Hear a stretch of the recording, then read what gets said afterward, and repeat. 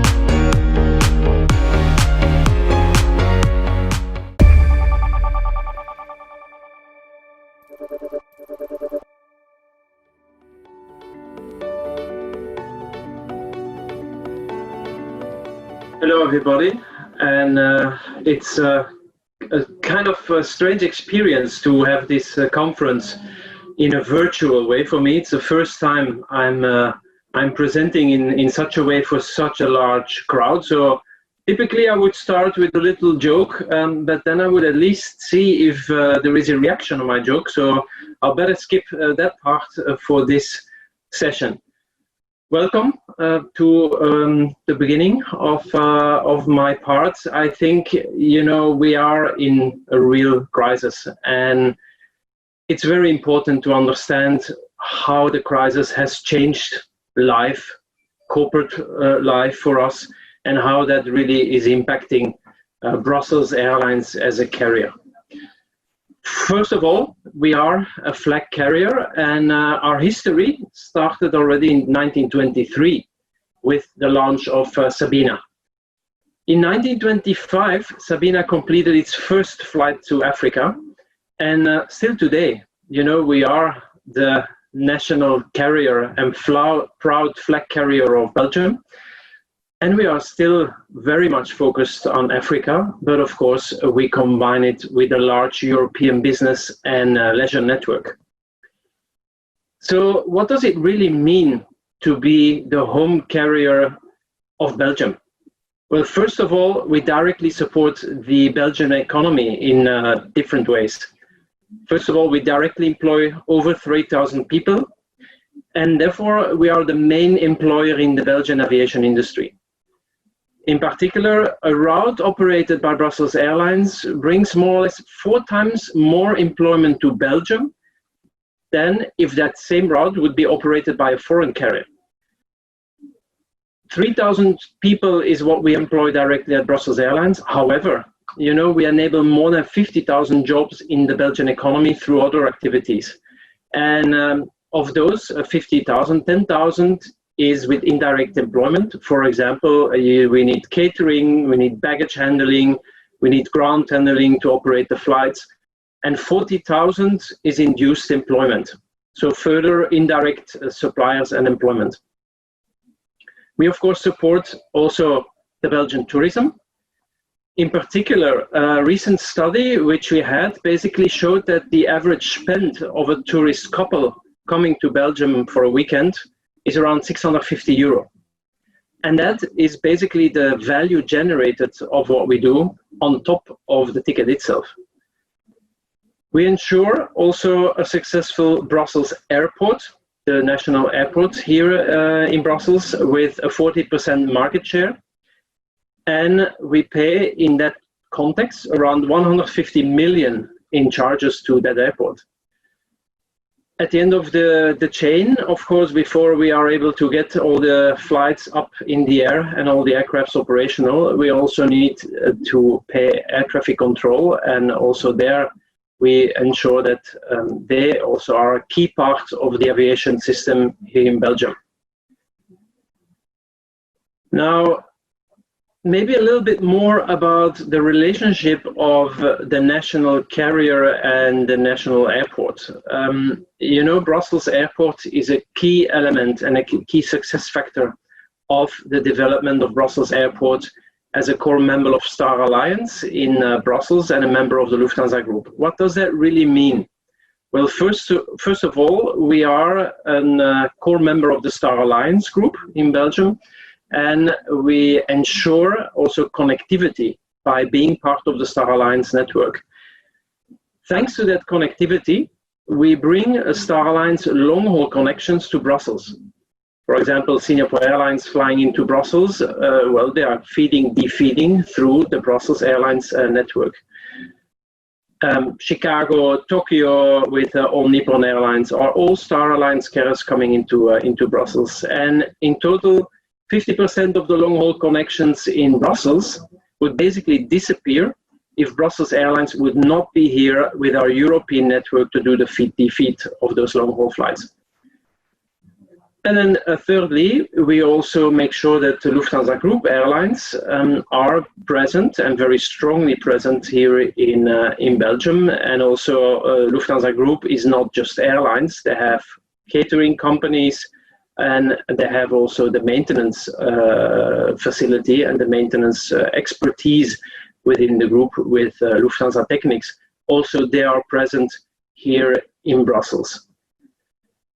Now, I think important to understand within that context is also that we are close to the country. And being close to the country doesn't only mean chocolate and beer, like you probably know a lot about Belgium, but also Belgium as the heart of Europe. We support our government in emergency actions. In times of Ebola, for example, we were the only airline still flying really reliably to Africa. And that's how Europe got connected to Africa. That's how Belgium got connected to Africa, and how we played a crucial role to Belgium, but not just Belgium, to the heart of Europe in connecting in these emergency situations. And we, of course, provide an excellent connectivity out of Brussels into all the European most important airports in order to really make sure that Belgium and Brussels can play its role as the capital of Europe. And on top of that, as a home carrier, we act, of course, as the country's ambassador. We are representing the culture of the country outside Belgium. Now, gastronomy, products, habits, buildings, history, we're all promoting across the world. For instance, 6 of our aircrafts are really specially painted. Yeah, they are painted in order to have the different elements of the Belgian culture being transported outside Belgium. We have active partnerships with Neuhaus, chocolate, Stella Artois, beer. I think those are the 2 most typical ones known, but there is much more art and so on, comic strips, which is basically very much connected to Belgium. And then we are, of course, also using the year-long experience of our cuisine and the Belgian Michelin chefs into our collaboration on the food on board of our long-haul operations. Now, maybe, we are in the middle of Corona. We had, let's say, a very challenging period from February up to August, especially June. Now, how did the crisis, the Corona crisis, how did it really change our role as I described it just before? Well, first of all, the obligation as a flag carrier to ensure that Belgium remains connected at all times was really very prominent. In order to keep Belgium connected, we really kept a very small fleet operational. A small part of the continental network stayed operational and a very small part on the long haul. So what did we do? Well, first of all, we kept the crucial air bridges between Europe and Africa alive. We organized around 40 repatriation return charters from across Europe and Africa, and on top of the regular flights, which we organized for the repatriation of the citizens. We had around 5 mouth mask charter flights out of China to Belgium through dedicated charter flights. And next to this, we organized 17 special full cargo long haul charters. Cargo space at that time during the crisis, was very scarce. And the fact was that many airlines were grounded, and there's a lot of cargo capacity in the belly capacity of long haul aircrafts, and that was all taken out of the market. So therefore, these cargo flights, which we organized to transport much needed medical equipment to Africa and to Belgium, were very much appreciated by both parties. And this is why during those crisis times, keeping the country connected to the outside world, especially for repatriation and medical needs, were extremely prominent and very important. Now, how did we navigate through the crisis? Air travel is a leading indicator for economic activity. There is a very direct correlation between both. And so the coronavirus has drastically impacted Brussels Airlines as from the start of 2020, and not just the airline business. In general, it has impacted the economy. As soon as the first European country was hit by the virus, the impact of the crisis became extremely clear. And that happened for us at the end of February. And it really was visible when we started to look at the booking data, and everything started on the booking data in Italy. We immediately understood that this was going to be the largest and most devastating crisis our industry has seen for an extremely long time, and it would create a lot of uncertainty. And what is even worse than creating uncertainty is that you have exactly no idea of how to predict the outlook. So we had only one single goal, and that was to get the company to survive the crisis. And in order to do that, we had the first priority set, which was the financial support. This was requested from our shareholder, Lufthansa, and from the Belgian government. That was one of the cornerstones of our survival. But in order to really make quick and strong actions, we immediately implemented daily war room meetings. The key decision makers in our company were part of that meeting, and every day we had that meeting to monitor the situation and make on a daily basis steering decisions. We also launched immediately an active team to really manage actively cash management. That process was then really tracked and managed on a daily basis. I mean, it led also to changing contract negotiations or changing contract conditions through negotiations. The goal was really to keep as much cash as we could within the company. Also, investments were frozen and cash expenses were limited to the absolute minimum. And it was unavoidable, especially when you think about the cash burn result which you have as an airline. But as one of the first airlines in Europe, we decided for a full flight suspension, and we grounded almost all aircrafts except for the small capacity we kept for repatriation flights and medical flights.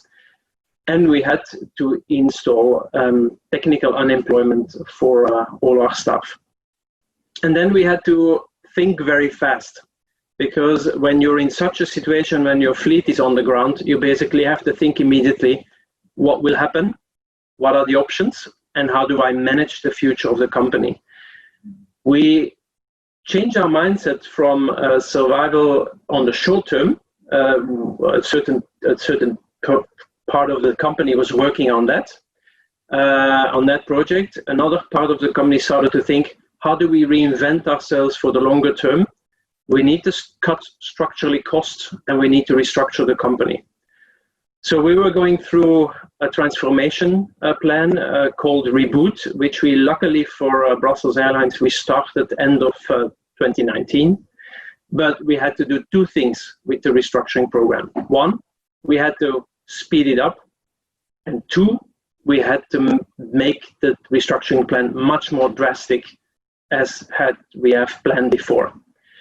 And so that led us to our new plan, Reboot Plus, which basically is our transformation plan, which is going to put us on the map structurally, profitably for the long term.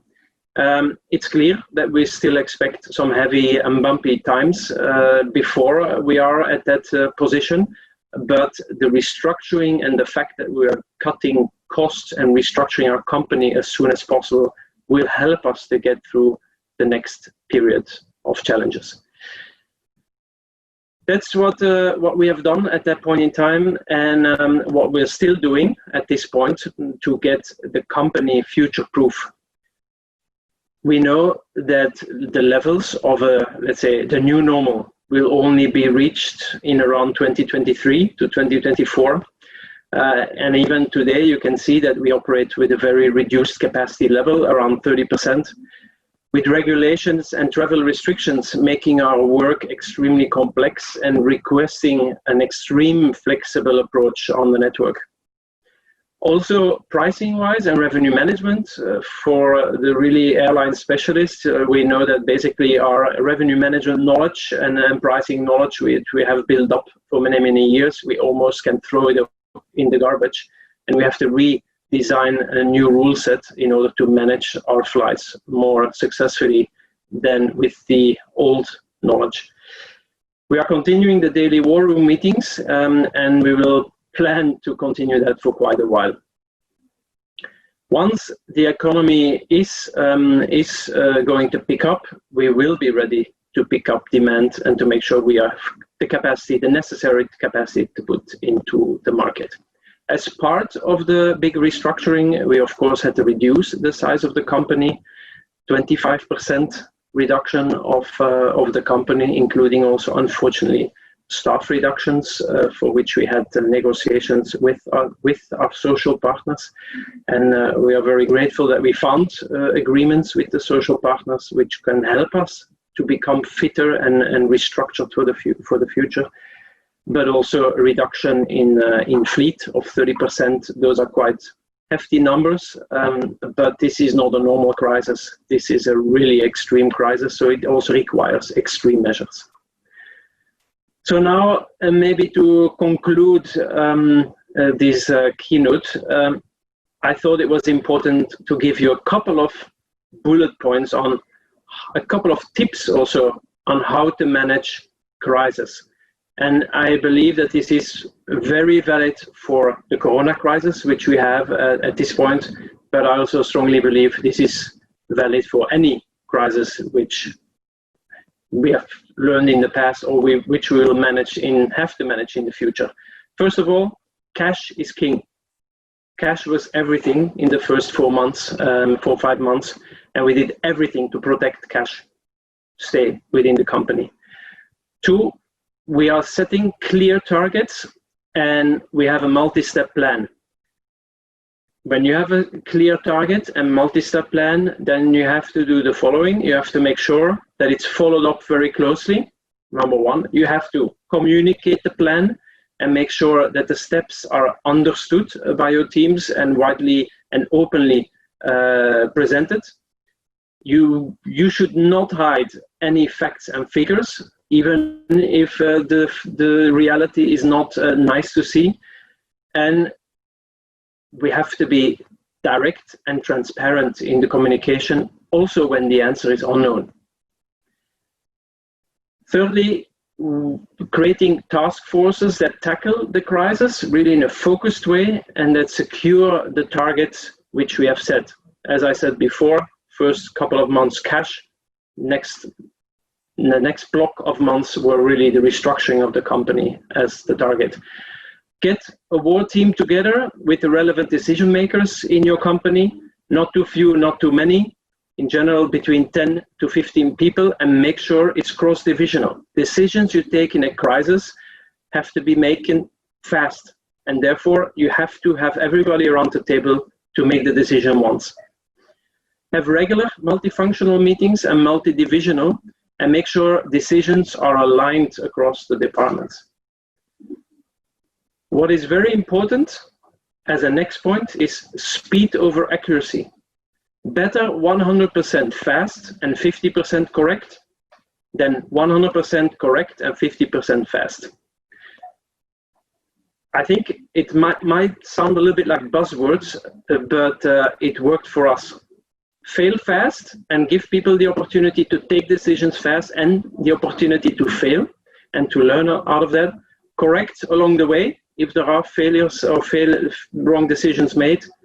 Take decisions, don't hesitate, and increase the percentage of top-down decisions you typically make, and make a clear information on the reasoning behind those decisions. So don't be afraid to decide top-down, which typically we as a company wouldn't do, but since you need the speed, you have to increase the number of top-down decisions.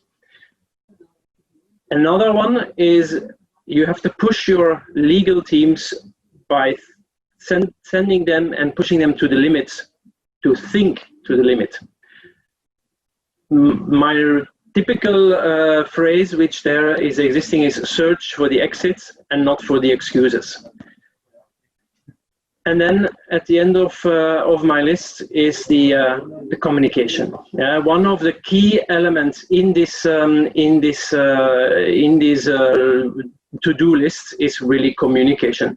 Multiply communication tenfold. Whatever you did before, multiply with 10 and just spread it out.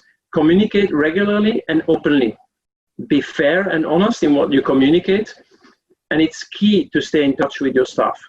Especially because due to the crisis, we had a lot of home office, we had a lot of technical unemployment, so people are completely unsecure, they don't know what's happening, they have no information, and they're far away from the office. So it's important to stay in touch with them and to make sure you have regular information and clear guidelines on what should be done and not to be done. Use also wide public communication tools to communicate to your staff. Don't only stick to the traditional newsletters, but use the webcast, telephone conferences, Yammer, internet, LinkedIn. I mean, there are a lot of tools available and make sure you use the whole palette of tools to get in touch and to keep in touch with your teams. And finally, believe in the future. And not only believing in the future, but also spread the positive feeling. It just trickles down the organization. And if on the top you already start to hesitate if you're going to make it, then the last person in the row is definitely going to not believe in anything anymore. So really believe in the future, have full trust, and also communicate and spread that positive feeling across the organizations. There will already be more than enough negative feeling. So go against the negative feeling and believe in the company and in the future. So I think that's in a nutshell what I would have loved to give you as messages. Typically now the Q&A session would start. That's going to be difficult, of course, but I believe that you have to keep your head cool. The national carrier has played an important role, will play an important role, but a national carrier has to be structurally healthy, financially healthy, and has to be fit for the future. And only then a national carrier will also play, in the short and the long term, a key role for the development of the aviation business in that country, and a key role for the whole aviation structure and the whole aviation system of that country. And therefore, be ready, be restructured, be fit for the future, and make sure your company is ready to tackle the next challenges. Thank you very much, and enjoy the conference or the rest of the conference, and have a nice day. Bye-bye.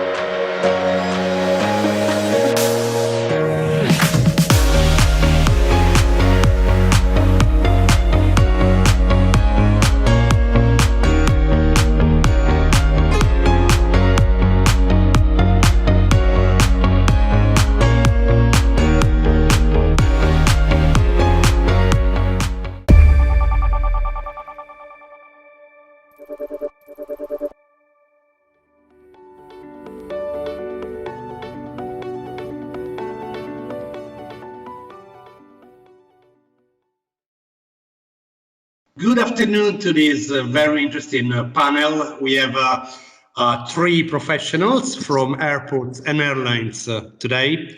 Here with the presentations, we have Kerstin Lomb, the Chief Marketing Officer for Sun Express, a joint venture between Lufthansa and Turkish Airlines. We have then Subhajit Bose, who is Director for the Strategic Affairs plus Analytics and Control for Indigo, one of the major low-cost operators in the world, certainly probably the biggest in India with a 60% market share. We have then Federico Scriboni, the Head of Development in Aviation for Aeroporti di Roma, Rome Airports, which includes Fiumicino and Ciampino airports. I am Enzo Zangrilli, experienced both in airlines, airports and ground handling with a number of international actors. Now I own a consultancy company called One Aviation, who works with the three main pillars of aviation, again, ground handlers, airports and airlines alike. Today, the title of this conversation is a bit ominous, Tips for Survival. Obviously, COVID-19 has changed everything since January, February in aviation. Our industry has been wounded. Someone says gravely, some say lightly. We'll see. But today, I think it's interesting to have and collect all the different experiences, because certainly nothing is like it was until December 19. Things have changed much for everybody.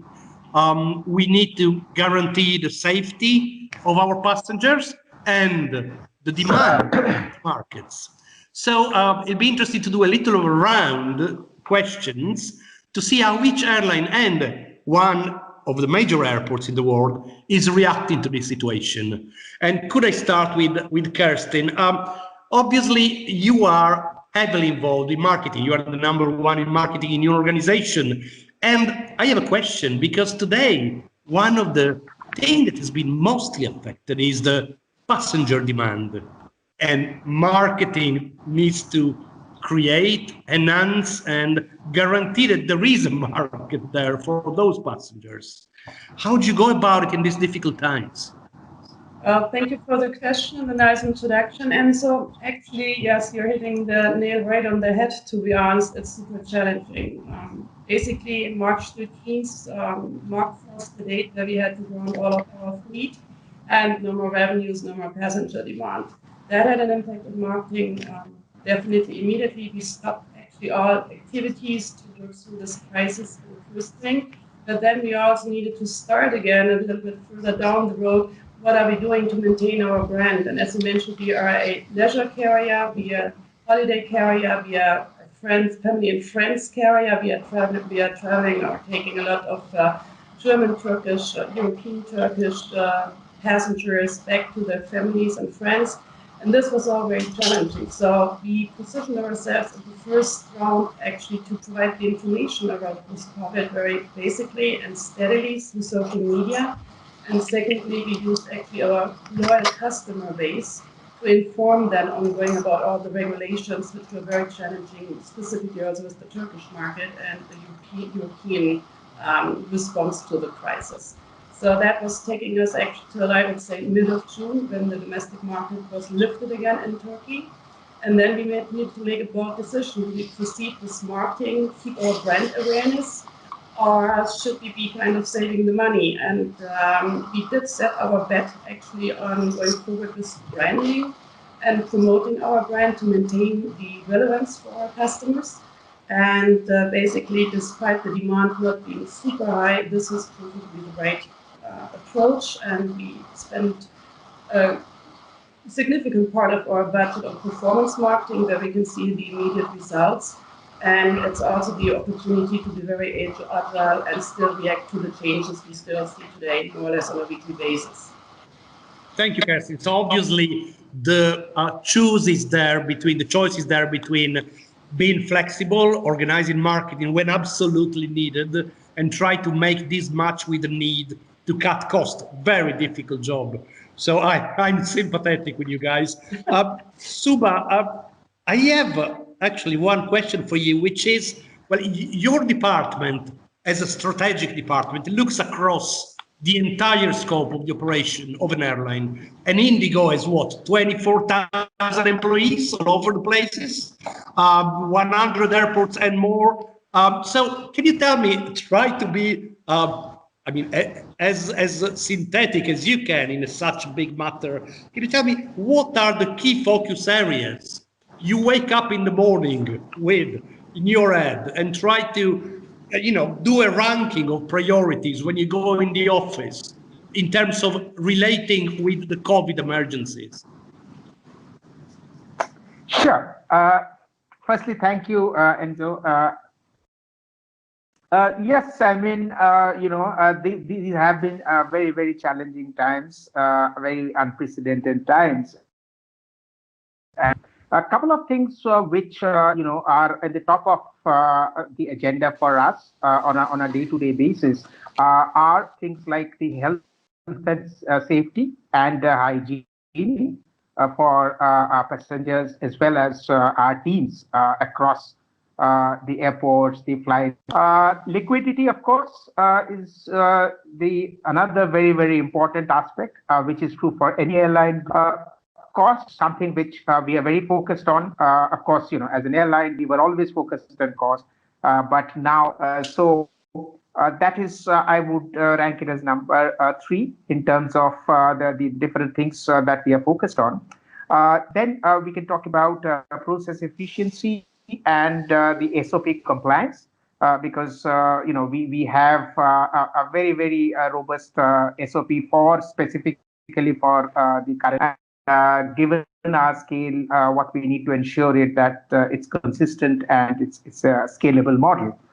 The other area where we are heavily focused on is and that's because we are looking at all possible opportunities as to how we can re-engineer a process, tweak a process, make it more comfortable for our customers, make it more safe for our customers, etc. Resource utilization is another big area which we are focusing on. As we have around 34,000 people, and obviously, we want to have best in the current circumstances. Certain other areas are, of course, ancillary revenue focus. So there is a little bit of focus in terms of cargo operations as well. Because that is a segment which, though small, but has been relatively buoyant during the times. And above all, what is very, very important for us is relooking the resilience across our processes, revenue streams, etc., and building all the strongest possible resilience across such black swan events like the COVID-19. And making it as much as pandemic proof as we can. So, yeah, I guess these are some of the top things which, I'd say we look after. I'd say you caught the essence of being an airline in few words. COVID or non-COVID, perhaps. Certainly, these areas need to be looked after more specifically in these times, as you said. Suba, I stay with you because that will nicely introduce my next question to Federico. But before, Suba, could you just bring me through what has changed in your passenger journey in terms of trying to understand how to protect the passenger safety? You do from the check-in area to the arrival to the airport, check-in area, boarding, pre-boarding, boarding, then deboarding of the aircrafts and the trip itself. Could you tell me, has something changed in mapping the processes and protecting the passengers at each stage of those parts of their journey? Sure. So, typically what we have done is we have mapped the entire customer and the footprint for a customer from the time he or she, starts sort of the journey till the time he or she, gets back in the arrival and walks out of the airport. And this entire process is actually mapped and digitized on a minute-by-minute basis. So there's a lot of data which we use around these things. And so what we have done is, we have looked into all the points, the touch points, and what is the best possible manner in which we can make the experience contactless. That's safe for for all of us. So while we do that now, there were certain aspects which we have done wherein I would say utilization of digitized activities have been encouraged big time. So you would see the passengers now they are doing web check-ins. So we have tried to minimize queues as much as possible. We have brought in concepts of home. So that contact on those aspects can be minimized. We have worked on options like limiting the number of customers boarding the aircraft. So in the aero bridges, we restrict the number of customers so that there is no situation of a crowd and the social distancing can be easy. Similarly, various efforts have been taken on the arrival hall, the baggage belt area. where we are doing options like staggered placement of bags to avoid crowding and so that the social distancing can be maintained. So I would say, these are some of the key steps, and of course, the entire team has been energized time and again. There is a lot of communication with the team happening to ensure that the personal hygiene aspects are maintained, whatever is the best practice. So let's say wearing of mask, wearing of face shield, the gloves. So we are trying to give it a holistic approach because at the end of the day, perhaps that this is the new normal, and we need to learn how to live up with it. So yeah, I mean, so these are some of the aspects which we have. So wherever possible, we have tried to leverage as opposed to a manual interaction to make it as contactless as possible. So this would include things like also encouraging digital payments, wherein the currency exchanges, etc., we have minimized as far as possible. So these are some of the key things which we have done. Thank you. Thank you, Suba. Yeah. Thank you. Really appreciate it. And let me move to Federico. It's incredible. It's actually this airport. Well, I live near this airport, 15 minutes away from Rome Airport. And 2018 and 2019 in a row, best airport for ACI in their category. A lot of work, a lot of infrastructure work. The airport has changed face completely. And then 2020, February, boom, big explosion with COVID. Passengers obviously drop. But still, you kept a record in 2020, actually more than one. We will see the other later. The first one, I believe you've been the first airport in the world, because Italy got it so bad, to introduce thermoscanners. Can you tell me when did you do that and why did you do that so quickly? What was the input? What was the intuition behind it? Thank you, Enzo. Thank you also for the introduction, actually. You are completely right. Actually, Fiumicino has been awarded by Airport Council International as the first airport in Europe among the biggest hubs, so the airports over 40 million passengers. And we still are the #1 airport in Europe for passenger satisfactions since over the last 3 years. And this is actually the history, but this is also the present. Why? Because we understood since the beginning of the crisis that we absolutely need to rethink and to reposition the concept of quality of the airport. So quality for us now means not only the level of services for passengers. I mean, like, for example, how nice is the shopping mall, how many services we can offer into the airport, but also the level of security and safety that we are able to provide to our passengers. And you were right, Enzo, when you said that we have been the first airport in Italy and probably in Europe in introducing the thermoscanner controls.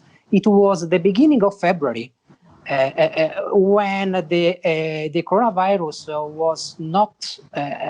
was so massively present in Italy, and for sure was not mandatory doing such a kind of controls in the airport. So while we absolutely were compliant with all the prescriptions, governmental prescription at the time, we also understood that we were in the condition to do a little more, to be first in doing something more. And at that time, we learned, I would say, strongly from our Chinese colleagues.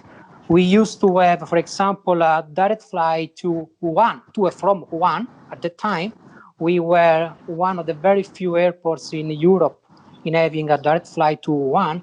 So we have been in contact with the virus, I would say, probably as the first airport in Europe, and we had the chance to understand a lot of things from our Chinese colleagues. And that's why, for example, we started doing such a kind of controls in our airports, Fiumicino and Ciampino, in February. So before having the prescription for the governmental authorities to do that. Okay, Federico, very interesting. We see then how situation evolved from February to where we are now. But first, Kirsten, because one of the things that probably is coming out of this discussion is that, well, flexibility, adaptability, resilience are the three main words for everybody here in the aviation industry. The three words that we need to keep in mind. One thing that comes to my mind is, I am a family man. I need to do a flight in 3 days.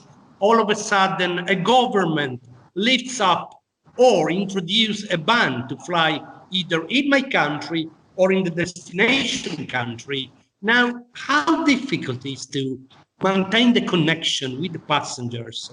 How difficult in this ever-changing and frankly, let's say, not homogeneous way to approach the emergency in Europe, elsewhere? How could you be able to maintain the contact brand-wise, but also information-wise with your passengers from day to day? Yeah, another interesting question, and you're putting it right here on the spot. We had the situation several times that regulations are changing like really rapidly. This makes the process carefully. And specifically, as our passengers are many cases families, these concerns raise up. So on the one hand side, we have a very good customer center that has 24 hours availability naturally, and we scaled this up, really present there. But at the same time, we took the opportunity to really change our marketing approach in general and move more to what's called marketing automation, like really setting on instant information. So that means that we basically informed our passengers that subscribed to our system and our loyal customers immediately, like within no time, and we were really like, we needed to be present. So we were also implementing like a kind of watch team within my team that we could react immediately when a new regulation was coming out. We worked naturally closely with our corporate communications teams, who did a brilliant job there as well. So we provided the information on the website, and we again highly use social media channels, really to have like the primary source of information to be quick. And it was all about really being quick and sharing this information, what to expect, what's new, how do you need to behave, what do you need to know, to include that. And specifically with Turkey very early on, and to do something that's called a HES code, and that's required for Turkish passengers traveling within Turkey. And it's kind of an approval to travel, let me put it this way, that it's safe for you to travel from the Ministry of Health. And so we had to implement that more or less overnight in our systems as well. And it was a safety measure from the Turkish government we had to pick up on, so very fast and very reactive. And I think one of the benefits actually of it, if you look at it with a positive lens, is that in the past years, there was always a lot of talk that authorities, governments, airlines, airports need to work seamlessly together. And in the COVID crisis, it actually happened. So we are working also very closely with airports, and specifically with information, but how are the processes happening in this specific airport, that we can share that also with our customers, passengers, when they are traveling to this. They are not interested in like generic things that are happening anyhow, but what's really happening at the destination I'm traveling to, what do I expect in Antalya, what do I expect in Izmir, and all the cities, etc. And I think that's a benefit that I hope is something that we will take forward also after the crisis. And Kerstin, did it work? I mean, did that alignment between that you mentioned between airports and airlines in this specific moment work across the border? If there is one thing that springs to your mind that has worked particularly well and one that didn't, could you give us some examples? Those things that work, I mean, Antalya and Izmir, we are the from Antalya, so we were very closely, always working very closely with Antalya. But in this specific matter, Antalya was very quickly, and Izmir the same, and other airports naturally as well. But these were the first ones we could pick up for travel again. They have a rigorous machine simulator, like Federico was lining out. Early on, they were really establishing processes to really meet hygiene standards, to have standards, and actually credible certificates around it to really see that safe travel there and put that in place. I think that's really something that's very helpful. I think challenges we probably all saw is that not processes manage everything, but also people's behavior. So challenges with boarding, like keep your distance, wait your row, the deboarding, keep your mask on when you're flying. That is those things that, and that's not specific to an airport, by the way, that's in general. Okay. That is something we still need to reinforce the message over and over. Wear your mask. It is required. It's for your health, but also to protect others. Keep your distance. So repetitive announcement, more or less, is that. And I hear from my colleague who is responsible for the cabin, it's like they are more or less on a daily basis changing the announcements to reinforce the best really important things for the passengers. Thank you, Kerstin.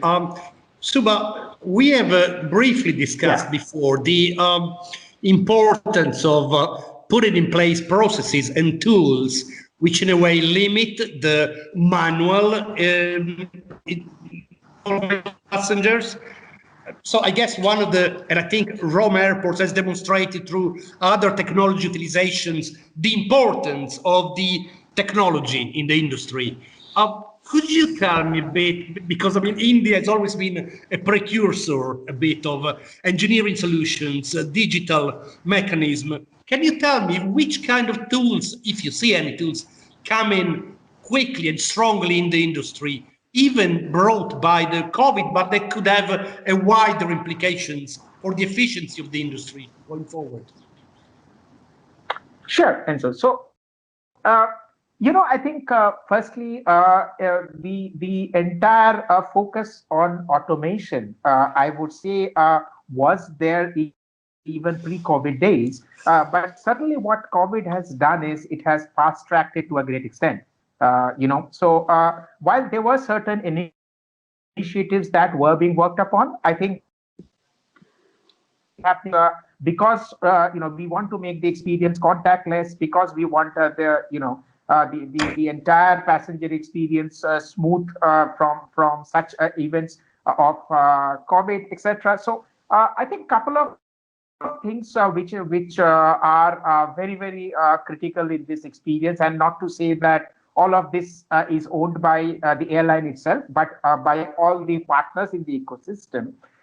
So I see, first of all, data playing a very, very important role, especially because of the sheer volume of customers and passengers we have in India. To bring in the level of efficiency, the scalability of the service, and the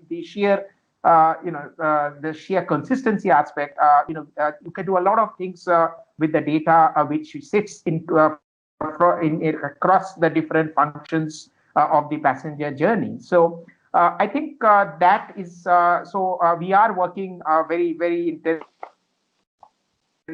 to build in data, some sort of, I should say, an infrastructure, if you like. And the advantage that we see is that tomorrow, that would be the perfect platform which one can leverage for purposes of introducing artificial intelligence, machine learning, etc.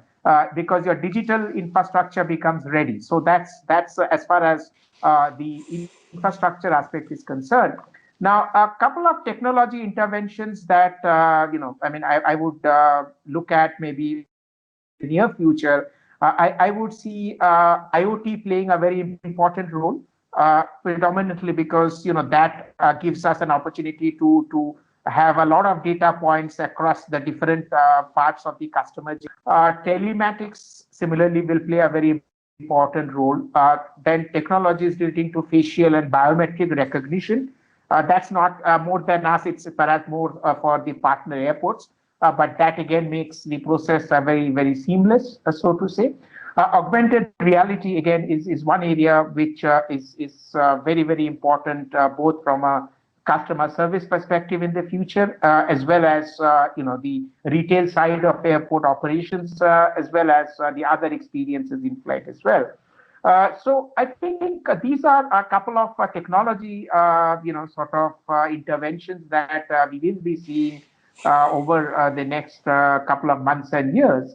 and all for the benefit, if you really ask, because it's not only about the COVID and the health and safety, but it will bring in more amount of efficiency.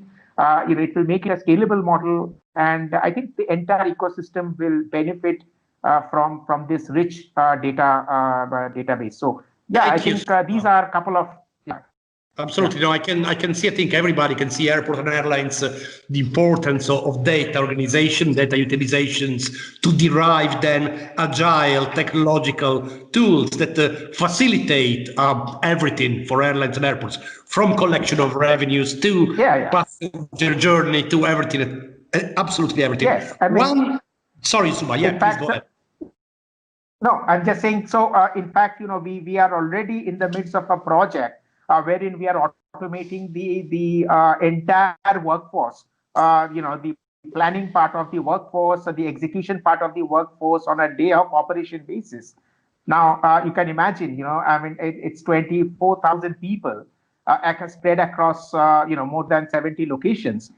And we have a real-time based mechanism whereby it's a completely automated and resource allocation. The rosters are automated, so it's optimized. There are optimized engines working behind. So we are getting into such initiatives, and we are the first airline in India. So in fact, Asia Pac for that matter. So probably COVID. If COVID has one merit, provided there is one, is that has pushed for becoming more agile with your brain and trying to find solutions that can improve the current situation, but then obviously improve or enhance the ability of the aviation in the next year to tackle and to resurrect demand. Federico, one thing that struck me is that everybody thinks about the airport as an entity with an airport to shop. I go to an airport to fly, and then I decide to get a coffee or something else. But you have brought the concept of airport to another extreme with the drive-in concept, which I found particularly interesting. It's not a cinema, it's not a theater. Can you expand on this? Because I think you have been the first airport this time in the world, not in Europe, to put in place this mechanism for COVID testing. Yeah. You are right. As I told you some minutes before, actually, we understood that we needed to reposition the concept of quality. So the target is to recreate in the airport the best possible environment for passengers, trying to offer and provide to our customers a sort of biosafe situation, biosafe environment. So all these measures, starting from thermoscanner controls, but all the other actions that we are, and all the other measures that we are putting in place in our airport, like, for example, social distancing, sanification, all the rest, are aiming at reducing, for sure, the spread of coronavirus, but also are recreating the proper level of confidence for passengers in order to stimulate the demand, to stimulate the traffic recovery. In that perspective, the drive-in is part of our plan. So in our view, the airport is not an empty box. It's not a closed box, but it's something open to the community. That's why having also our long stay parking not so much utilized over the last weeks, as you can imagine, together with the health authorities, the regional health ministry, so on and so forth, we decided to create the biggest test area in Italy, 24 hours open for our passengers, but also for our, I would say, friends. So this driving test... Sorry, Federico, you don't have to fly to have access to this driving. You can live around the airport, and you decide you want a swab. you can go there even if you don't have to catch a flight. Is that correct? Exactly, it's correct. It's correct. You just need actually the prescription from the doctor. So if you are flying, you can check your situation before flying. If you are arriving, you can check your situation before getting home. If you are at your home and you want to have actually your personal check, just go in there. In I would say some minutes, you will be in the condition to do your test, and it's 24 hours open. Thank you, Federico. I think this is really interesting and quite disruptive, I have to say, in a sense that it responds to the need that probably after 6 months of this bad experience, we can all draw. And the experience, the conclusion is that we need confidence for the passengers to fly because they know that either there is a vaccine, which is not there as yet, or they are tested in safety, and they know that when they fly, when they arrive, they are safe. Thank you again. Kirsten, let's do this role playing. I'm your CEO, and I'm telling you the day after the explosion of COVID that we don't have money anymore. And that, well, yes, you have 10,000 euros for your activities, for your department activities. What is it that you do? What the most important thing that there is to maintain the minimum of brand awareness, customer fidelization to your airline? So it's basically what we touched on before already. So immediate action is mean to, yes, stop the budget, stop the spending, because nobody knows how long the crisis is going on. So it's actually 3 things that need to be in place. One is really the media, working with media relations and get the informations that are relevant out through media channels and media outlets. The second is definitely social media, and we always use social media. We did build it up in the past years, but definitely this was a past learning curve this year now. We created a social media strategy and approach to it. And we had like more or less like daily posts out on information, etc. Promotional things, and focused really on information in this crisis. And the third one, as I mentioned, first marketing automation. So we were one of the first airlines who was putting customer service, sales, and marketing together in a cloud. A CRM cloud, I'm not saying which ones now, and so we have access across all the data, and that was very helpful as well because we immediately shared with our subscribers, loyal customers, etc., the information, and at the same time also sales had the information, so agencies, tour operators as well. So we were able to really keep everyone on par immediately. That was the focus where we just spent the little money that my CEO allowed me to spend. All right. Sorry if I was too severe. I'm sure your CEO was much more, attention to the marketing than I gave you with 10,000 euros. We get close to our conclusion of this very good chat. Thank you, guys. But I'd like to ask to each of you now, 2 minutes, no more, what you take home from this experience. Not necessarily, not solely as a professional in your industry, in our industry, but what have you taken home from a personal point of view that you have translated into your daily work? How can you improve the resilience of aviation as individual and professional? Subhajit, you go first. Sure. In fact, I would say that as far as the Indian aviation is concerned, now my personal view is that it is a market which, from a long-term perspective, is something which nobody is really worried about. And the reason for that is that as on date, roughly percent of the population in India flies. And if I look at pre-COVID times, the average year-on-year growth, so even if this 4% over the next 10 years were to become 10% or 12%, we are talking of a massive increase, right? So yes, the fact is, I think, that perhaps some segments will change, new segments will be created. So all that is a part of, the correction process because of the pandemic. But I think the very, very important lesson which all of us have learned is, how to really sort of, work in this sort of a very, very unprecedented situation, deliver our promises, and come out successfully, and continue the journey of growth. So that I think is a huge learning for all of us, and I think it makes us even more stronger. Even more stronger to tackle such future black swan events if it comes.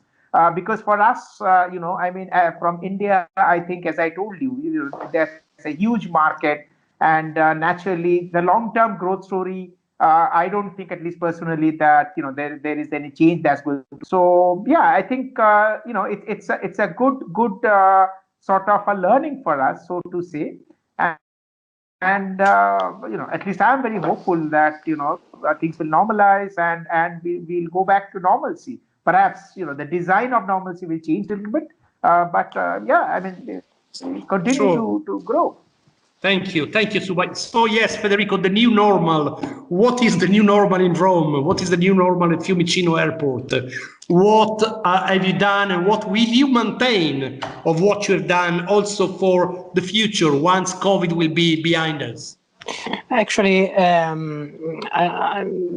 for getting back to your previous point, I mean, lesson learned. Mm-hmm. I think, and so that there is, the biggest lesson that I personally learned is that there is no certainty in our life, and there is no certainty in our business.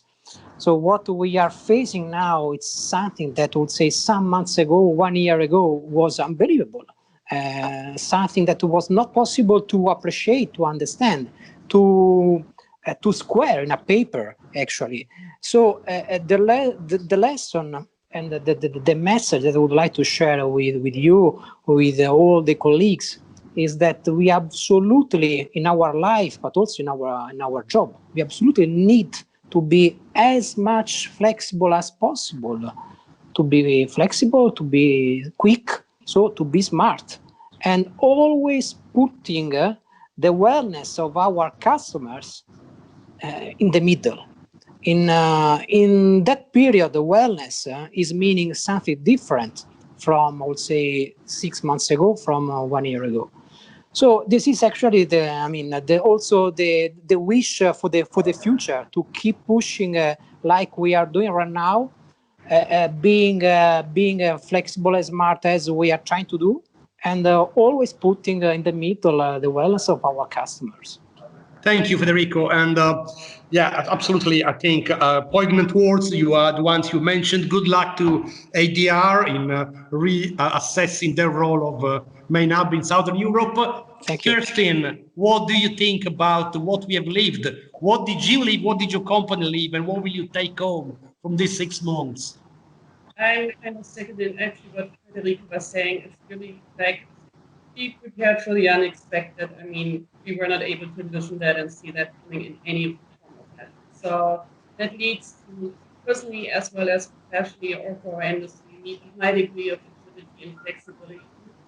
We need to be bold, but we need to be at the same time also let go of old things that might not work anymore, and turn really be open for new things, look into the areas that are providing new opportunities. At Sun Express, we are always very innovative. We are using we work with many startups. We were the first airline where you can book a ticket via Amazon. And all this kind of things helped us because we immediately stepped back, looked at our business model and said, okay, we focus on what we can do best. And that's, we are the number one partner for Turkish tourism. And that's where really our core business is. Let's focus to get this restarted as soon as possible again. And on the other hand, from a pure marketing perspective, we moved in daily controlling, which we didn't do before, and that's basically the social media sentiment, because that's immediate indication how your brand is perceived, and also in daily reporting on our whole online and performance marketing things to see actually my spendings, mapping the revenues coming in, or do I need to change things, do I need to steer? So steering marketing more really in a more technical daily basis versus I make my marketing plan and I'll stick to it. So that's, these days are definitely gone. They should have been gone already, but it's something letting go of. And we moved towards this already partially, but now it was kind of a speeded up approach to it. Indeed. Thank you very much, Kerstin. Now, I have the privilege of closing this session, so I can say whatever I like. Now, I say 2 or 3 things very, very quickly, and these are the 3 lessons I take home. 1, testing, testing, testing. This is one of the most critical activities we need to do in the single nations, in the airports, at the airports. We need to facilitate the testing in aviation. B, we need to be able to learn one lesson in aviation. Many of my colleagues and myself loved aviation because it's a firefighting environment. Every day is different from the next. And that's exciting, let's be fair. Every day you deal with a new problem. Well, we need to learn to love a bit less the firefighting and a bit more the planning, even the planning for the wars. And I understand nobody could understand the scale and foresee the extent of this issue. So these are the 2 main takes home that I bring home. And then the third, which is totally independent from us, there are good people working at that. Until a vaccine will be there, full confidence won't be restored.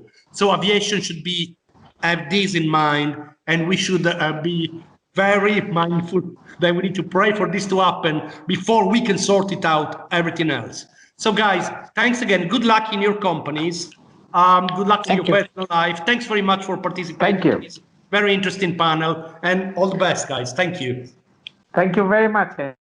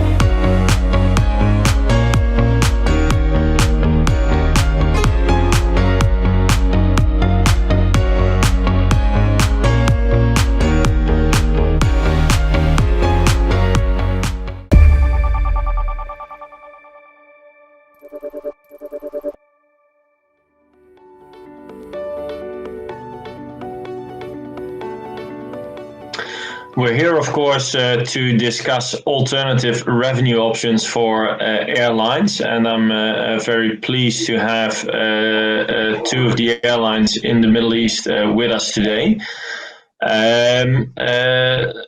Do you actually have any revenues at the moment? I understand from you, Vikas, that the operations are slowly getting back to normal. How has that been over the last couple of months? Sure. So for us, we were fortunate that we, in fact, never stopped flying. We are one of the only carriers in the world that continue to fly. Of course, with the restrictions and with the kind of mandate that we had from different governments and different airspaces, but we continue to have our regular operations. So for us to scale up the operations as and when we are seeing the opportunities have been relatively easy. And to make things even better for us, the local government has been very supportive for aviation. Right now, the visas have been reopened for 68 countries to come into the Kingdom of Bahrain. So all these things are kind of looking positive at this stage. Though if we look at the pre-COVID levels, we are definitely nowhere close to what we were operating at the pre-COVID levels. But still, we are slowly ramping up the network wherever we seeing commercial opportunities and sustainability with regards to the regulations, with regards to the traffic that we can carry. So there is some amount of revenue on the table, definitely not compared to what it was. But we see from here on things will improve as kind of economies are opening up, as the airspaces are opening up. So within the GCC, we are seeing some windows of opportunities. Within the region, there are some windows of opportunities. But then again, all depends on how the situation is on the ground, and things change very, very quickly, and that's making things a lot more complex for aviation currently, because the regulations are practically changing by the minute, which is kind of unsustainable for aviation, because aviation needs open borders, aviation needs an open environment to kind of thrive and sustain. But we hope so, with the now vaccine in sight, as well as with other governments looking at measures with PCR testing now almost getting standardized across the geographies. So all these things will bring some sanity to the movement of aircrafts, and we will see ramp up from here on. And how has that been in Kuwait, Ratan?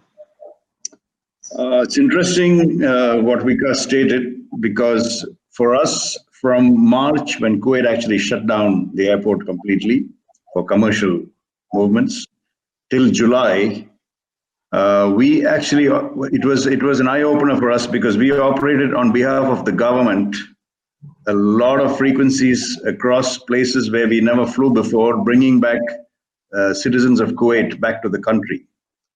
So that for us was a revenue stream that kept us going, because they were literally government charters. So the prices there were pretty decent fixed prices, and so there was a certainly a healthy income being generated. Of course, from a schedule standpoint of view, there was nothing operating till July end. In August, there were certain bubbles that were created between, especially the regions that are strong in this part of the world. But then the government here took a drastic step and put a ban on 31 nationalities entering the country, of which 6 or 7 of them were the main workforce here.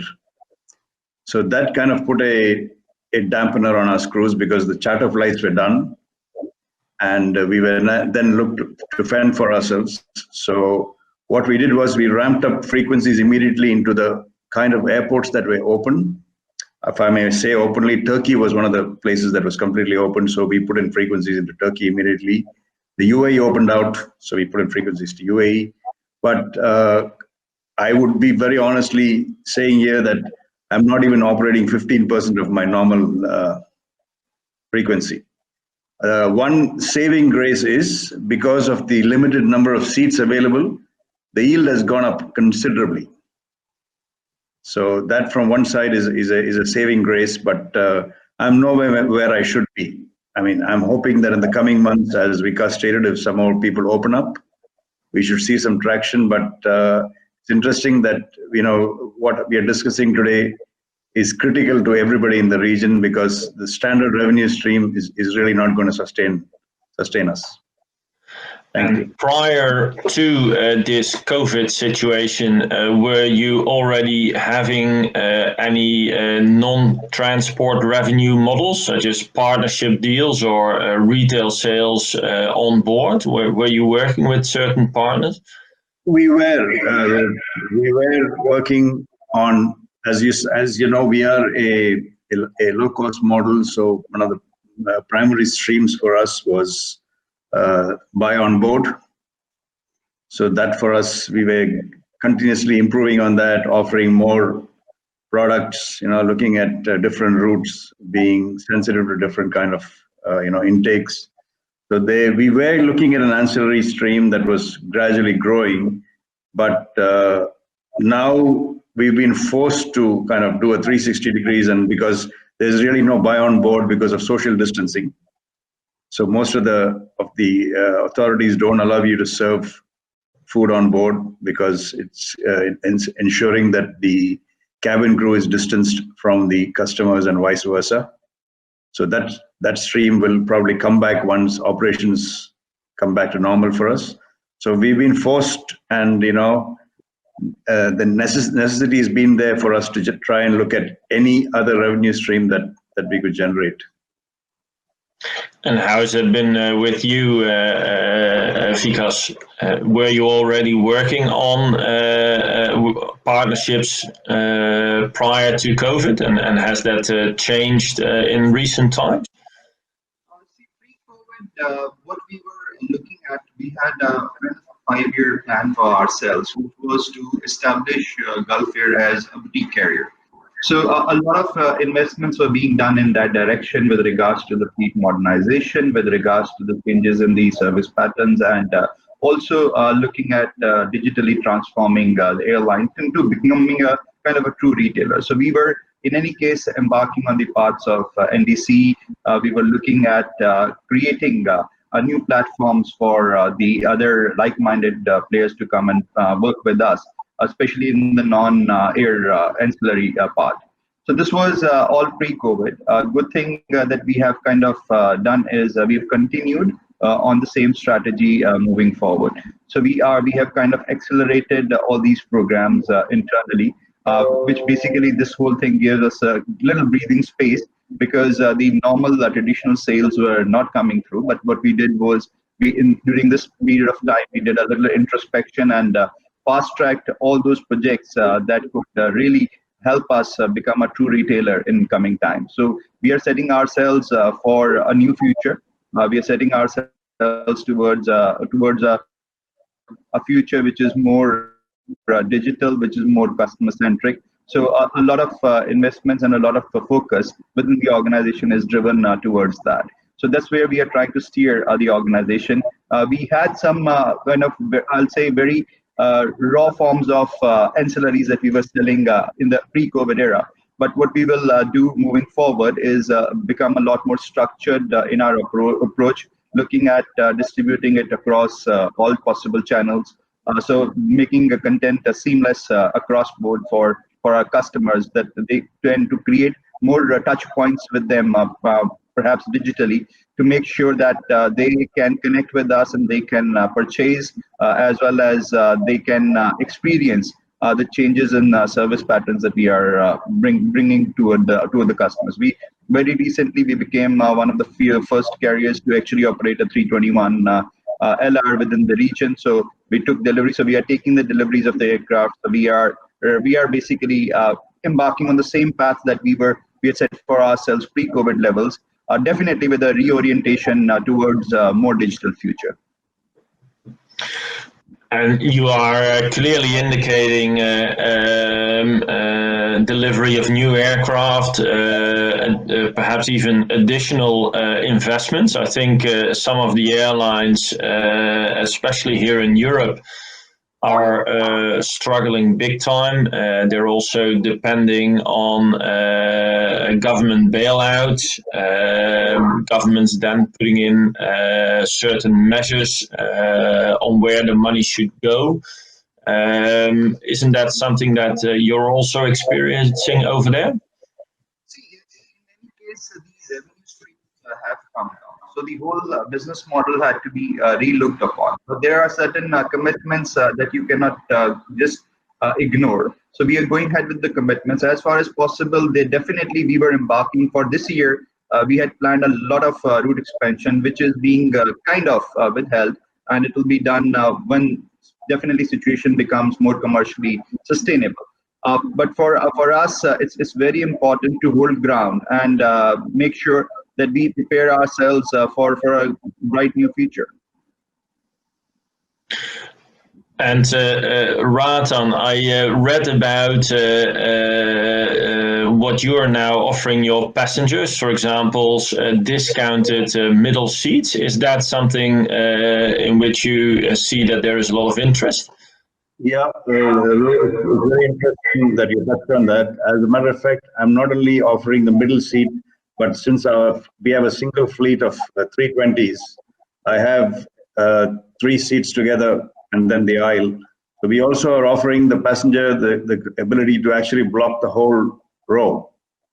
So if he's got seat number A, then he can buy B and C and make sure that there's nobody sitting next to him throughout the flight.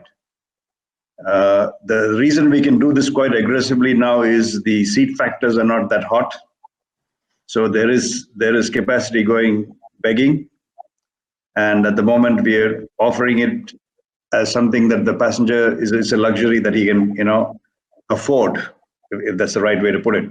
Under normal circumstances, maybe you wouldn't have been able to buy 2 extra seats and block the whole row, but this is something very interesting because people are quite wary about who is sitting next to them, unfortunately, these days. So they would prefer to be seated as alone as possible. So that is something that we're seeing an appetite for in people.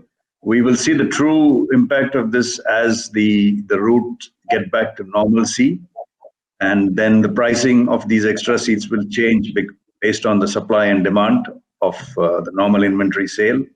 So it's going to be quite interesting. But at the moment, instead of me letting the seat go empty, I'm trying to generate whatever I can out of selling it to somebody who's ready to put some money on the table.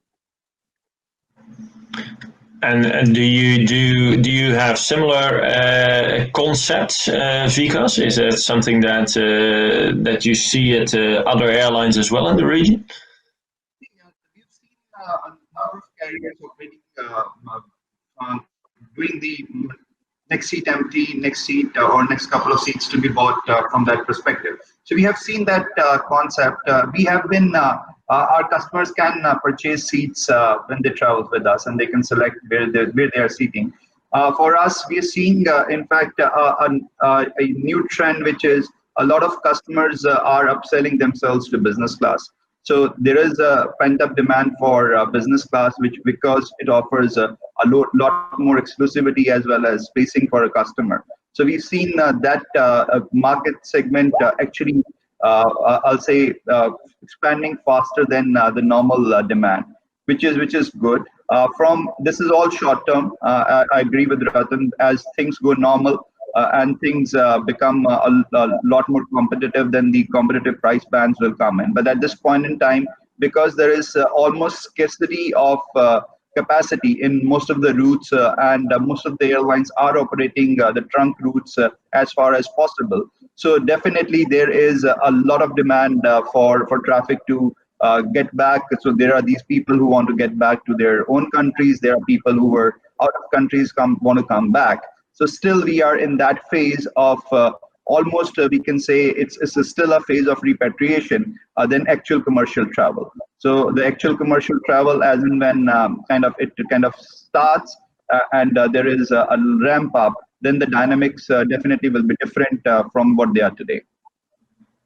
Another thing that we are seeing here in Europe is that some of the airlines that operate intercontinental flights, such as Singapore Airlines or Emirates, but also our local airlines such as BA or KLM, they operate the intercontinental flights with very few passengers on board, but at the same time they're able to take on a lot more cargo. Has that been something that you've also been doing in these last couple of months?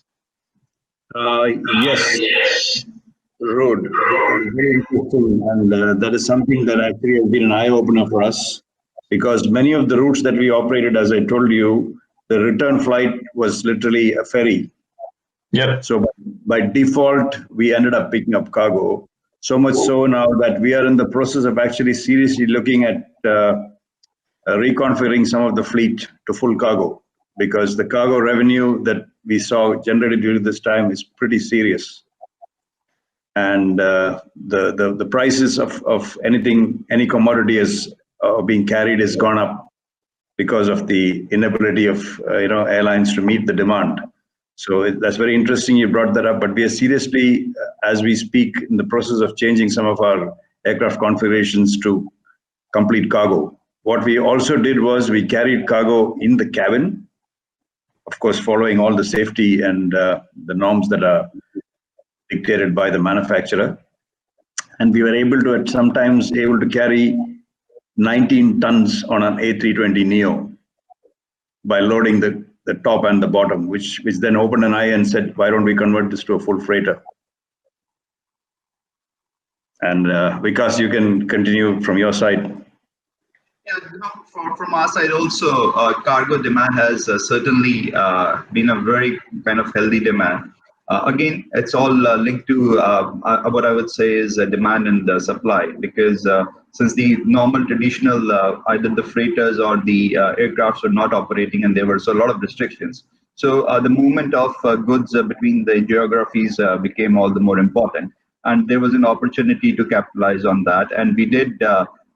Again, a very similar experience of operating ferry flights because of repatriation and coming back with the full belly of cargo.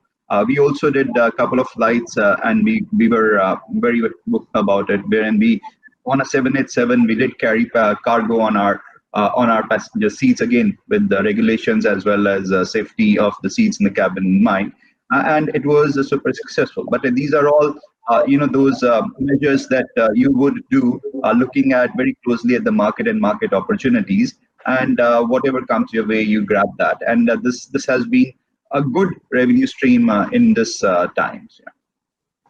Have you also been looking at some new concepts or things that are perhaps related to the situation that we find ourselves in? I know that some airlines, for example, are now offering to transfer the luggage to the hotel that people are staying at or to their homes because people don't want to wait next to a luggage belt next to people that that they are not sure whether they carry the virus or not. Yes, if I may, because you want to go.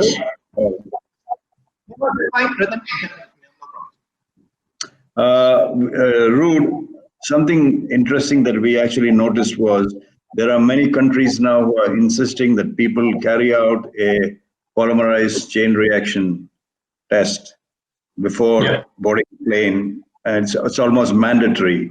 So that is a revenue stream that we are seeing, because what we've noticed is that we are able to tie up in bulk with the clinics and offer a more attractive price, if that's the right word to put it, to the customer. And there are some cases where we're trying to build that into the pricing as well, so that the guy, he or she can use our ticket and get a test done at the clinic without having to go and pay anything there. So it saves them time. We are also setting up a testing facility because we operate from our own terminal. We have a dedicated terminal of our own in Kuwait. One of I think the only airlines in the region who operate with their own terminal. We built it and run it by ourselves. So we've actually built up a clinic there, and as we speak, we're starting to. There are some countries in the Indian subcontinent who are insisting that nobody can board without a certificate. So we actually set up a clinic there with testing facility, and it applies for both. You can either come and pay and do a testing, or if you've already included in your ticket, you're then eligible to just go and get the testing and get a certificate and fly out within the. How long do these tests take? These tests usually takes anything between 24 to 36 hours for the result to come out. So the passengers is pre-warned and aware that he has to do his ticketing and everything in advance to make sure that he or she is able to pick up the ticket before they leave. And also, what you mentioned is interesting, that we've also tied up for drop-off of bags. Currently, honestly, there's nobody staying in hotels here because there's nobody coming in here as a tourist. But most of the people who are returning back home who don't mind paying a little bit of money to avoid the hassle of waiting, as you mentioned, in a line for bags, and exposing themselves to people who. Even not only the people that travel with the people on ground, like the ground staff, things like that, they don't want to get too close to. So that is something else we are offering, of home delivery of bags. And we're also looking the other way around, but it's not really kicked off as we wanted, is actually picking up bags for people who are checking in as well. So those are the two other revenue streams that we think can, fly. If that's the right word. Thank you. And Vikas, perhaps on the same topic. For our side, we have been looking at the option of home check-in. Now it has its own because you have to have the immigration back side as well. So we've been exploring that option, and maybe in near future we will introduce that for our customers boarding from the Kingdom of Bahrain. For what we've done is throughout the airport we have made the whole touch points almost contactless for the passengers. So passengers can seamlessly and very safely touch rather than touching and coming to the check-in counters, can self-service themselves and go to the gates. So that's something that has been very recently started across all airports that we operate into. So we are trying to unify and standardize that operations for the passengers to feel safe when they travel.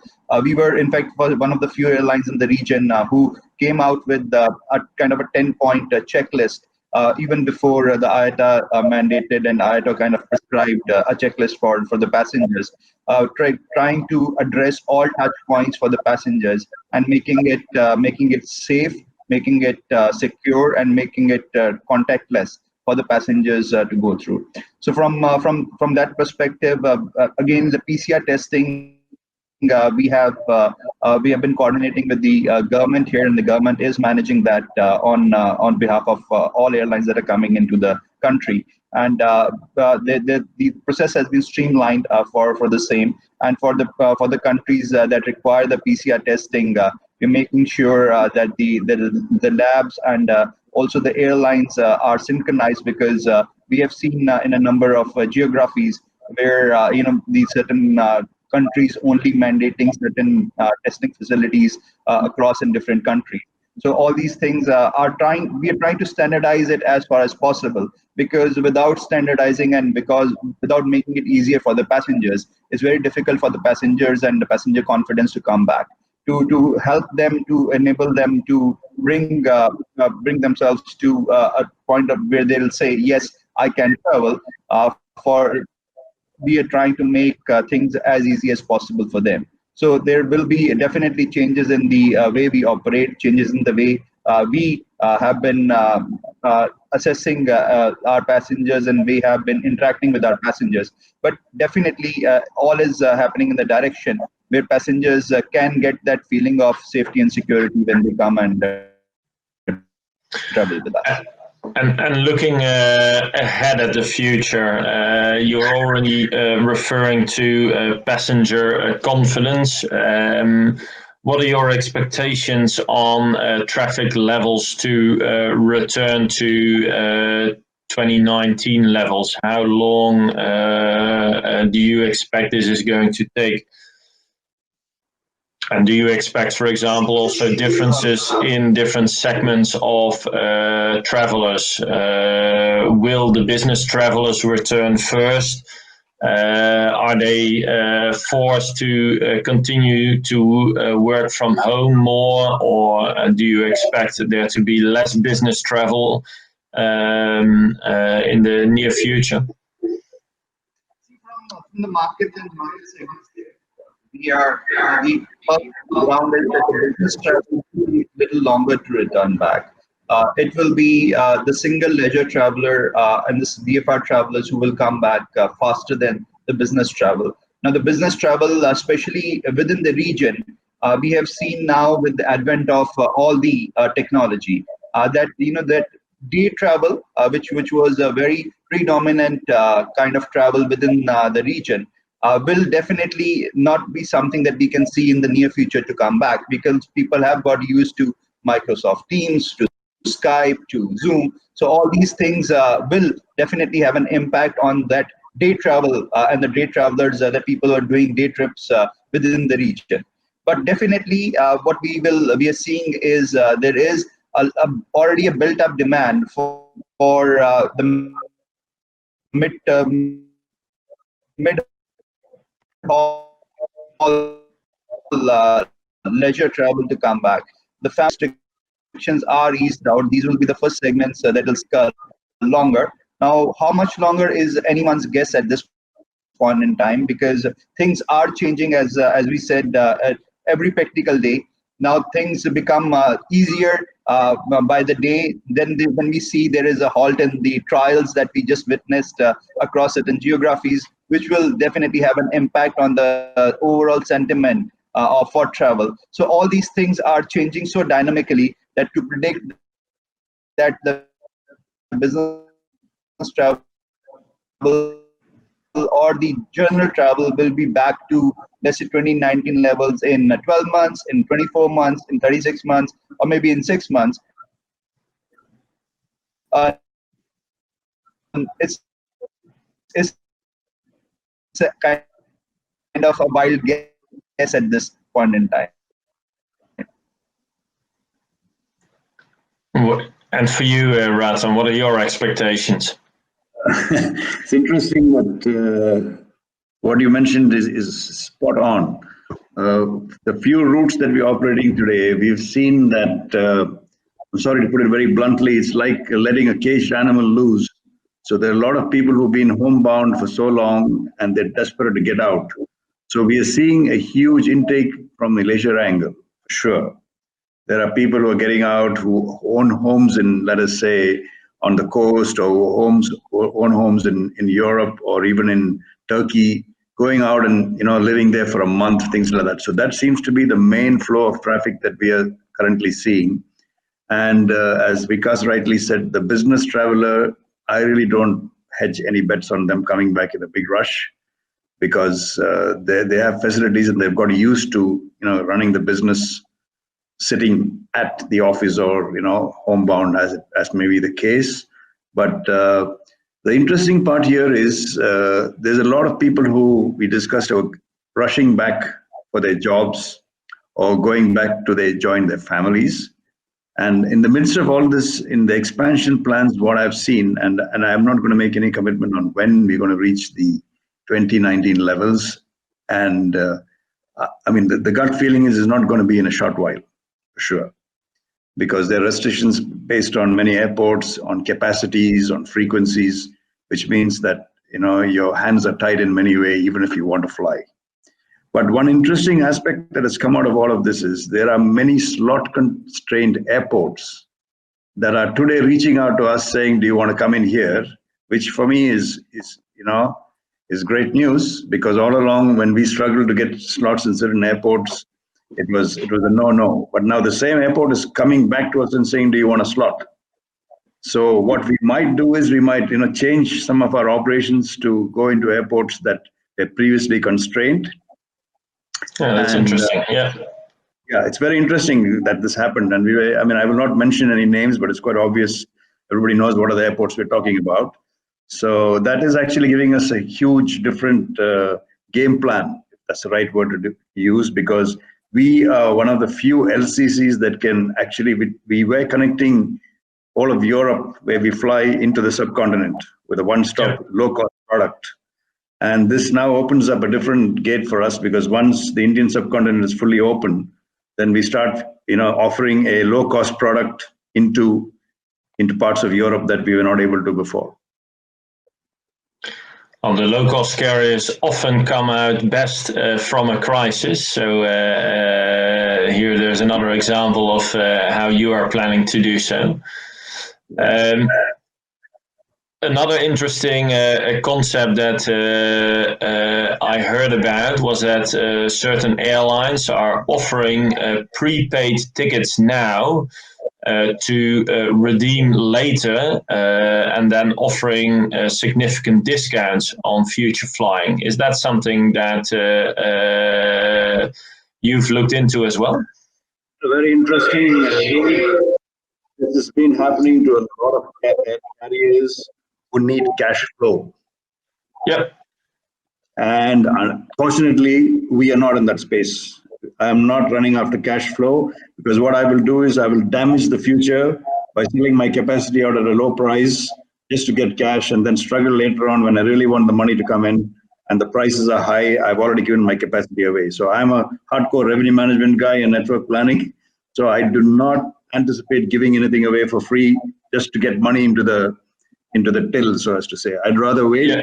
You know, we are fortunate that we have money to wait. Maybe not everybody's in the same situation, but we are not planning to give away anything right now, because when the demand comes in, it's going to come in at a price. It's not going to be given away cheap.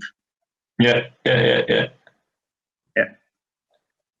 I don't know what Vikas' thoughts on that are, but I kind of echo those sentiments from our perspective as well. We have seen that whenever demand is coming back, it's coming back at a very fast pace, and wherever we have introduced capacities, it has been taken up very quickly. So we have held back that thought process of selling tickets in advance, though we have made a lot of concessions for the travelers with regards to the changes, with regards to the tickets that they were already holding. So those are all in place for the travelers, so that they have that concept. If they have bought their tickets with us, that ticket value is safe for us. So we will rather service those passengers rather than chasing out passengers who are out there in the open and fishing around for deals to come in, because as and when the capacity will be introduced in different geographies, for the short term, we are expecting there will be a built-up, pent-up demand, and it will stabilize at some stage. So we will like to go with that flow rather than exposing ourselves at this point in time and offering huge discounts for the passengers and to be redeemed later in form of, let's say, prepaid credits or something like that. But what we definitely are still exploring is kind of a subscription-based model, which we are still exploring whether that can be a good fit for our travelers, but that will roll out in due course. We're not in a rush to do that. Yeah. Rude, I might add something else if you permit me, please, Rude. Yeah. That we will notice something very interesting, which is actually going to piggyback on what we just discussed, is because of certain restrictions being raised on people coming into Kuwait from points, as I mentioned earlier on, they are permitted to enter after staying 14 days in an intermediate point. So there are places that we're seeing traffic coming in where we fly, that the passenger is ready to pay 3 or 4 times more what we were charging normally just to get back home in a rush after spending 14 days, because it's a lot of money to be spending to stay in another country midpoint for 14 days, whatever it is. Yeah. And that is highlighting what I'm saying, because if I had to leave my capacity wide open at low prices, I wouldn't have been able to pick up this demand. Yeah. That's something I just wanted to highlight. Thanks. One other thing that I saw some data that in normal times about 50% of people buy their ticket more than 3 months ahead of the flight, whereas at present it's 50% buying the ticket less than 3 days before flying, which makes it extremely hard for airlines to come up with a winter schedule or anything of a schedule. How are you dealing with that uncertainty? If I may say, in our case, all along, the model that we ran, except for the summer peak, we never saw this phenomenon of people buying in advance. The rest of the time, my booking curve is extremely small. Yeah. And that is why we were able to run a profitable business, because I was able to price things in a short time with a clear upsells within maybe the last week. So I would have flights sitting with hardly 10 or 15% seat factor today booked, and then next Friday it's full 100%. So we've always had a very short window, and I'm sure Vikas will also confirm what I'm saying, because we're in the same region, except in the summer peak when the expats and their families go out, and also during the December time when everybody wants to go back to spend Christmas with their families. I have not seen that kind of such a heavy numbers booking so much in advance. So maybe it's a very different market. Here we see that around most of the school holidays, the summer period, the Christmas break, etc. A lot of people tend to book their flights a long time in advance. And now, because there's so much uncertainty, people just wait, and that makes it extremely hard for the airlines to come up with a schedule. Yeah, and also the forecasting was very, very complicated because you're depending on previous forecast, which had a certain flow, and now all of a sudden you can throw the forecast out of the window. So I basically pick up from Ratan with regards to the changes in the demand and demand patterns, and also buying behavior for the customers. So we have seen that for ourselves as well. In any case, the booking curve was shorter for us for most of the markets, but for us, the traffic between Asia and Europe, or vice versa, was a traffic that was booking in advance. Now that demand at this point in time is not there, but as and when that demand comes back, we are seeing that the purchasing decision is now also being substantiated with other factors. So people are looking for the safety, people are looking for the measures at different airports, people are also looking at how quickly can they get from point A to B.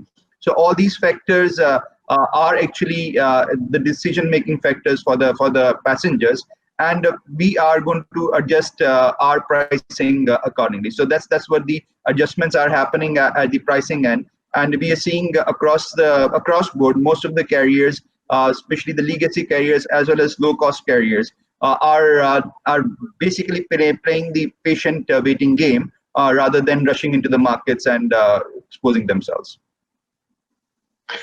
Maybe to slowly draw this interesting conversation to an end, I'm really pleased about the positive outlook that you both seem to have on the recovery, and also the different ideas that you shared with the audience on getting the additional revenue from the passenger. Are you looking at some of the other airlines operating in the region, or perhaps even in Europe or Asia, on the advances that they're making and what they're doing?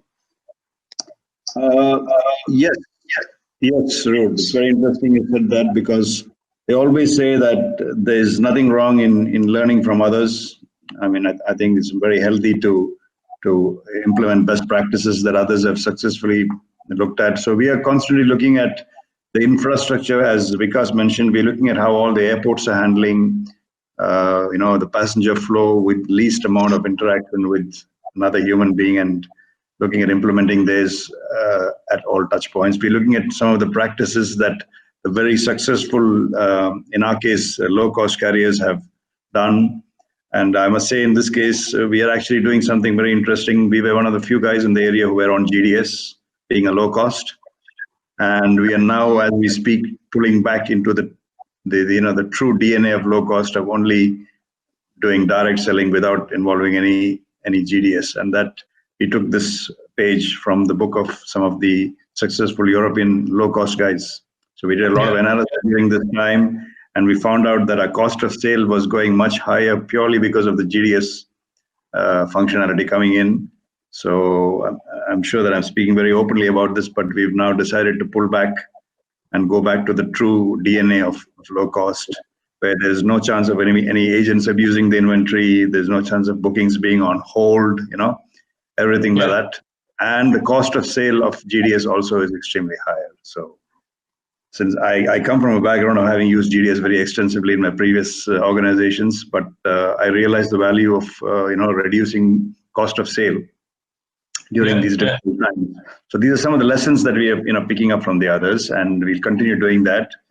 As I said, there's no shame in following somebody who's doing something successful. There's nothing wrong with that.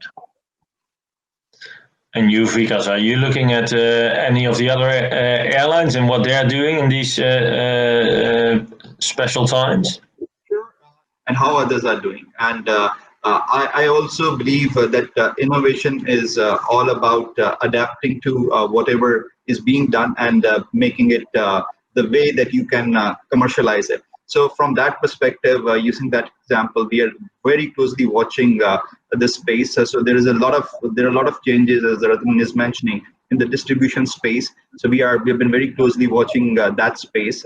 We are, as I indicated earlier, we are in the advanced stages of our NDC trials. So we are looking at making the customer touch points a lot wider for the customers to come and interact with us, and giving them an opportunity to come in from whichever channel and whichever route they want to come and buy their tickets and interact during their customer life journey throughout the value chain. So that's just something that is being very closely looked at. As I said, that we are making a lot of technology kind of investments right now, making sure that when we come out on the other side, we kind of adapt ourselves to become a retailer in this space, rather than just provider of airline tickets and airline services to our passengers. Yeah. Okay, well, with that, I would like to thank both of you for taking the time on today on what for you, Vikas, was a day off. I think the same for you, Ratan. But very interesting to hear what you're doing at the moment, and again, extremely pleased to hear the positive outlook you have on the market. Let's hope this is indeed what the future will bring. I'm sure that many airlines in this region here are jealous of what they hear that you've been up to over the last couple of months, and I wish you all the best. Thank you also for the audience for listening to us, and with that, thank you. Thank you very much, Ruud, you and the team. And we wish everybody keeps safe and the business comes back as soon as possible to what levels we want it to be. Thank you very much. Thank you, guys. Thank you, Ratan. It was always a pleasure talking to you guys, and definitely wishing everyone all the very best of Aviation. Thank you.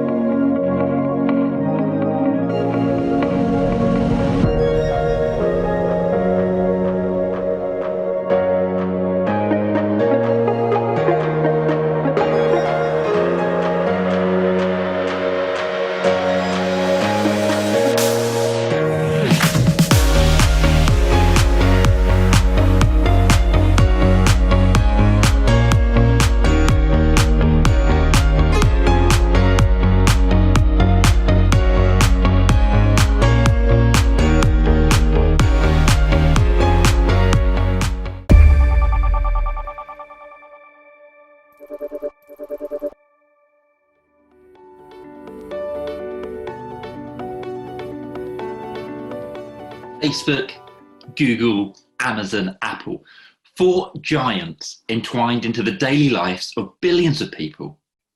4 giants that have generated unprecedented wealth. In 5 years, April 2013 to 2017, the 4 increased in value by approximately 1.3 trillion US dollars. That's the entire GDP of Russia. So what do they all have in common? What can we attribute their success to? The answer, of course, is data.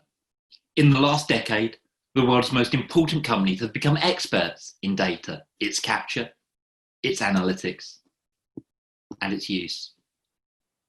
I was horrified when someone working in a senior e-commerce role told me that data doesn't generate revenue and therefore it wasn't something to invest in.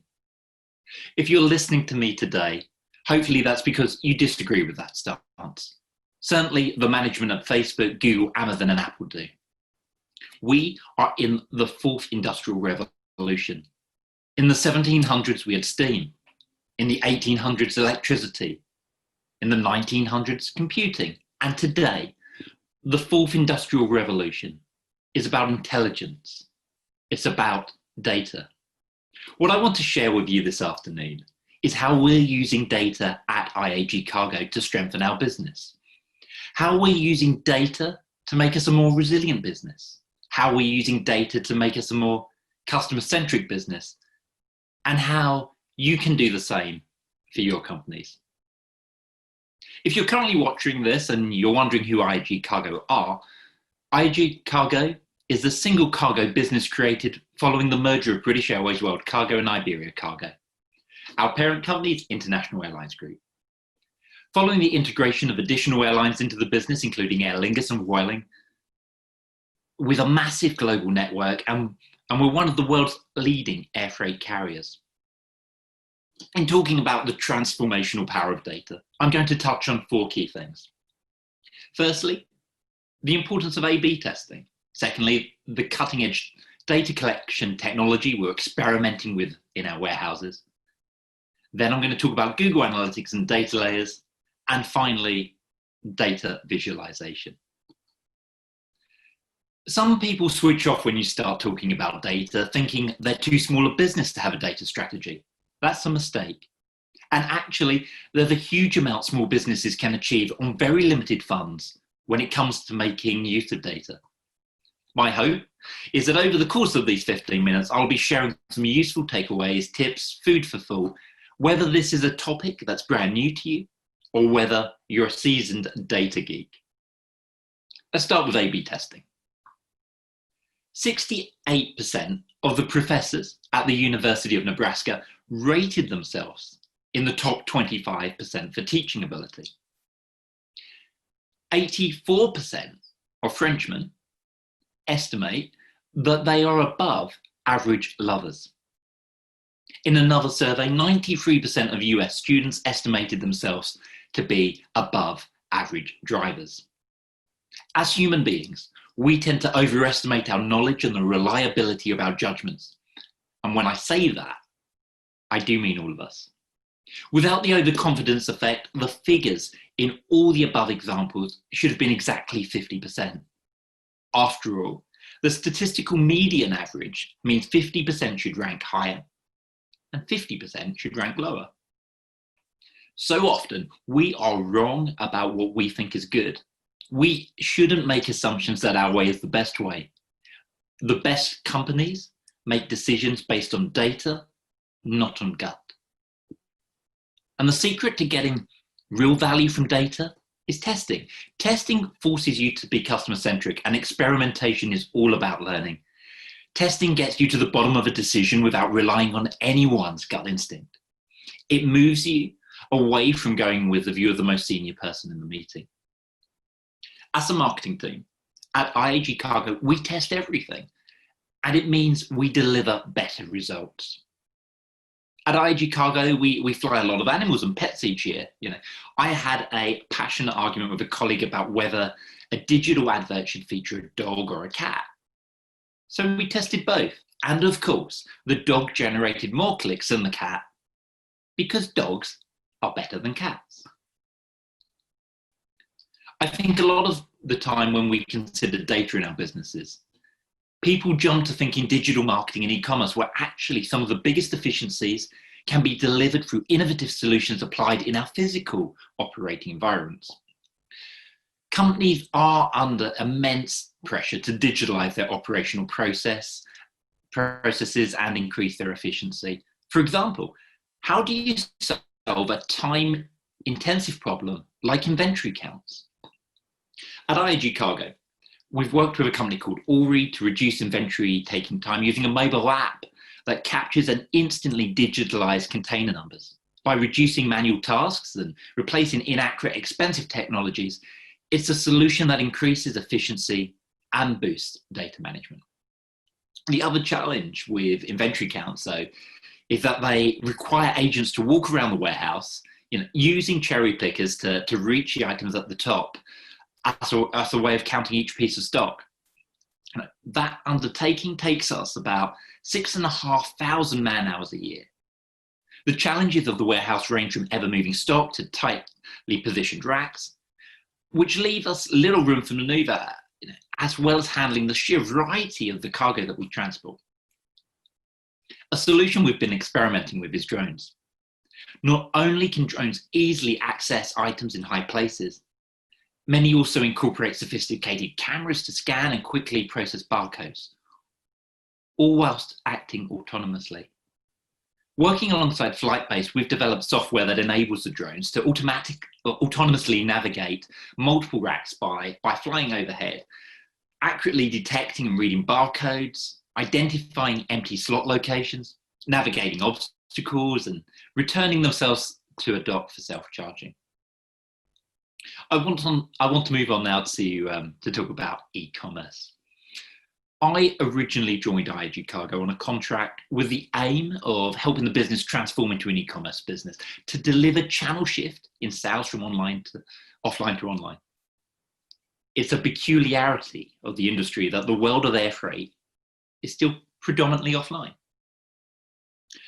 I think the biggest challenge, if you want to become an e-commerce business, is that you need to act, think, and behave like an e-commerce business.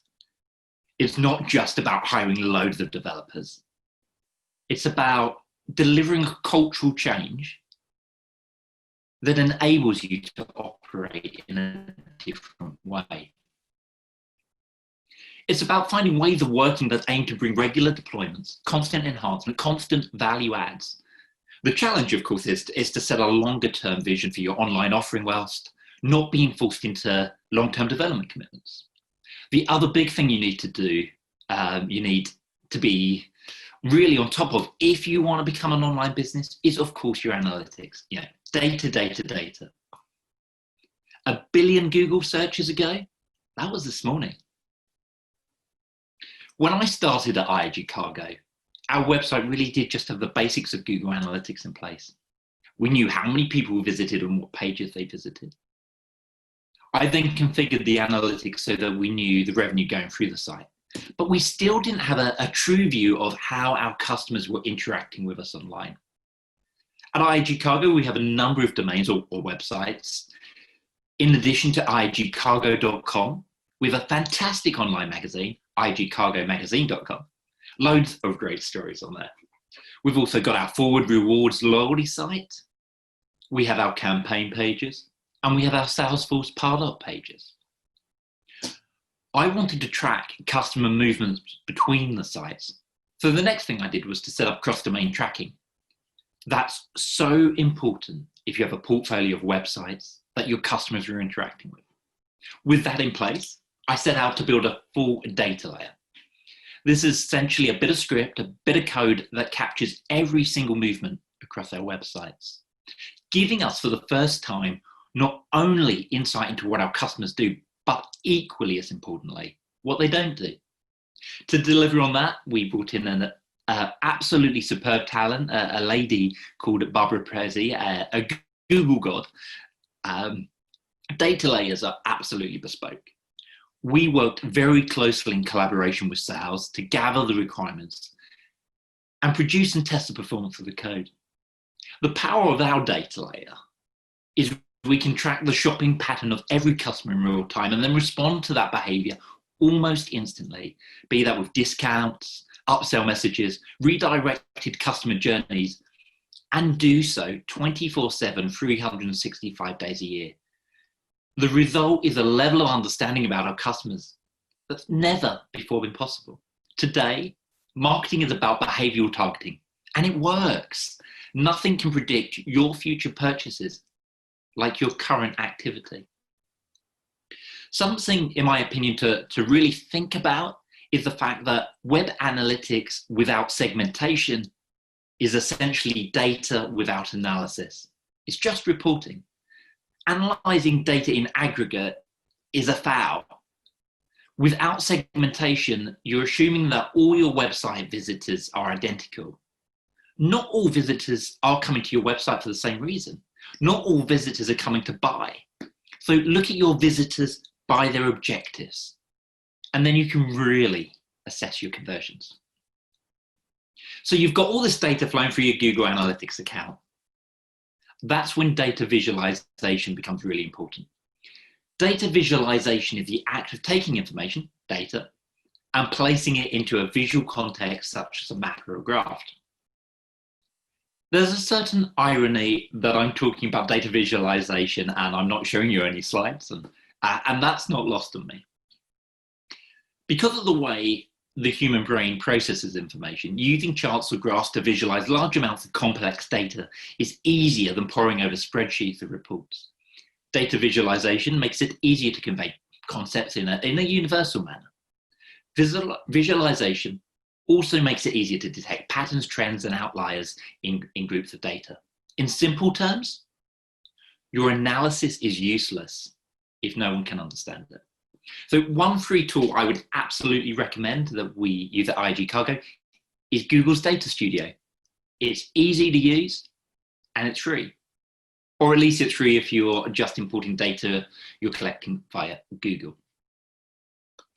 If you're building your e-commerce team, my advice would be look for people who love to wonder how variables work together, people who are intrigued by the data.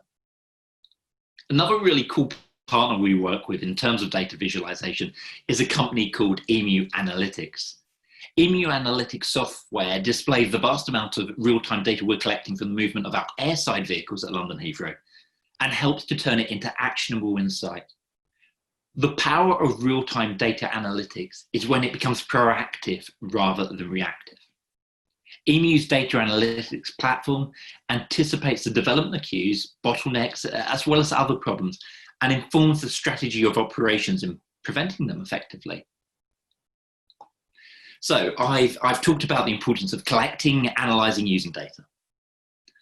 What I want to finish on is a warning that data correlation, of course, is not a guarantee of causation.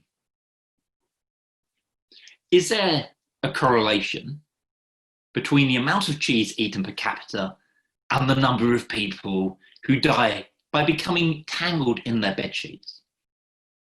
It's an important question. Correlation on those two data sets is 94.71%.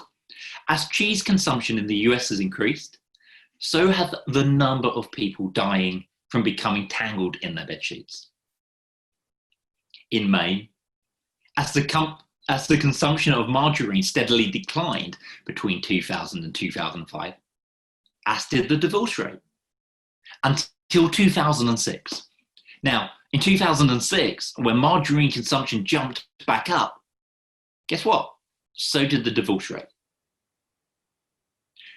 Do we therefore believe that less margarine means less divorce? The data suggests so. If you're into geek humor or you're a conspiracy theorist, I'd recommend the work of Tyler Vegan.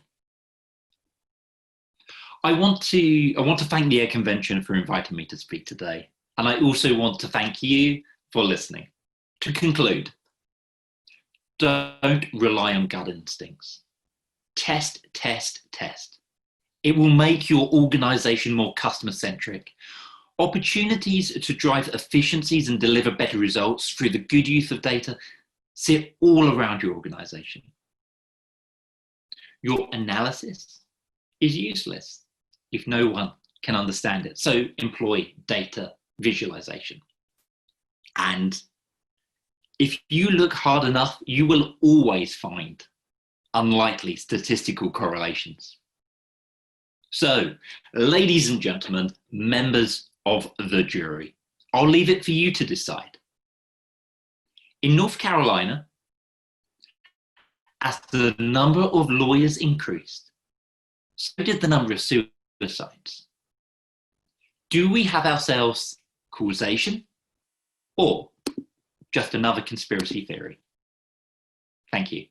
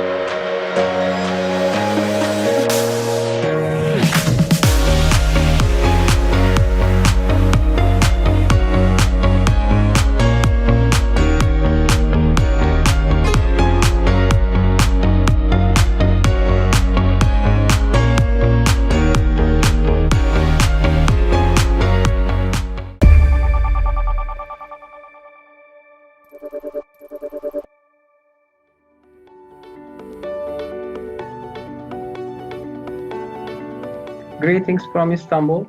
Adnan Kara İsmailoğlu.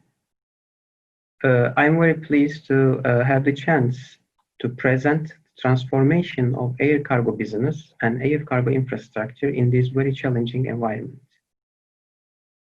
As we all know, air cargo has always been a very important, crucial part of airlines and aviation business, especially as being one of the most important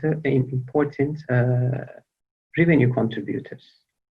It has also been very vital in pharmaceutical and medical supply transportations, but in the last periods after COVID-19 arises, the role of air cargo has moved from being a revenue contributor to a very important strategic vital element of not only airlines, but also the governments, the countries, and all humanity.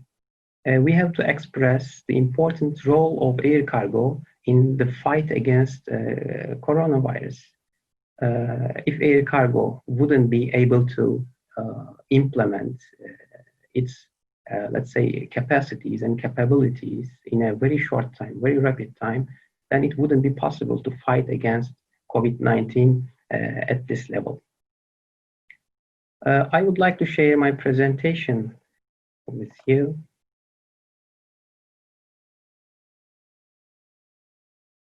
Okay. Let's start the presentation with a very famous graph generated by ICAO.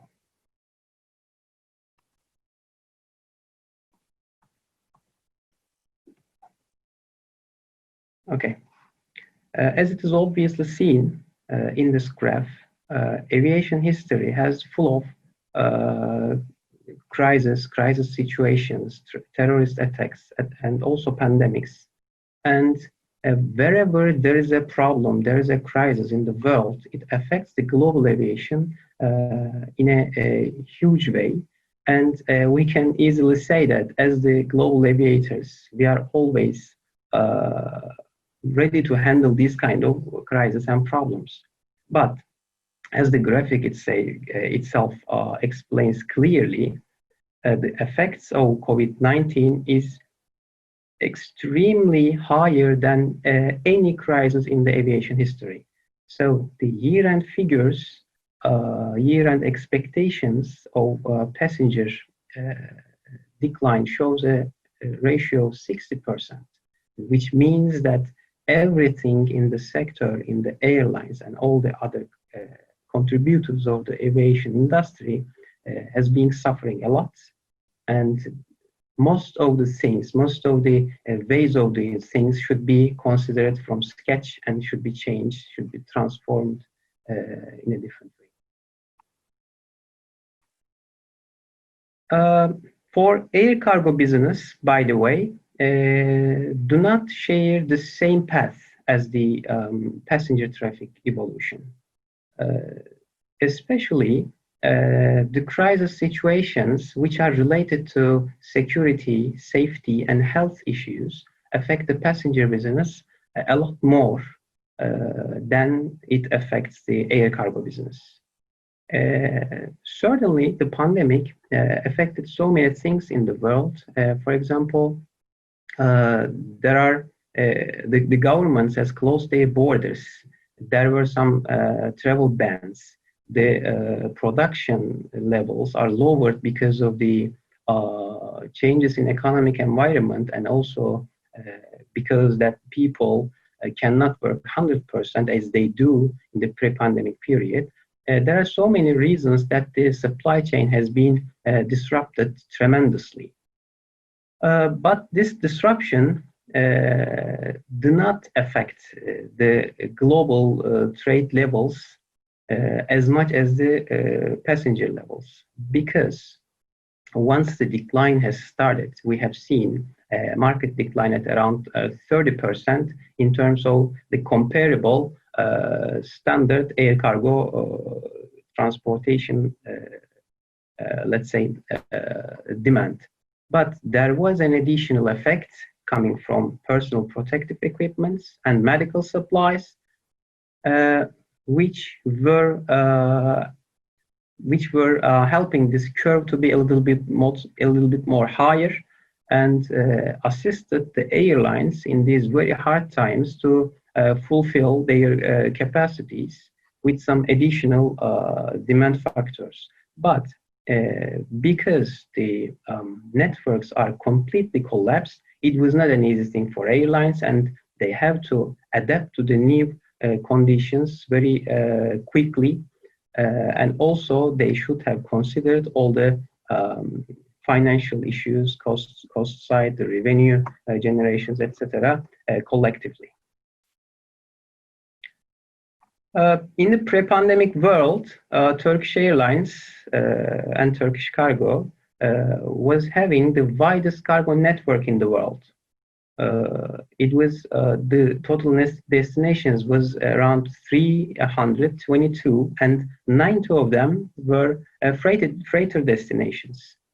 After coronavirus has arisen, then the agility and resilience in the new era was become a lot more important than ever.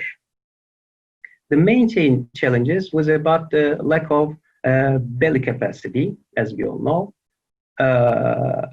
It was resulted at more than 50% of the capacity to be, let's say, evaporated, and some of them has been replaced by some actions which are very common to all of us, but the rest of it hadn't been compensated with anything else. So this resulted to change the rules of the games tremendously. Another very important challenge was about the border closures of the governments, which resulted in a decline in travel opportunities, travel possibilities, travel traffic, and also has resulted in a decline in manufacturing industries production. Also, a huge and rapid increase in the need for medical supplies has arisen, where the airlines should focus on and base their all processes on top of it. What we have done now, let's make it a little bit interesting to give some examples from an airline perspective. We paid so much attention to our, especially the planning processes, and effectively change our processes to be able to adapt to the needs of the market. We also rescheduled our innovation project timelines. There were some projects consuming a little bit more resources and generating results for far future, but there were some which were needed right now with the new conditions. For example, we have implemented robotic process automation tools in our systems and injected metal color workers to the stream, which helped us a lot, especially in some repetitive works where people cannot work 100% or cannot use their offices to work. Competitive pricing was also very important. The airlines should consider the revenue stream of the company and avoid any negative cash flow effect, additional negative cash flow effect. By the way, we also should serve the market to allow it to survive in these very hard times. So it was a very important, very delicate, balanced approach from our side, and it worked. Product expertise has always been a very important part in the competition, but nowadays it becomes more and more important because the cold chain carriages are the vital part of our transportation, and it affects the human life tremendously. So we focused on these kind of things, and in the following section, you will see that the infrastructure is also let's say reinforced with some additional changes to allow these products to be transported on the correct way and the correct time. The operational adaptation was also very important. There were some cabin loading issues. There were huge peaks of freighter operations and also very delicate cool chain operations. And the operations executives had very hard times to handle these challenges, but thanks to them, they succeeded in these very hard times, and now it's smoothened with all the changes in the processes and the infrastructure. And one of the most important parts in these times was the dynamic scheduling and the sustainability of the network. This graph shows how Turkish Airlines reacted in the last months in pandemic period to the network requirements of the world. We very rapidly started to reschedule our freighters to the required destinations, to the mostly required destinations. And we added 20 more additional new destinations with the additionally coming passenger freighters, which are carrying cargo-only transportation. We have operated more than 2,000 PAX freighters in just between March and August. And we have touched 170 in just one single week in the peak of it. But now the market is changing, and the passenger freighters are not that much profitable, or is not much possible to operate because of the cost structure. So we are expecting the passenger traffic to increase and again get the required belly capacity back to the stream. If not, if there is a second wave in the last quarter, then there will be a different ball game, and we will again agilely start considering our processes and adjust to the new conditions. But the new figures in September shows a regular increase in the market, as it has always been in the last quarter and last 4 months of the year. So it's a good sign for air cargo companies for the future. And this market share graph shows the results of this successful strategy throughout the pandemic period. Turkish Airlines has always been having an increasing market share, starting from in 10 years from 33rd position and towards the 8th position. In the very specific different conditions of pandemic, we have become as the 6th biggest air cargo brand in the world. And adaptation to the new normals is now important. So what's next? The belly cargo capacity constraints will continue for sure for a significant time period. So we have to keep our organizations ready for the new challenge. We have to continue taking proactive actions, not reactive ones, to best position ourselves in the new market dynamics and continue being agile. Turkish Cargo network and fleet surely will continue to grow in the new environment because the world really needs us. Turkish Cargo fleet and network will continue to grow. We will increase our total service and total network coverage and improve continuously no matter the conditions are. And we have proven that we are improving continuously in even the hardest conditions. So the aviation industry has handled this problem, and everyone could be proud of it.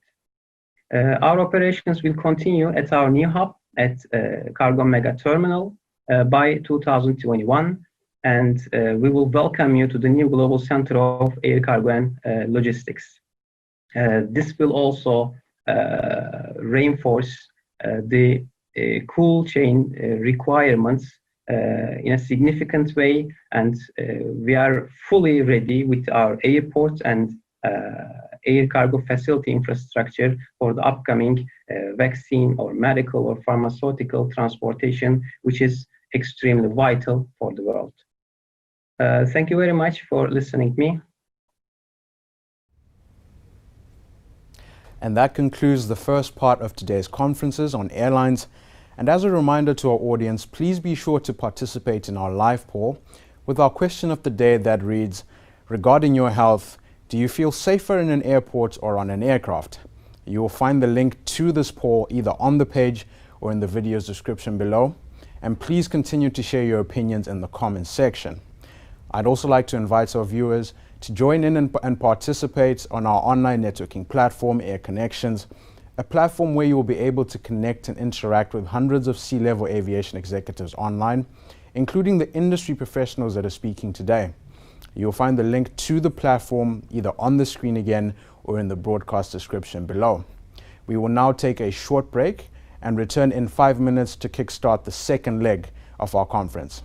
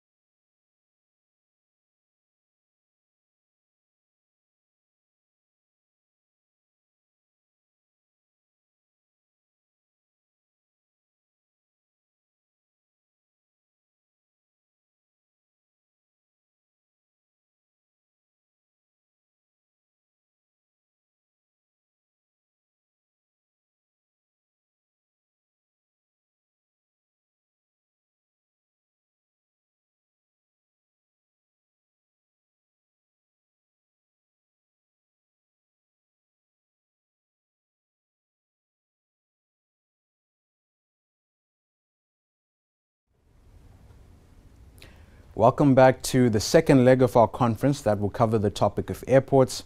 And to open the section Thomas Burlish, the CEO of Aviation Scouts, will present his 4-step hygiene and cleaning concept for aviation.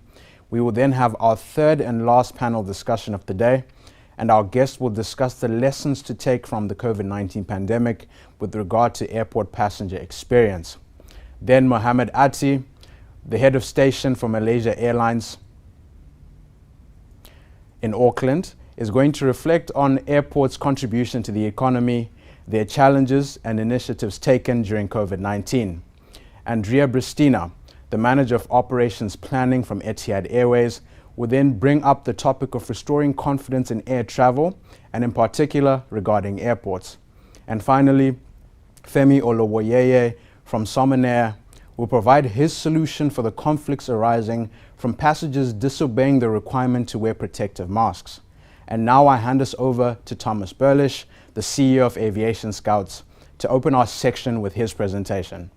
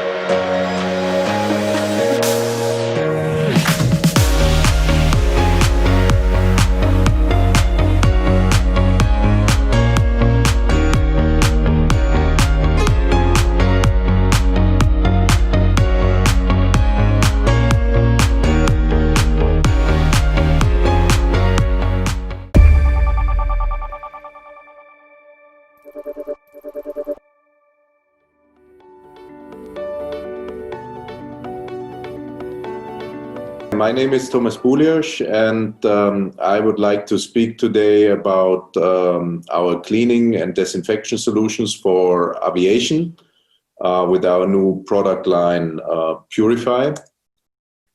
And I want to get started with that presentation. First, a little bit about our approach. With the pandemic, we are all in a very difficult situation in aviation, and we at Aviation Scouts are cabin experts for more than 20 years, wanted to contribute to that situation, therefore created a new product line called Purify, where we partnered up with hygiene specialists and manufacturers of disinfectants and cleaning products, and put together a lot of expertise, from our side in the cabin and aviation side, and also from the side of the specialists, found the synergies to create the new product line. The goal of the product line is to avoid and find germs, bacteria and viruses. I think that is to the benefit of our industry. The current situation, I think, is quite clear. If we look at the air traffic, the projected numbers of global air passengers in 2037 will be around 8.2 billion, which is basically doubling the numbers from 2017. So we still have a huge growth in the traffic. At the same time, the passenger numbers at the airports are really increasing. And I put this little statistic together just to give everybody an idea how many passengers are sometimes flying from single airports. Look at the top 10 airports worldwide per Statista, and Atlanta, the biggest airport, is really approximately turning around 300,000 passengers per day in good times. So that is really giving everybody a kind of logistical challenge, but also a challenge for cleaning and disinfection and hygiene. Yeah, at the same time, with the growing numbers of passengers and air traffic, we also have a global pandemic spreading that we have seen over the last years, mainly starting with SARS in 2003 and going over MERS in 2012. And today we have COVID-19, which has the highest impact of all the pandemics that we have ever seen on our industry and on the worldwide air travel.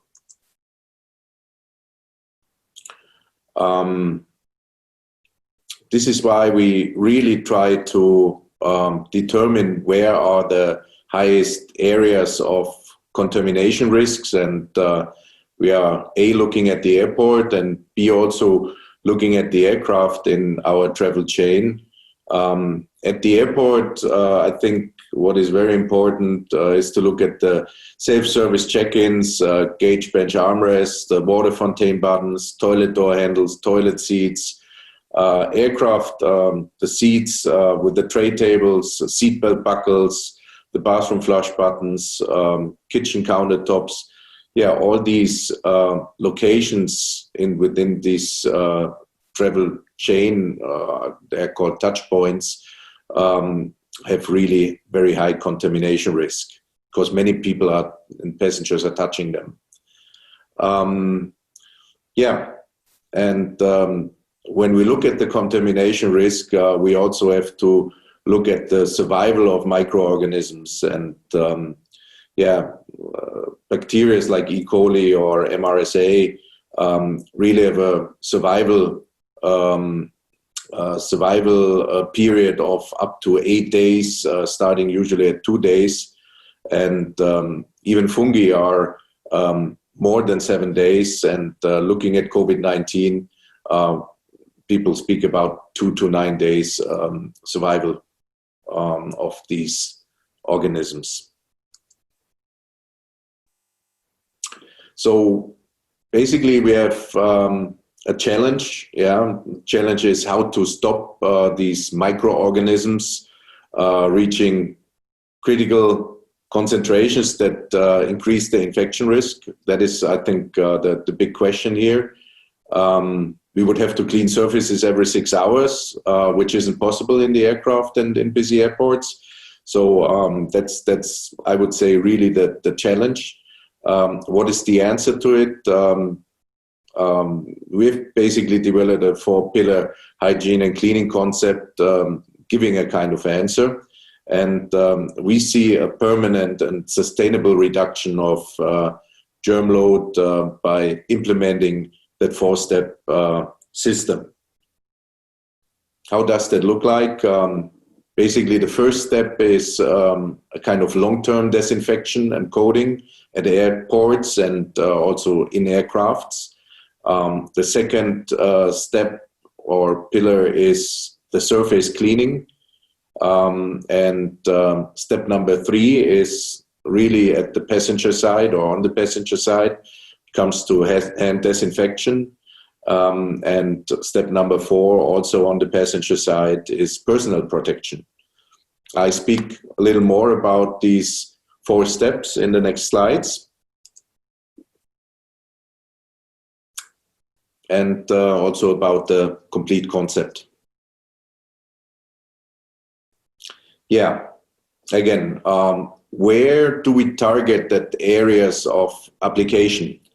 The airports are for sure a starting point, but also, let's say, the traffic to the airports, like buses, trains. So we are not only working currently in aviation, we are also working with public transport companies to implement the system there. But let's say when we look on the aviation side, it's mainly the airport and the aircraft. At the airport, I think we have to look at the checking and boarding counters. The airport security is one very important area of application there. Luggage counters, airport buses, shuttles, lounges, air conditioning, personal areas like praying rooms, for example, and also the airport shops, the shopping areas or the restaurants.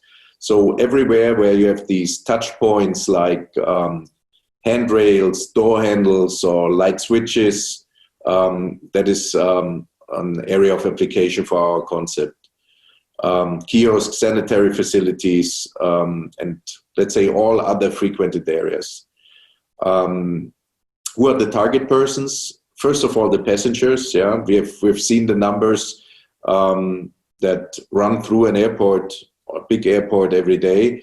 So that is for sure our target person number one. But also the airport employees and maintenance personnel, police, fire brigade, so security services, emergency services, and the visitors that come there to the airport. Let's start with step one, which is the long-term disinfection and coating. Yeah, what solution do we provide in that field? First of all, you have two possibilities or more possibilities to apply a kind of long-term disinfection and coating to either interiors or airports. So you either go with a kind of nebulizing or fogging device. These devices basically differ by, let's say, the wetness of the particles that come out. That is one thing, and also the size of particles. So, for example, for areas where you have electronics, like at digital counters, for example, or in an aircraft cockpit, you would always recommend nebulizer, which is a kind of cold fog with very small particles that cannot damage the electronics. Yeah. For other areas where you want to apply, let's say, more of the product, you might want to go for a fogger that is applying a little bigger particles, which also have a bigger effect in disinfection, for example. We also have a solution which is kind of very interesting, which is an electrostatic coating, which is applied by an electrostatic device. And yeah, with this device, you basically coat either aircrafts and the interior. That is something which is, for example, already processed by Lufthansa Technik. Or you do that on airports for rooms, for air conditionings, for example. The electrostatic coating has the advantage that it really sticks on for a long time, like a very thin layer on the surfaces. It's protecting the surfaces and also reducing the load of viruses and fungus and also bacteria on a long term.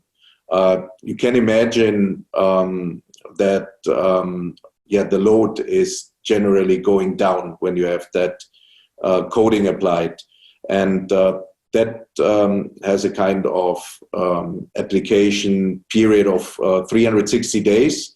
So the virus load or the bacteria load is reduced for 360 days, 1 year. But also, as I said, the process is a little more difficult to apply with that special equipment, but that is something where we can send teams, and they can do that to do that on bigger areas, and yeah, especially airports would be a very good application for that, or a very good point to apply it. Another thing is basically our, let's say, fogging devices, where we can apply also kind of disinfectants with a proven antimicrobial and virus inactivating effect that is lasting 10 days. How does that work? Also a very thin layer. It's like a nano layer, you can say, and that layer is being a kind of protection for the products, but also it has that antiviral, antibacterial effect for a longer time. And whenever you touch it, basically it releases that disinfectant particles. So that is why the period is longer. It's also 10 days, and therefore long lasting. The product itself is water-based, and you can have it as a ready-to-use product, or also a concentrate for mixing. The concentrate is a dangerous good, so we always recommend the ready-to-use, which is also tested for aviation and has all the cabin approvals. It's odor neutralizing, and it's also dermatologically tested. So that is our first step, the long-term disinfection and coating that we recommend every 10 days if you use the fogger and the nebulizer, or once a year if you do that electrostatic coating. We can give you more information about what products we would apply in these cases. Yes, second step, surface cleaning. Surface cleaning is dealing mainly with the same products that we have on the nebulizer. So in this case, we apply it in a different concentration, while a nebulizer is using 3% dilution. We use for the surface cleaning a 2% dilution, and that is used in spray bottles or in wipes, for example. And you have that cleaning, disinfection, and sealing process really in one product. Why is that surface cleaning so important? Basically, you have to remove any contamination from surfaces like human fat, for example. This is where bacteria really is spreading, therefore it's very important to remove that, to also have that long-lasting effect of 10 days, which is also tested in our products for ASTM E2180. A water-based product, also ready to use or as a concentrate, and what is very nice about that is really easy and quick handling with the product. Very interesting for desktop counters or also security areas, because it has that long-lasting effect and reduces permanently that virus load. Yeah, step 3 is now going more to the passenger side, which is also very important.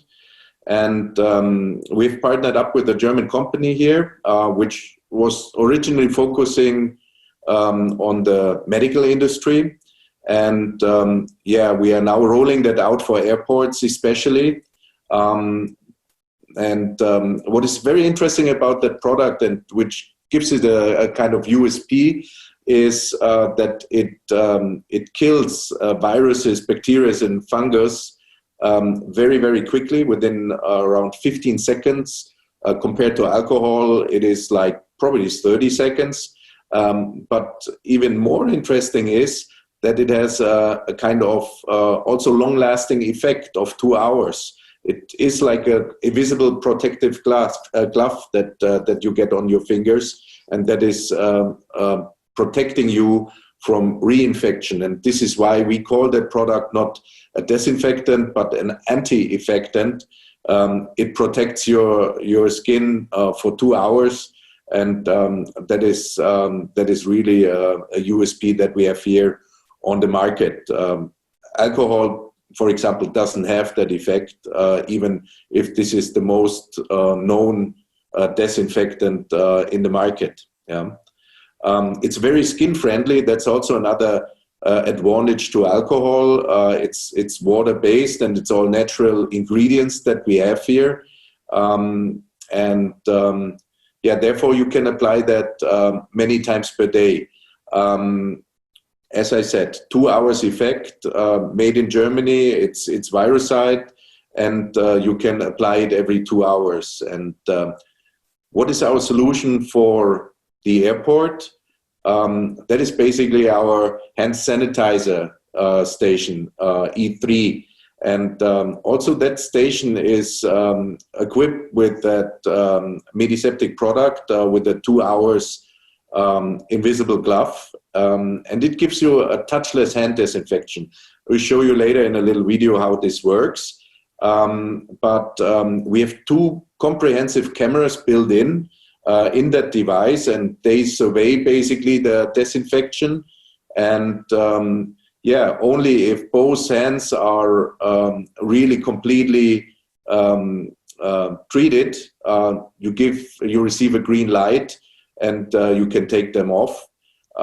If it doesn't work, it shows you a red light. Yeah, and this can even be connected, for example, with the passenger barrier, where you say, hey, you can only walk through if you have a green light with a proper hand disinfection. Yeah? It's a completely digital device, weighs up to 70 kilos, so it's really a made in Germany product, which is very sophisticated, I would say. And what we can also build into that product, or build on that product, where we have an option for it, is a kind of infrared fever screening camera.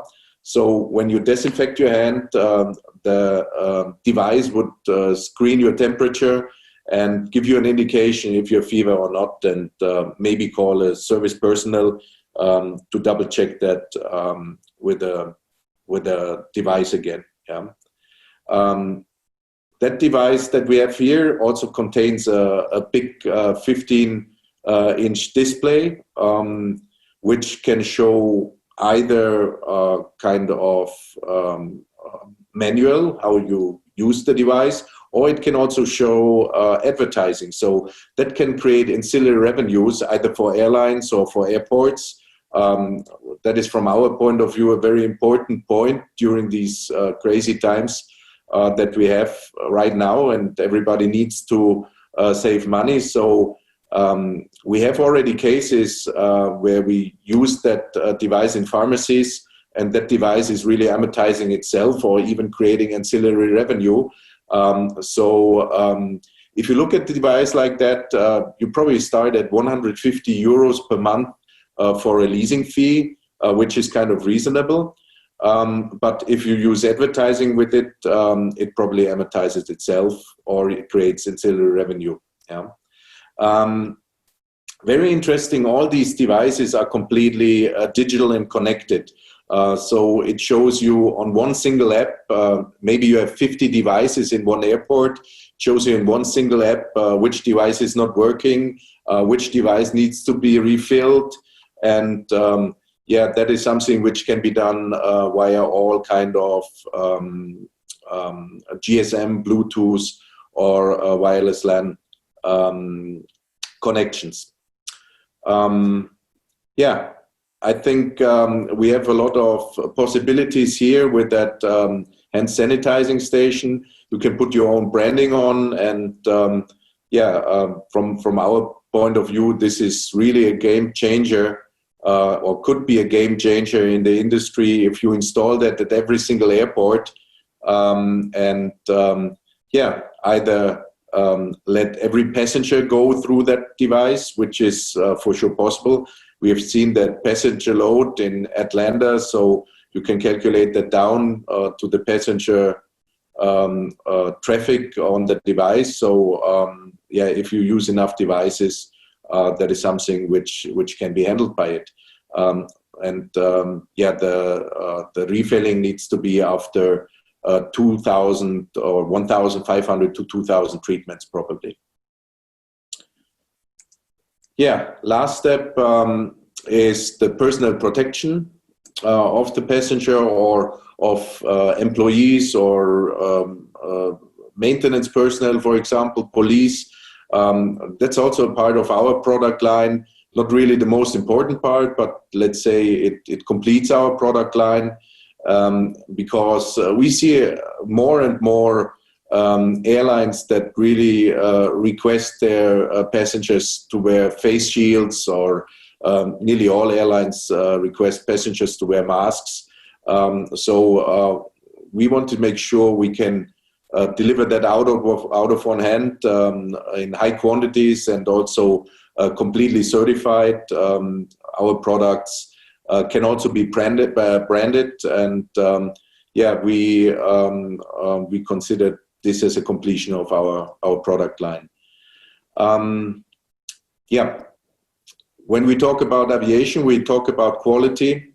Our company, Aviation Scouts, is currently in the process of EN 9100 certification, which is completed last quarter of this year. We are already OASIS listed. And all our products that we have in the product line are also tested and certified to the highest industry standards. So basically, we have test results for ASTM E2180 to 2020, the Boeing specs, and also the AMS specs that are required. So if you are interested in that, we're happy to provide you with all the details on that. So you can either use it in the cabin, but also for other applications, as I said, for airports. Last but not least, I would like to show you a little video that is explaining the product line in a few seconds. And after that, I will give you some other input at the end of the presentation.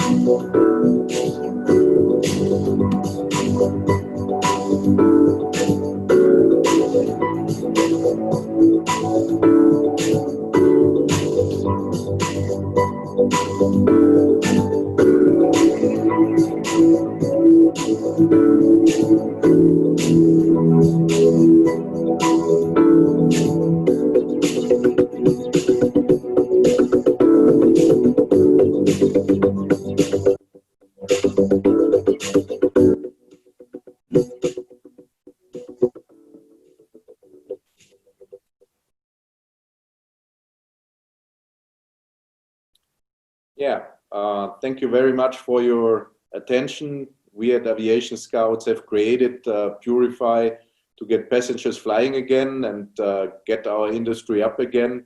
That is important for all of us. And if you have questions, don't hesitate to reach out. I will be available for answering questions later after the presentation.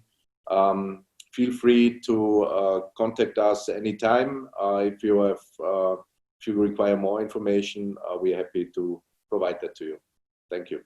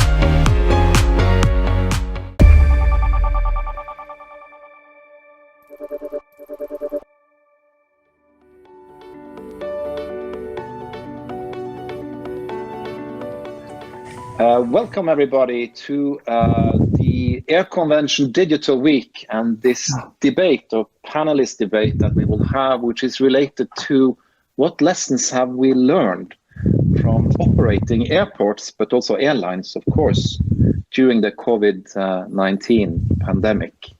And today I'm so blessed and so honored to be together with 4 fantastic panelists from across Europe, but also from North America that will join us today to discuss this topic. And I would like to, first of all, introduce myself before I ask the panelists to briefly introduce themselves, and then I will introduce the topic of the day. But my name is Johnny Anderson, and I'm an airport guy. I've been working in this industry for more than 25 years. And I'm honored to be moderating this conversation today. And I would like to pass on the word to Steve Cisneros to maybe shortly introduce yourself and tell us what you are up to these days. Steve. Yes.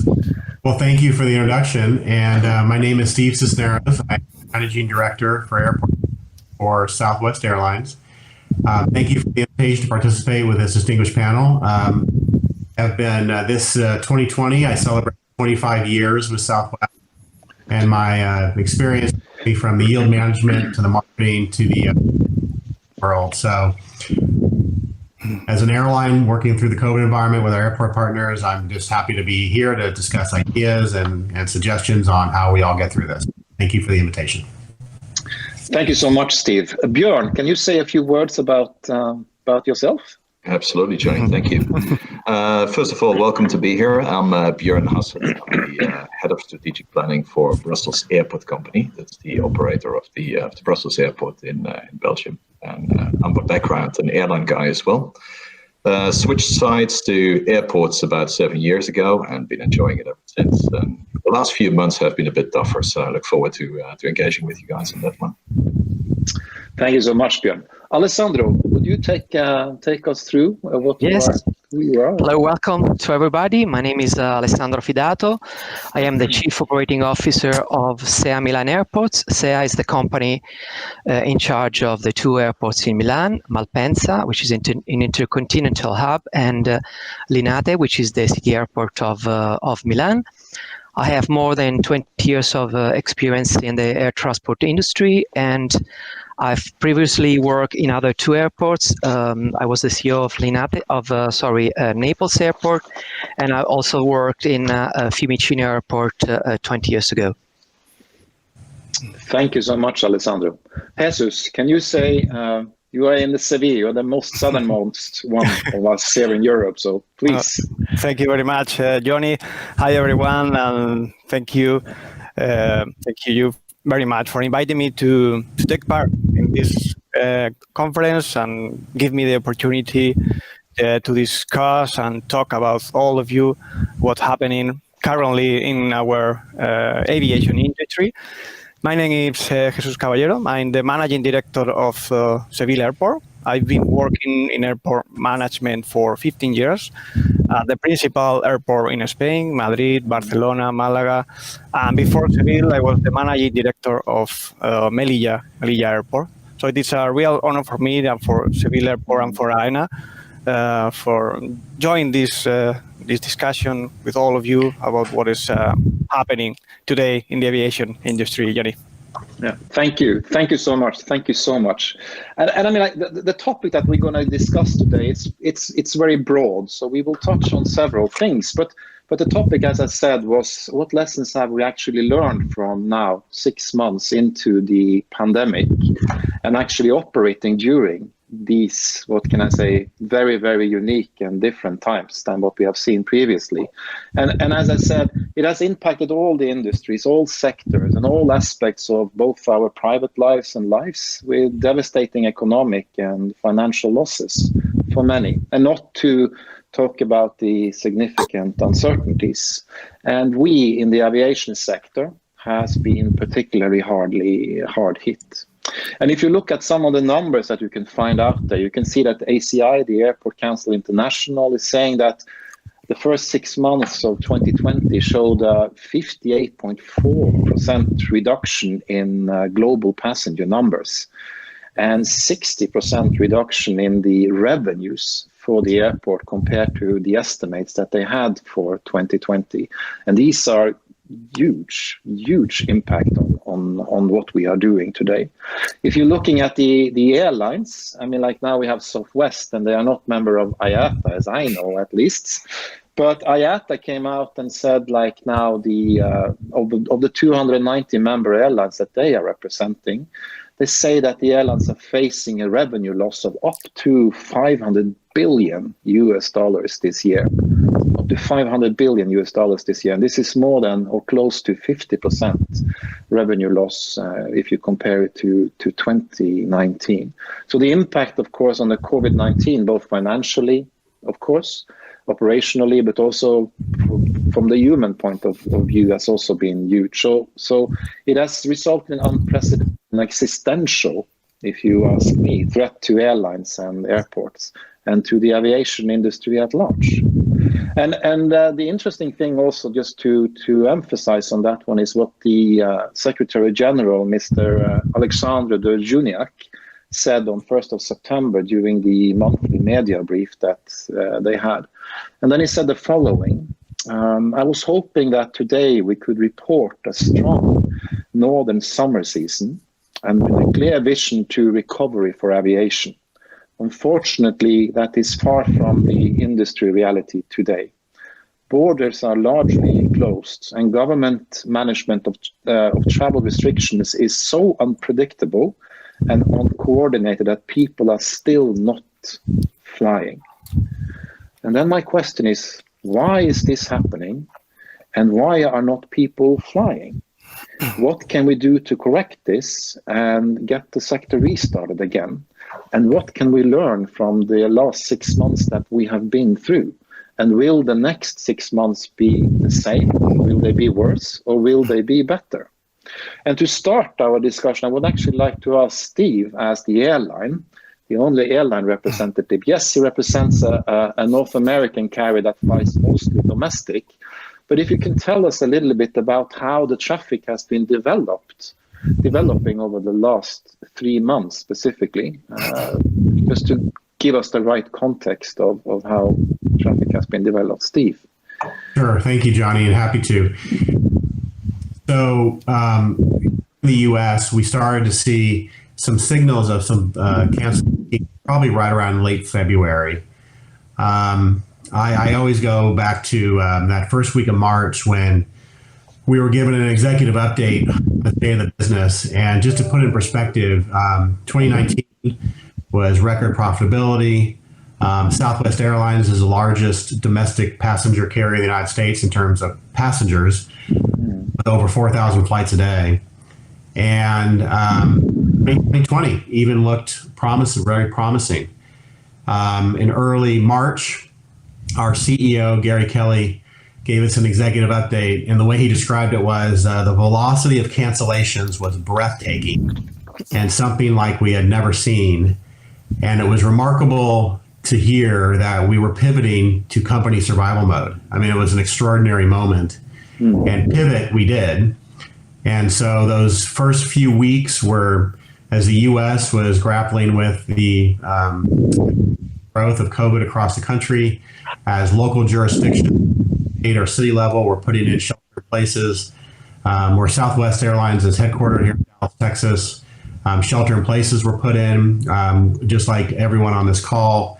We immediately left our offices in mid-March and started remote work, and that we're still doing the same. As you can see, I'm here at home. We bottomed out in April at about 95% down, which is just incredible to think about that just cliff of free fall of traffic. And then towards the latter part of May, the trend started to come down in COVID as businesses started to reopen, and it was different across the U.S. based on state. But we started to see a breath of life, and right around in the Memorial Day holiday, which is late May and into June, we starting to pick up again, and we were hopeful that the summer season would see some growth, even though it would be at a reduced capacity. Unfortunately, the summer, early July, we saw a spike in cases across the U.S., and that led to another drop in bookings. I will say, though, that it wasn't to the point of what we saw in April and May, although it did decrease, and we lost momentum for the summer, and we stalled it out. Our business recovery stalled. As we got to late August, the trend line of the cases are starting to come down again, and we're starting to see a positive trend in bookings. And we just finished a Labor Day holiday here in the U.S. Relatively speaking, I think it went pretty well across the U.S. And like I said, the trend line is positive, but it's slow. At Southwest Airlines, as part of what we call the Southwest Promise to help keep our customers and employees safe, one of the things we're doing now is to limit the middle seat, which is essentially limiting capacity to 65% of our aircraft, 65% load of our aircraft. And that's through at least October 31st. That seems to be well received. What we have found with our surveys is that those customers that have flown feel very comfortable once they're on it. We have enforce a mask policy for every customer over the age of 2. That seems to be going pretty well. It's just getting those people back in. It is clear that it's mostly leisure right now. The corporate traveler is minor, if not non-existent. And so that's going to be a long slog to get back. But we've settled in to the point where we knew this is going to be a long recovery. We were blessed to have the liquidity going into the crisis. That has helped us immensely. While we see positive trend lines, it is going to be a long way before we get back to break even cash flow. Yeah, thank you, Steve. Björn, you are, of course, you are a hub airport in the middle of Europe. You are the center of the European Union, the head of, and you have a carrier that just received, a package of support from the government. How do you see the last 6 months that you have been going through from the airport point of view, but also how do you see the next 6 months going forward, specifically related to now you have a home-based airline that may be spending some time to get back on its feet again? I think the first question I can answer very easily, Johnny. The second one is a bit more difficult in terms of predicting the future. Perhaps to limit myself to the last 2 months, just coming back to the first question, I think the last 6 months have been devastating for all of us. Airlines, airport, ground handlers, refuelers, trucking companies, you name it. The entire airport ecosystem has been suffering badly and in an unprecedented manner, unfortunately. To give you a bit of perspective on that, if you look, you mentioned a hub airport in the heart of Europe. Yes, we proudly are, but the number of transfer passengers in the last 2 months fell by almost 90%, that's 90%. Despite the crisis, that's still 10% of all departing passengers. But just to give you an indication, at the moment, of course, it's mainly the very feeble European routes that start opening up again, because we're just at the end of the summer break here in Europe. In the last 2 months of that summer holiday, at Brussels Airport, we've seen about 1.1 million passengers, and that's down 80% on the same period in 2019, when we did about 5.4 million passengers. And that is largely due to the high volatility of travel restrictions that we see here in Europe. And that is the reason why I'm a bit negative in terms of what's coming towards us in the next 6 months. Because we haven't been seeing a lot of consistency. We haven't been seeing a lot of predictability. And that is extremely difficult for us as an airport ecosystem. It's enormously complex and challenging for the airline customers that we serve here.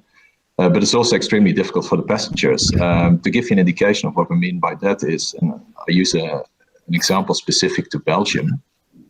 Unlike any of our neighbors here, so think about the Netherlands, think about Germany, think about France, Luxembourg, Belgium still does not allow intercontinental travel to the 11 countries declared safe by the European Union at the beginning of July. And this has a huge impact on the entire sector, because what that means for intercontinental travel, it's almost decimated. And because that is largely due to the volatility of the travel restrictions, I'm actually leaning towards being quite negative for the next 6 months ahead. I think if you look at it in terms of forward bookings as well, and I'm sure we have a presentation by Mr. Peter Franks. He's the CEO of our home carrier, one of our home carriers, Brussels Airlines. We're really eyeing the first quarter of 2021 for things to start gearing up again properly, and hopefully we'll have a good summer next year. That's the situation we're facing now. So in short, for the second question, nobody knows. I don't know it either. But we're leaning towards being very careful, conservative, and slightly pessimistic, unfortunately. Yeah. Okay. Thank you. Thank you so much, Björn. I mean, like, via Pestus, I mean, like, you are kind of having a lot of low-cost traffic into your airport, and of course they have started their business. They started operating quite early compared to, you know, Ryanair put a lot of capacity onto the market. You had both Easy and Ruling, of course, that also put a lot of capacity into the market. But still, I mean, like, we saw, what I can see from the statistics is that June were kind of looking promising, but then July came and it didn't deliver as expected. Kind of a little bit disappointing summer this year. Can you say a little bit about how the traffic has been developing and at Sevilla? Thank you. Yes, I was more optimistic in July because airlines in Seville schedule more than almost the 70% of their capacity that they had last year. So I thought this was a very good beginning. So, and I really thought that we were going to have a typical V-shaped recovery.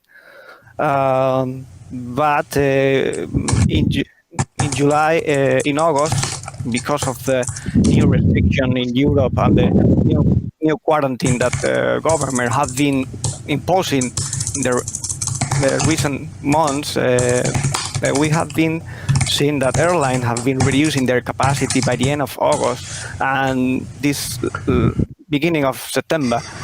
So, well, during the lockdown in here in Seville, from March to June, we only have cargo flight, sanitary flight, and repatriation flight. So airline really started. They resumed their operation in Seville in July, because only in June we had only 33,000 passengers only in June. To give you an idea, this is the number of passengers that we used to have only one day before the crisis. So I was more optimistic in July, but what is happening currently with the new restriction and quarantine in Europe. So in fact, currently more than 150 countries have imposed some kind of restriction for traveler arriving from Spain. So this is something that we are worried about. And even then, for example, Ryanair passenger experience, because we have been implementing every measure coming from the aviation authority or coming from the sanitary authority. So I think this is not something about it's an issue. It's not an issue about the price, and even the Ryanair have been selling seat only with €5 to try to stimulate the demand.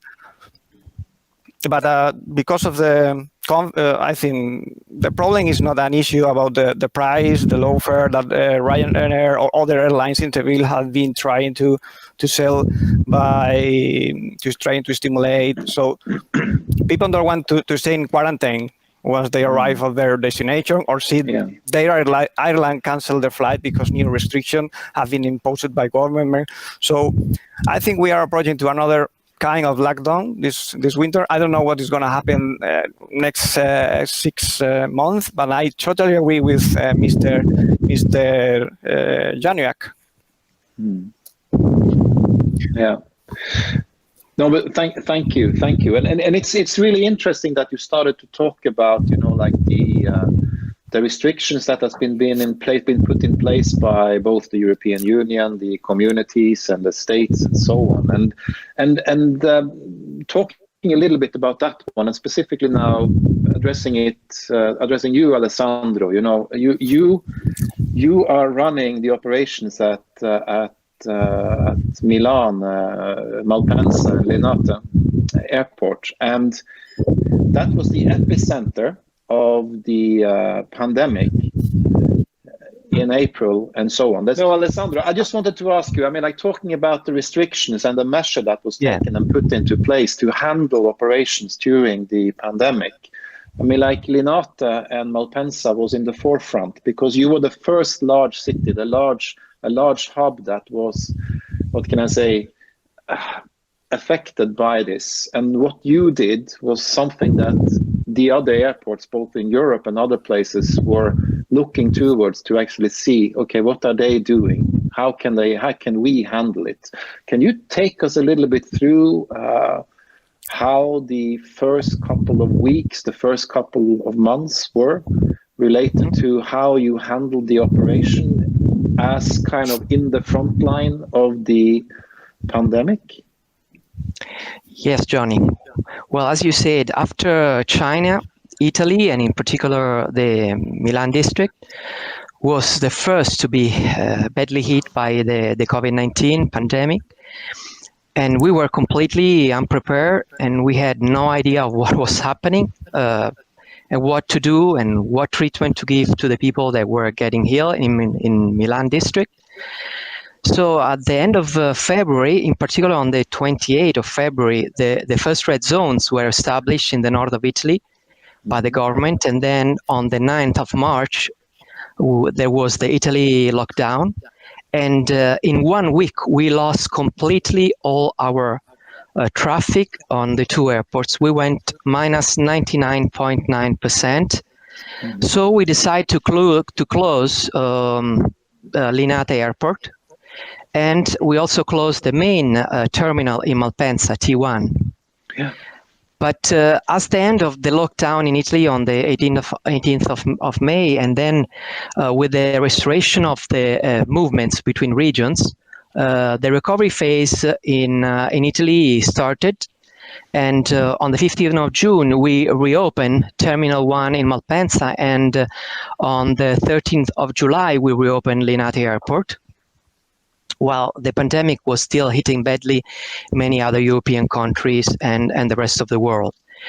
In Italy, the recovery phase really started in June, and has been supported firstly by domestic flights, mainly intra-EU flights, and mainly low-cost point-to-point carriers, less by the legacy carriers that are those carriers which are strongly dependent from their long-haul network, which has not restarted yet. Last June we were working on two different traffic forecast scenarios to try to make some forecast on passenger recovery. And in particular, we developed two different scenarios, a best one and a worst one. Well, in July and August, we went slightly better of the worst scenario. We went from June minus 94%. We went on July to minus 77, and on August to minus 64 in terms of passenger. So we were starting seeing a recovery. Even if numbers are very, very far away from those of last year. Last year in July and in August, we had on both months 3.5 million passengers on our airports.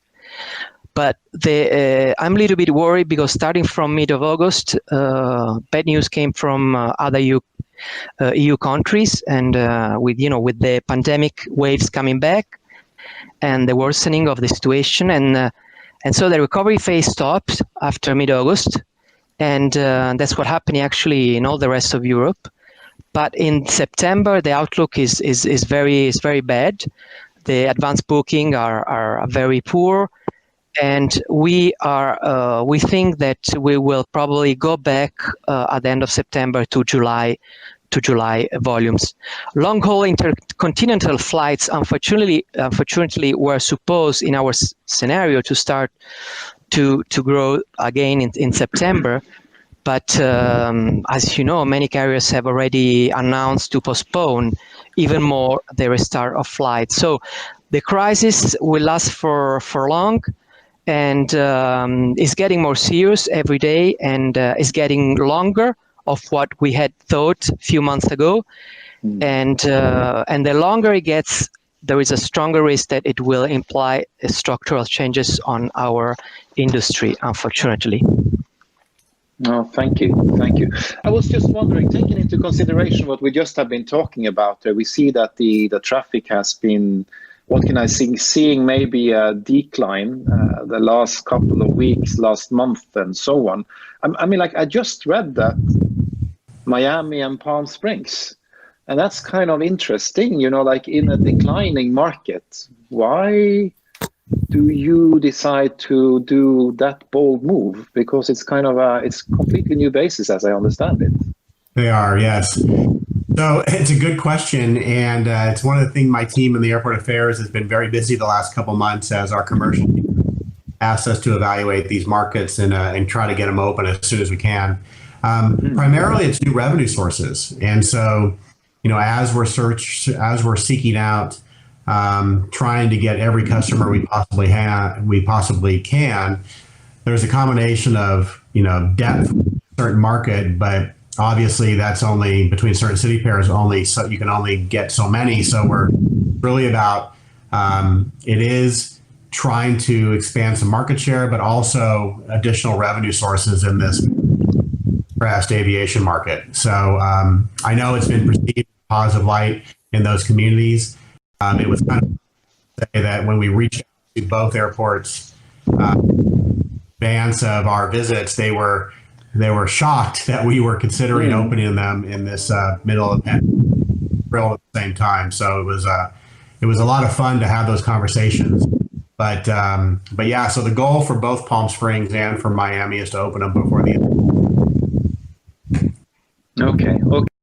And talking about, you know, opening new markets and so on. I mean, like, Björn, you are the head of strategy at an airport, and suddenly historical data doesn't longer apply. You know, suddenly you have, usually, you know, you at least you use in some way or the other, you use historical data to actually be able to make some prediction about the future, or at least to argue for a possible scenario.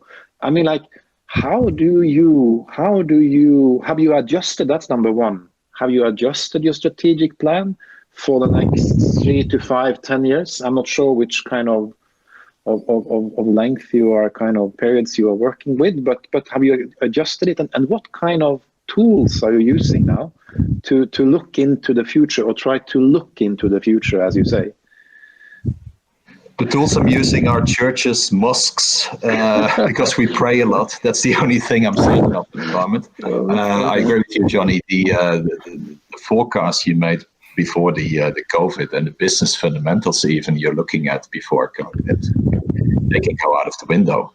We're looking at a completely new situation here, and what that effectively means, if you just go back to for an airport, typically if and just on the side, my belief is that airports and airlines should be married at the hip. They are partners in this whole story, and also to get out of the crisis. But historically, you could say that airlines have already for a very long time been a cash flow. With the sale and leaseback constructions, with leased buildings, there's hardly been any balance sheet assets that create value in the long term. For airports, that's a different situation. They've always been using a business model based on often a regulated asset-based model, which creates value in the long term. The thing is, airports are now also thrown back into a cash flow situation. This long-term value creation model they have, it's doing you no good at all at the moment if you want to get out of the crisis quickly. So what that means is that, yes, at the very fundamental business level, you have to challenge your strategy. Now, I must admit that my job is still fairly easy at this particular point in time because there's so many new data coming in. There's so many new trends we're seeing. There's so many forecasts that we remade a couple of weeks or even months ago, and that turned out to be absolutely incorrect. So the situation is still evolving a little bit too much to set a new strategy. So what I personally prefer in those circumstances is to fall back on the primary basics of running a cash flow business, which is you have to structurally reduce your cost base. You have to increase your revenue base and diversify your revenues very quickly. And the third element is the two first ones. You have to do them very quickly in a very flexible manner. I know that's a bit of an open door statement. Pretty much all we can say from strategic point, but certainly the strategy is in distress as well. Yeah, thank you. And I mean, like talking about the cash and the cash flow and so on. Jesus, I mean, like Sevilla, you know, like you are a leisure traffic. At least you have been. You know, non-aeronautical revenue, the money that you make from, you know, concessions and restaurants and shops and so on. And there's obviously, you know, like a huge revenue loss now when you haven't had traffic for, as you mentioned, you said from March until June, you know, nothing, only cargo. I mean, like, how are you coping? I mean, like, what are you, and what are the, share with us what you can tell us about that situation. But obviously the situation is not good for everyone, for airlines, airport. I mean, until we have a vaccine and the sanitary situation is under control, we won't be able to start the recovery on the air connectivity that we had last year. And as you said before, IATA and Airport Concern International are talking about 23 or 24 to recover their traffic number. So I think it's going to take a long time, and we are going to be in a very difficult situation for many airlines and airports. So what I've seen that all the airlines and airports with a very good position in the cash are going to be able to survive in the next coming month or winter. So I think countries with a big domestic market will also fare better during this period. Or I mean, I think in the short term, hub airports or network carriers will have more difficult because some border will be still closed. Low-cost carrier with serving domestic flight like here in Seville and regional airport like Seville, I think will be a stronger position to recover early the situation. But obviously, it's going to take a long time to recover business travelers. All the leisure travelers are right now flying. What I think in the next coming month, we're talking about revenues, aeronautic revenues, obviously, are going down. During July and August, well, we recover some kind of aeronautic revenues, but non-aeronautic revenues are still going down because, as you know, facility and service in the terminal are still closed because obviously we don't have enough passenger demand. And so unless we cover the break-even and we cover the cost in the shop and restaurant, we are not going to open the whole services and facilities in the terminal. But I think passengers are still getting used to this new normal. I mean, we have been implementing all these new measures and following the guideline from the Civil Aviation Authority. And people know that just as the 9/11 terrorist attack changed the way we travel, I think COVID-19 is going to change the aviation industry again. The only way, I think, to recover as soon as possible the air connectivity is to be more efficient and to prepare for the long term using the new technologies and innovation that are currently being implemented in the airport. As in, be more efficient to reduce costs and to to give a better journey experience for traveler and passenger. I think this is a very good opportunity during this downturn to accelerate this new technology, to invest in new technology. I think we'll see a fully automated airport in the long term. I think this pandemic is accelerating the implementation of automation for passenger and aircraft inside the terminal, in the airfield. I think we are going to see automatic checking and self-actrap using biometrical facial recognition to avoid contact, as a new generation of security control with biometrical recognition, in a seamless path to avoid having taking out your personal belongings. Robotics, I think, will work constantly to clean and sanitize public areas and to provide information for passengers and hauling. And I think this robotic assistant will become a major part of the next workforce. So obviously, augmented reality will enable self-wayfinding and navigation inside the terminal, inside the airport. Obviously, three-dimensional, like holograph representation to navigate inside and saying you what is your boarding gate, what is your VIP lounge, or virtual queues, or will replace physical lines at boarding gate, check-in deck, security control.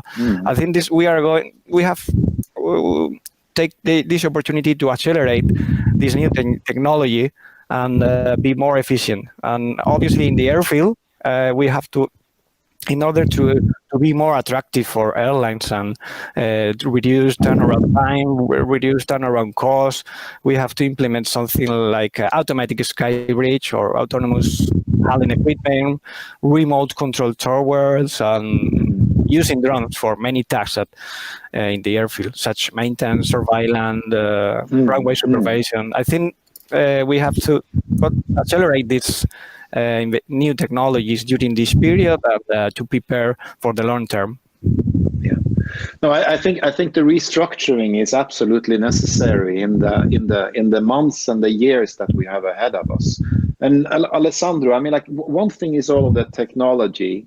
Obviously, also we need to look at the infrastructure. You know, the distancing and the technology, it will change it, but also during this pandemic, we also learned a few things about staff, passengers, how the relationship between staff and passengers have developed, because it has been kind of a trust issue that also has been developed that we probably haven't seen before when it comes to the relationship there. Can you say a few words about that one? But also, if you have some opinions about what Jesus said about the technology and the infrastructure development.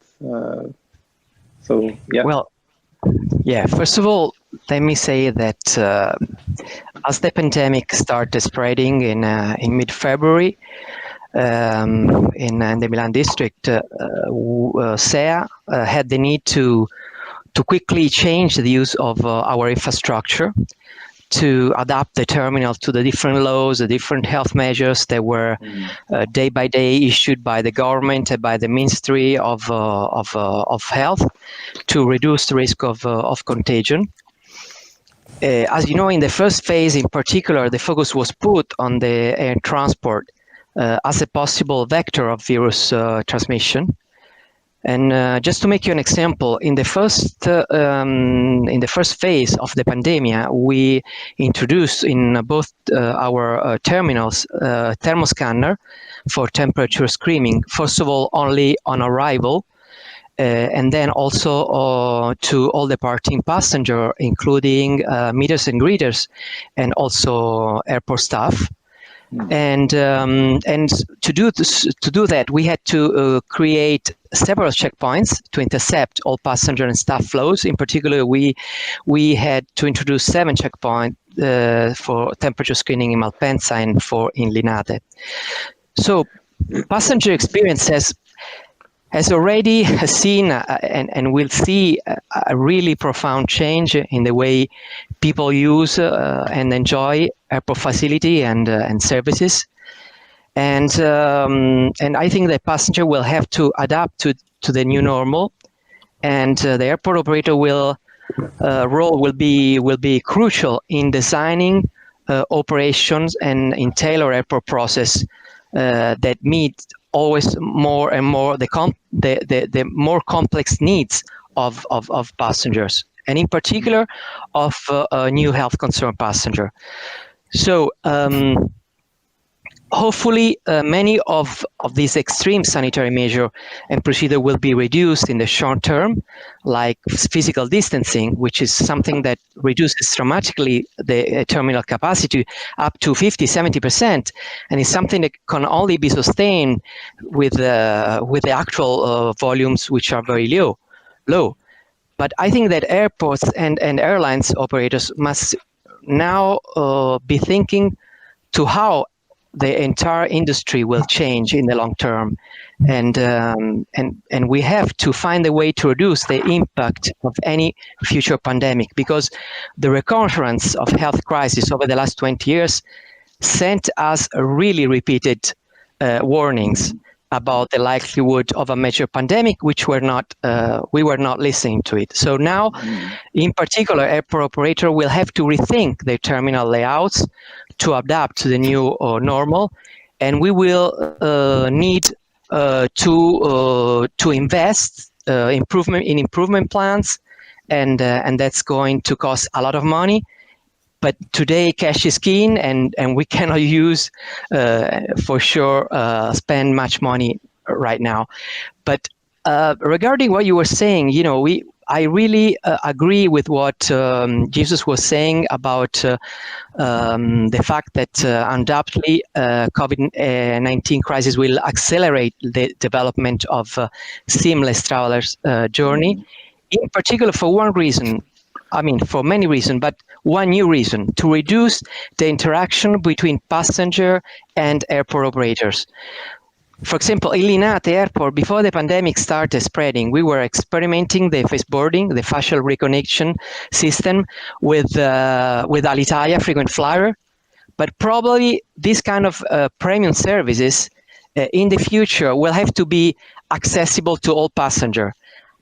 Really has a health measure, and not only to enhance customer experience, as we used to say before, but passenger will still need a contact with the staff, and that's I'm arriving to your last question, because passenger are scared. They need to be reassured from the staff, and there will be the need of building a new relationship between staff and passenger to adapt to the new situation where we have to minimize the direct contact between passenger and staff. And we also have to guarantee, to guarantee a healthy passenger journey, we have to, in particular for the frontline staff, we have to train the staff to a human body language that they were not used before. As you can imagine, the mask with the mask you cannot see the smile of your face. So last thing is that, of course, to ensure a healthy passenger experience, we need to have a healthy staff, which must feel safe at work and must be motivated. So we really have a lot of responsibilities and a lot of things to do in the next future. No, thank you. That's great said. I mean, like, fantastic. So, but talking about that one for me, and also now I'm talking a little bit to you now, Steve. Like, this sounds like there will be costs involved. Like, for an airline point of view, your cleaning procedures have changed. You're operating now with the middle seat blocked. There may be new procedures at the airport, like that makes it more expensive because you are putting in new technology. Maybe there's Do you see that prices will increase on tickets, and would an airline like Southwest be willing to pay for it at the end of the day? Because there is a cost issue here, for sure. There is a cost issue. Yeah. It's a good question, and I'll kind of go back to the middle of the crisis in March. So our team in this first 3-4 weeks, we had of our 100 airports, we set up conference calls with 60 of them, and it was exhausting. but we went through every one of our partners, because they are partners and we have the relationships with them, to see where they were on their O&M budget, on their capital spending, their days of unrestricted cash, and we're just kind of going through everything. And of course, their airport partners were looking for information from us. So very much an open dialogue in the middle of different orders going across different jurisdictions. So it was, I like to say it was exhausting, but crazy time, and trying to, all of us have on this call, on this meeting, have said the same thing. Just trying to stay ahead of it was very challenging those first few weeks. But one of the things that, as airports were looking to slash their budgets, it was cleaning procedures, because there wasn't going to be just one approach. And as we've learned through the pandemic, it's a multi-layer approach. You know, some airports in Southwest, for example, were piloting thermal temperature screening at Dallas Love Field here in Texas, just as a pilot to see how it goes, recognizing that's not the panacea, but there'll be other things. Fascinating to me is we started using electrostatic sprayers for our aircraft with antimicrobial film. And I didn't even know this technology existed before the pandemic, but this from the US EPA, Environmental Protection Agency, it's an approved product where you spray this antimicrobial film and it kills viruses for up to 30 days. I didn't even know. And we're doing that on all our aircraft every 20 days just to be safe. We're cleaning between flights, we have a crew going in at night for our RONs that are cleaning 6 hours a day. I mean, we're taking it, like I said, it's multi-layered, but as part of our Southwest promise to encourage people to come back, we're taking every step possible.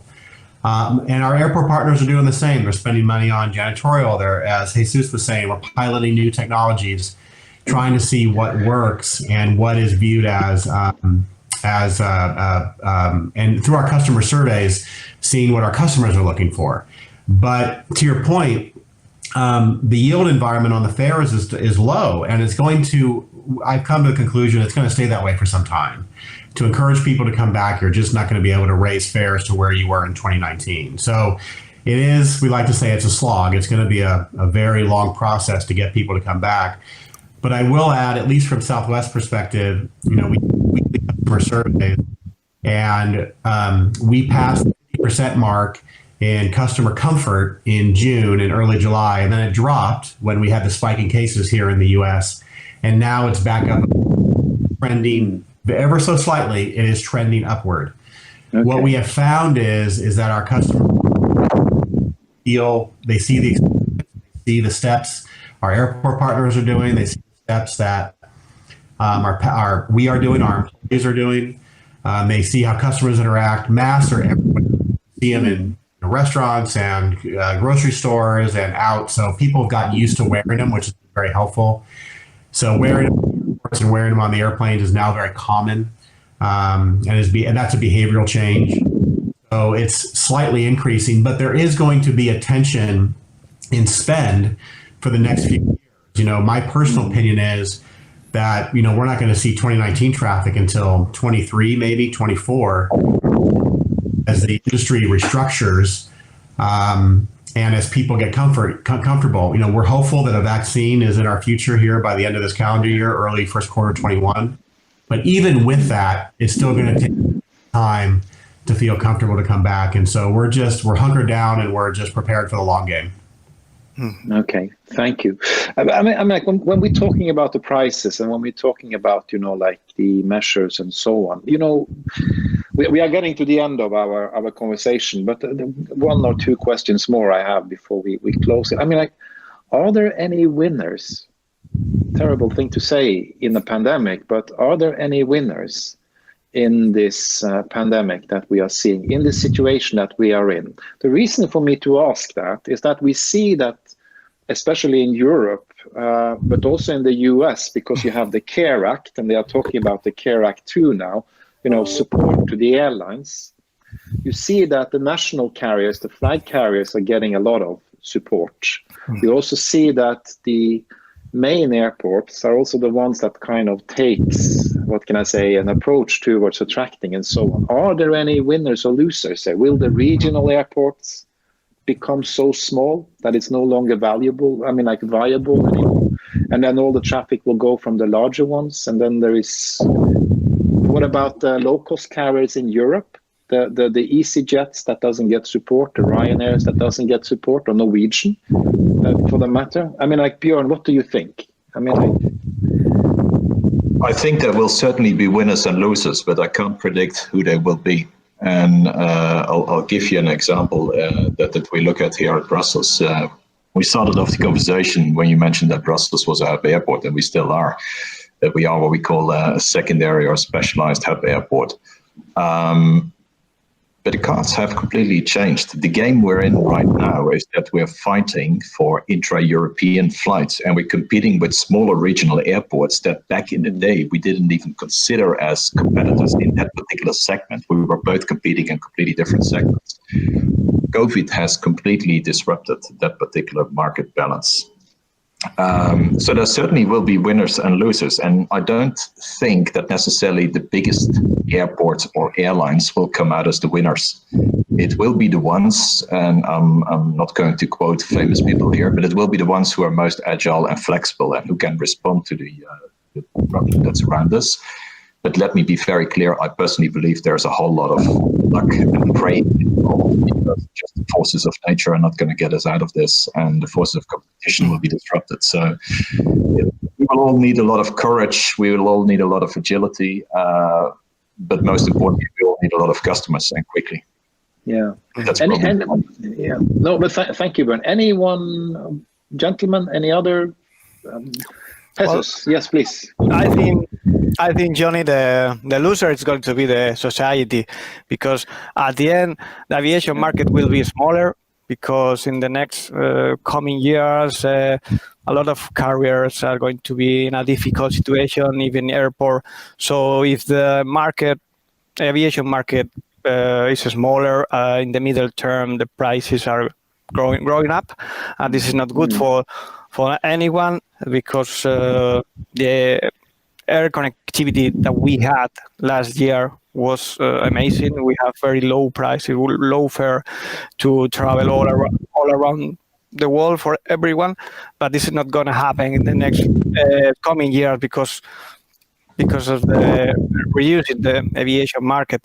I think legacy carrier are being supported by government, but big low-cost carrier have not been supporting. So this is not a good thing, because I think in Europe, with government need to support every airlines and airport. Maybe at the beginning, as I mentioned before, hub and spoke airport are going to take more time to recover their connectivity, because as I border of the country are still closed, and I think low-cost carrier in the domestic flight, point to point, with small and regional airport could be a little advantages at the beginning to recover the situation. Thank you. Steve, what do you think? I'm interested, because I mean, like, Southwest is a legend. You are so resilient. You've been around through, I mean, like, the financial crisis, the 9/11, you name it. You well, thank you. It all. You know, like, man, what do you think? Well, I think that all of us, typically people have a life event. Well, we've had 3, right? And I'm tired of life events. We've had 9/11, we've had the Great Recession, now we have this. Although this is clearly worse than anything. And, I'm grateful for Southwest and our management, our people, frankly, that over the years have managed in good times. So we were as prepared as we possibly could have been coming into the crisis. That being the case, it's relative. We're still burning 20 million a day in cash, million a month. We're desperately getting to, one desire to get to break-even cash flow. We've taken extraordinary steps, and I just have to say, looking back on those first couple months, as this organization pivoted is extraordinary to me. Looking back on the decisions that were made, people were calm and collected. Our executive leadership, it was amazing to watch and be part of that, to be witness to it. And then to adjust as quickly as you can. Jesus, you mentioned some new tools that are come out of this. There are clearly going to be things that come out of this that are going to be for the technological standpoint that will be for the benefit of all of us, I think, on the airport side. But also there's innovations we had internally, technology-wise, from a scheduling standpoint that we never thought we could do that we're doing to adjust capacity in such a quick way. As far as your question, Johnny, about winners and losers, that's remains to be seen. I do think within the U.S., though, we're going to see a industry. It's too soon to say what that.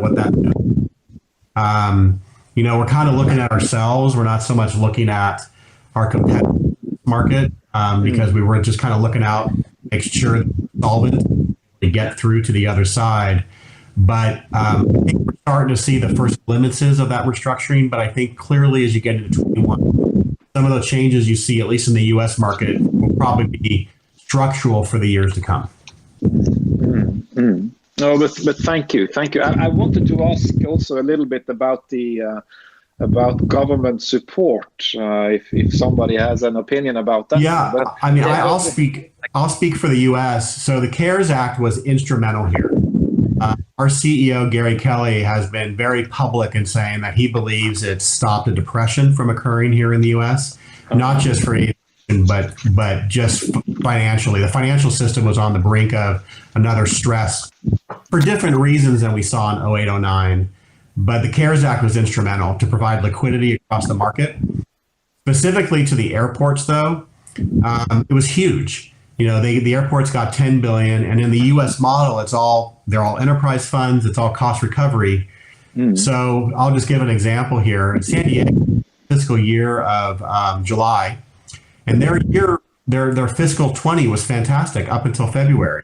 Record passenger growth, but the drop off was so severe that their airfield cost center had a $30 million shortfall alone. And under our use and lease agreement, we're responsible for that. And Southwest is half the market. So we're responsible for half of that 30 million. So the CARES Act was instrumental in plugging holes, but in some of those settlements. But as I told my executive leadership when the CARES Act was passed at the end of March, it's not enough. I said, it's not enough. We're talking to our airports. It's going to help. But the stem of cost increases as we forecast out to 21 and 22 is kind of scary from a rates and charges standpoint. When you combine lower passenger revenue, lower passenger facility charges, and restructuring the U.S. industry when one shrinks, it all shift costs to somebody else. So we're trying to model that out as we look for the next couple of years, and it's pretty significant cost increases on the airport side. Yeah. Does it mean, just like very quickly, does it mean that Southwest then support also a CARES Act 2? We are. The industry, the entire U.S. industry is supportive of CARES 2.0 if it happens. Okay.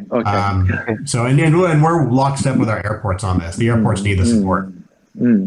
Any other comments related to the government? I can tell you about Italy. Regarding loser and winners, I can tell you the airports right now are losers because we are not getting any money from the state, any state support. So we are actually right now trying to shout and try to lobby because the airports now are really in big troubles. And the only one who has had state support and a really big state support is our flag carriers. And I think that happened also in other European countries. But regarding loser and winners, I think that for sure the pandemic will bring some opportunities for somebody. And I think there are some airlines that are already trying to catch those opportunities because air traffic went to zero, in a few weeks. So now everybody started at the same level, with zero passenger. So there's not one carrier with more passenger than another. And so I just want to tell you this because I think it's really, really incredible. I mean, I don't want to make the name of the carrier, but there is a European low carrier that decide to open a base, the biggest European base in Southern Europe, in Milano Malpensa in July. So in in the area, in the district, more badly hit by the pandemic, and they decided to invest. So, and the CEO came to our airports, and I think he was really brave to invest in this moment. But I think he was also smart, because at this moment you can have some opportunity. You can have some opportunity to gain some market share from other low-cost airlines, maybe which have a lot of traffic at the airport. So, pandemic can bring some opportunities. Even though I don't see many, but in the end. But thank you for that, Alessandro. Thank you for that. I mean, like we have come to a close. We are past our time and everything. So, but I mean, like the future has absolutely not been what we thought it would be just a few months ago. You know, like it's of course a lot of doom and gloom, but there is also opportunities, as many of you are stating. I really believe so too. But with those few remarks, and I would like to thank you for a fantastic conversation. I was really pleased to have this opportunity to talk with you today. So. With those few words, I would like to say thank you all to all of you, and I really hope that we will have an opportunity again to talk later. So I guess that was it. That was it. And for all of you that have been watching,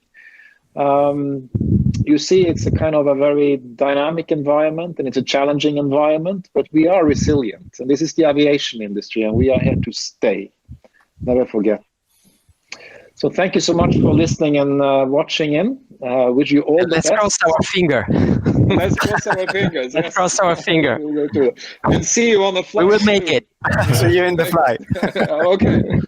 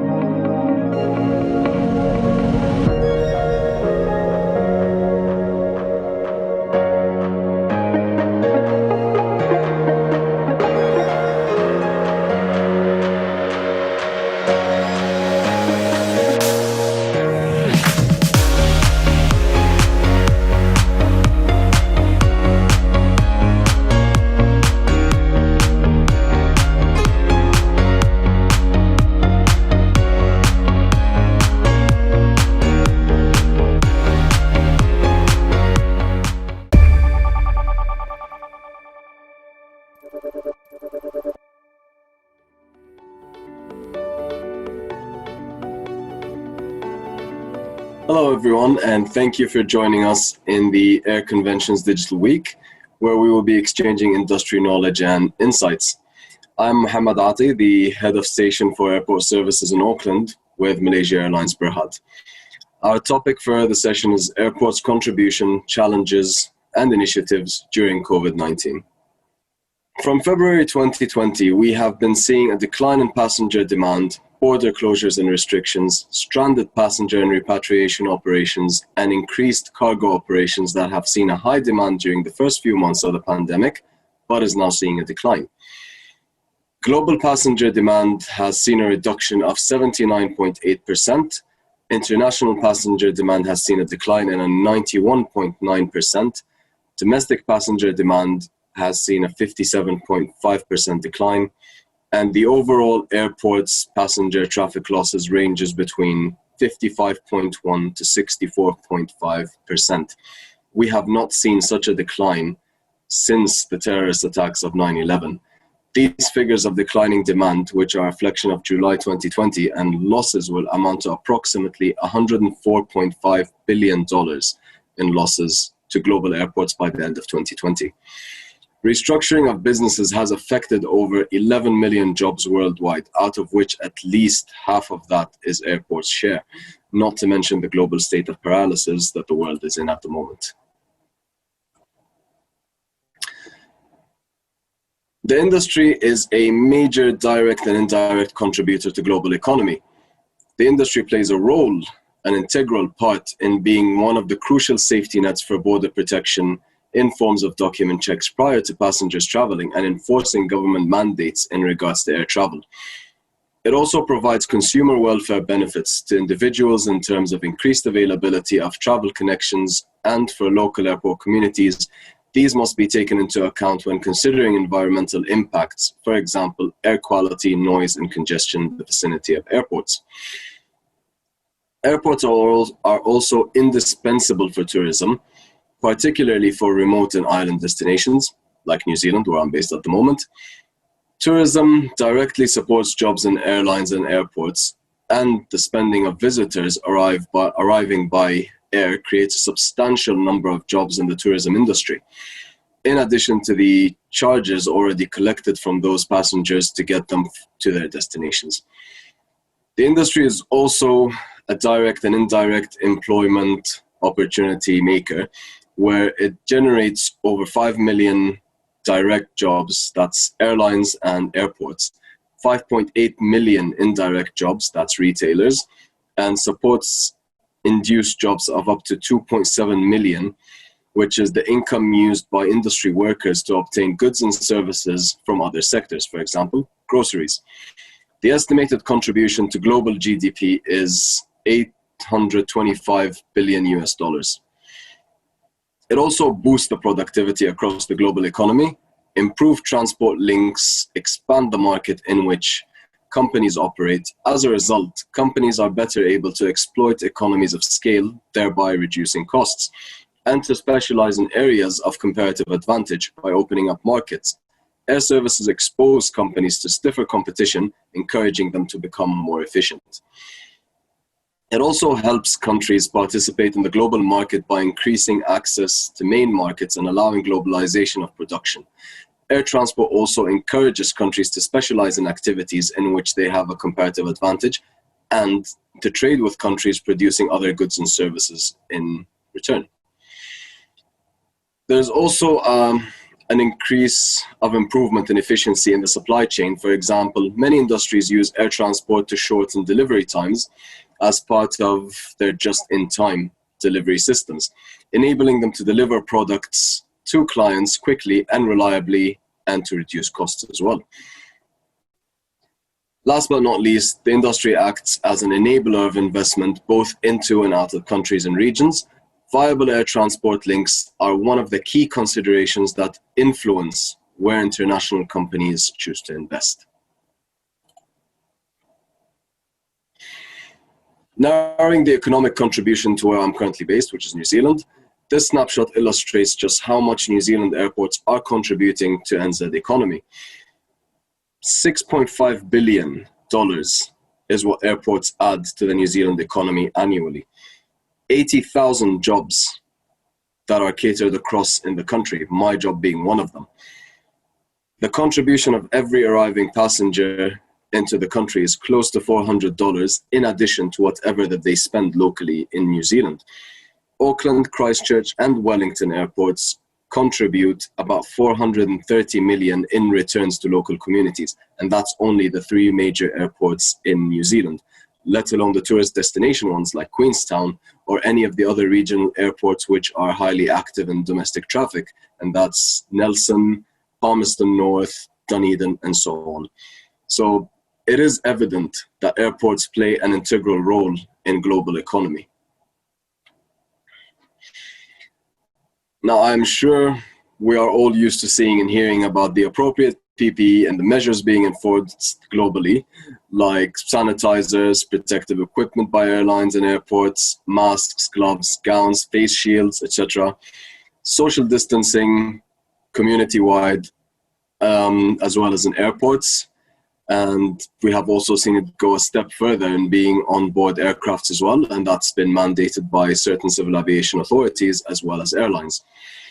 COVID tests for passengers prior to departure, as well as for airport staff and border agency staff becoming mandatory to ensure no community transmission is in place. Restricted terminal access to need-only bases, which is either travelers or essential workers that need to be in the terminal, and thermal temperature scanners, and so much more that we are yet to see or have already seen. These measures are a band-aid fix and not a long-term, so it's more like low-hanging fruits that can address the problem here and now or assist in mitigating it. So the real question would be, what is the key to global recovery?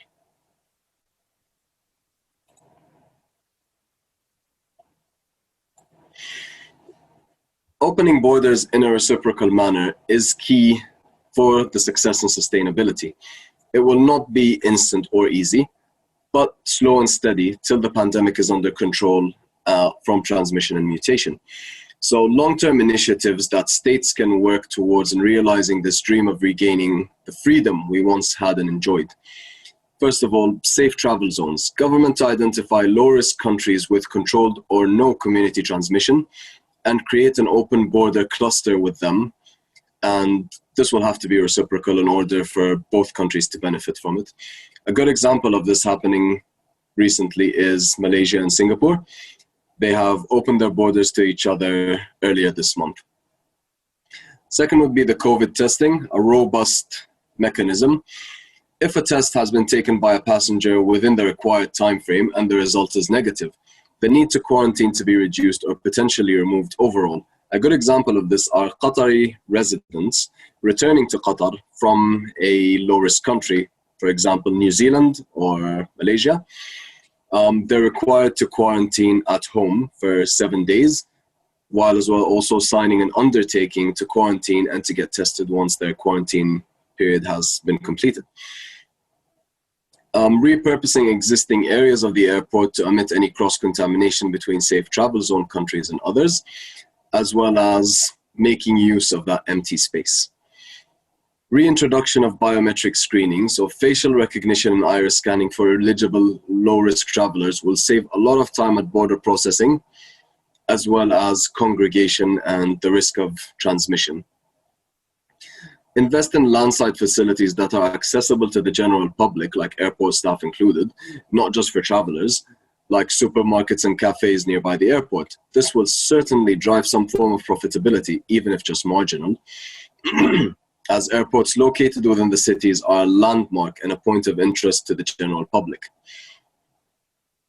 Passenger processing can be done remotely and not at the airport terminal to avoid any congregation or cross-contamination.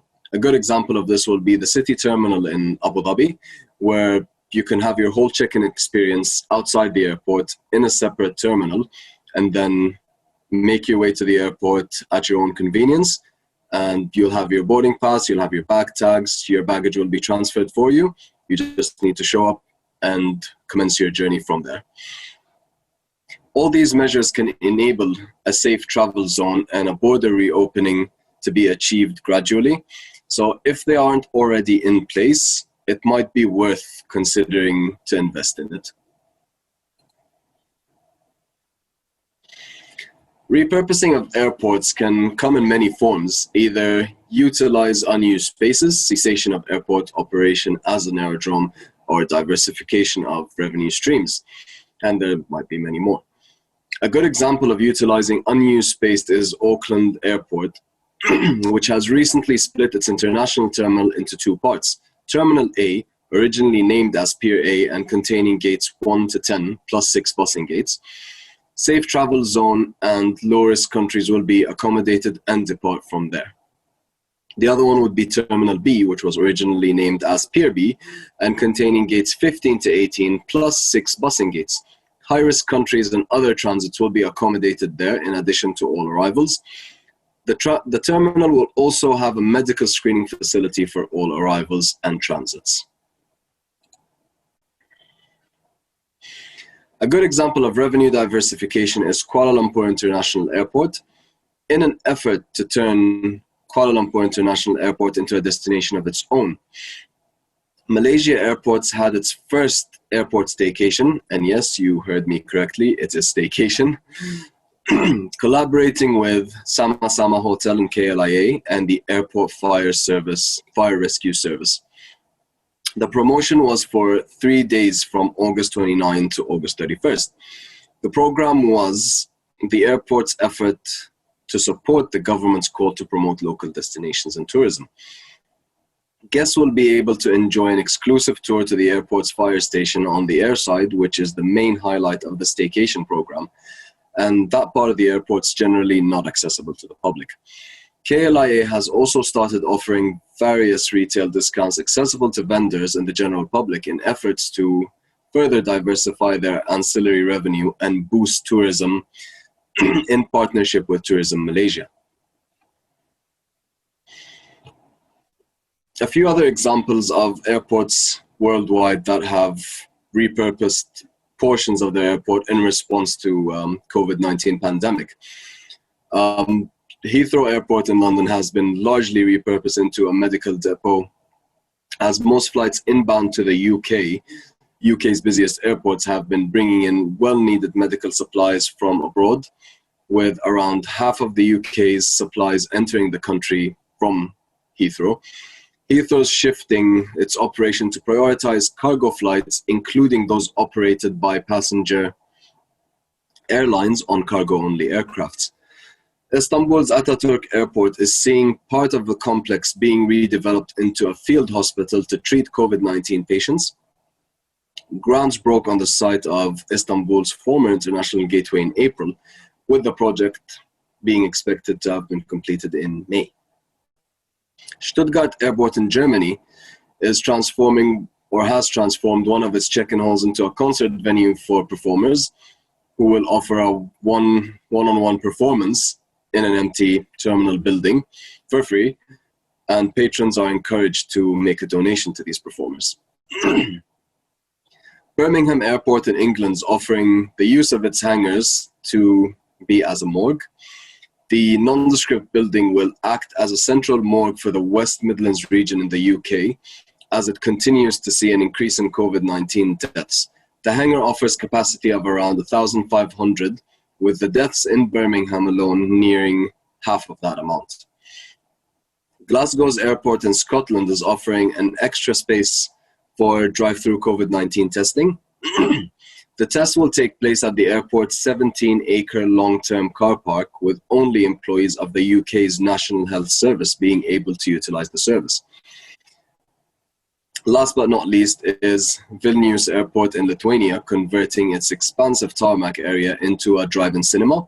The project is called Aerocinema, The Journey Begins, and that's being undertaken in conjunction with Vilnius International Film Festival.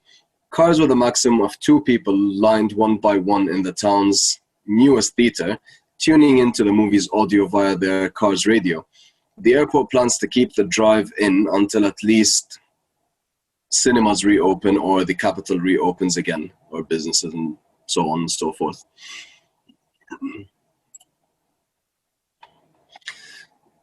Before we move forward, a few honorable mention of repurposed airports that were once upon a time fully operational as an aerodrome, but no longer serving that purpose, are Berlin Tempelhof, which is also known as the mother of all airports,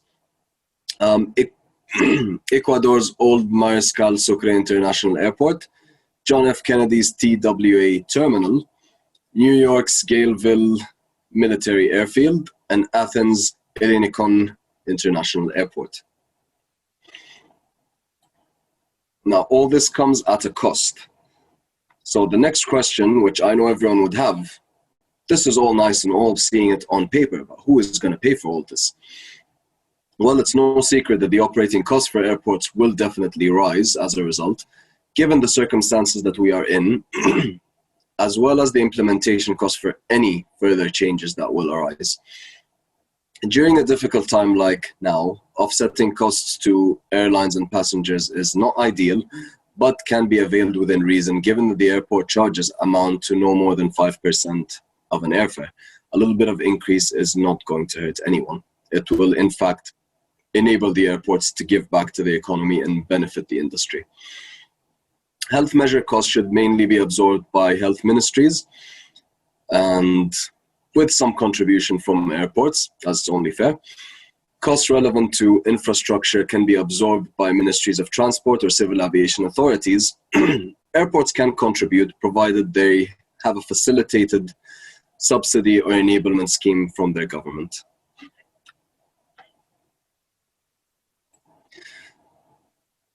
As we mentioned, governments, they do play a big role for this whole initiative to succeed. And they can do so by providing and extending subsidies like wage subsidies, facilitating cargo-only operation, waivers of regulatory costs and ops restrictions like the slot concept of use it or lose it or grandfather rights not to be applied any further, given that airlines are struggling to operate already at the current capacity that they're in. Passenger charges to be waived if viable, import and export cargo levies, and the review of list of low-risk country and creating a safe travel zone cluster accordingly would be really important and helpful to kickstart world economies.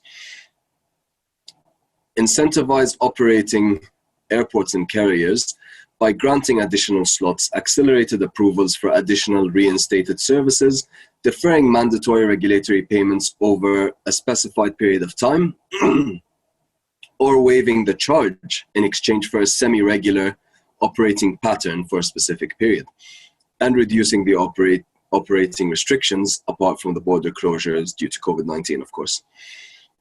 Referring back to the snapshot of New Zealand airports' contribution to the economy, the return of investment is clear in terms of what airports can give back if given the appropriate support.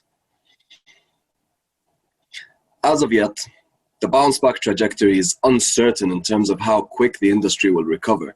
And true, airports cannot mandate or push border opening or closures, but we can definitely give our governments the confidence required in making such a favorable decision by exhibiting the required level of capability and readiness to take on the task of safeguarding our borders, global mobility, and our industry as an overall. Till that day comes, I urge everyone to stay safe, stay strong. We are all in this together.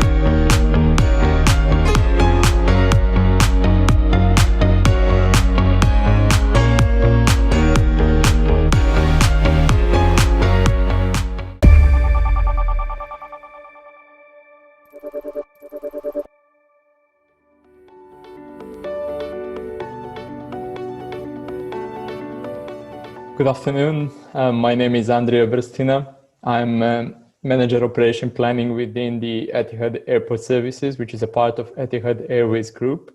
And today we are going to talk about restoring confidence in air travel with a special focus on airports.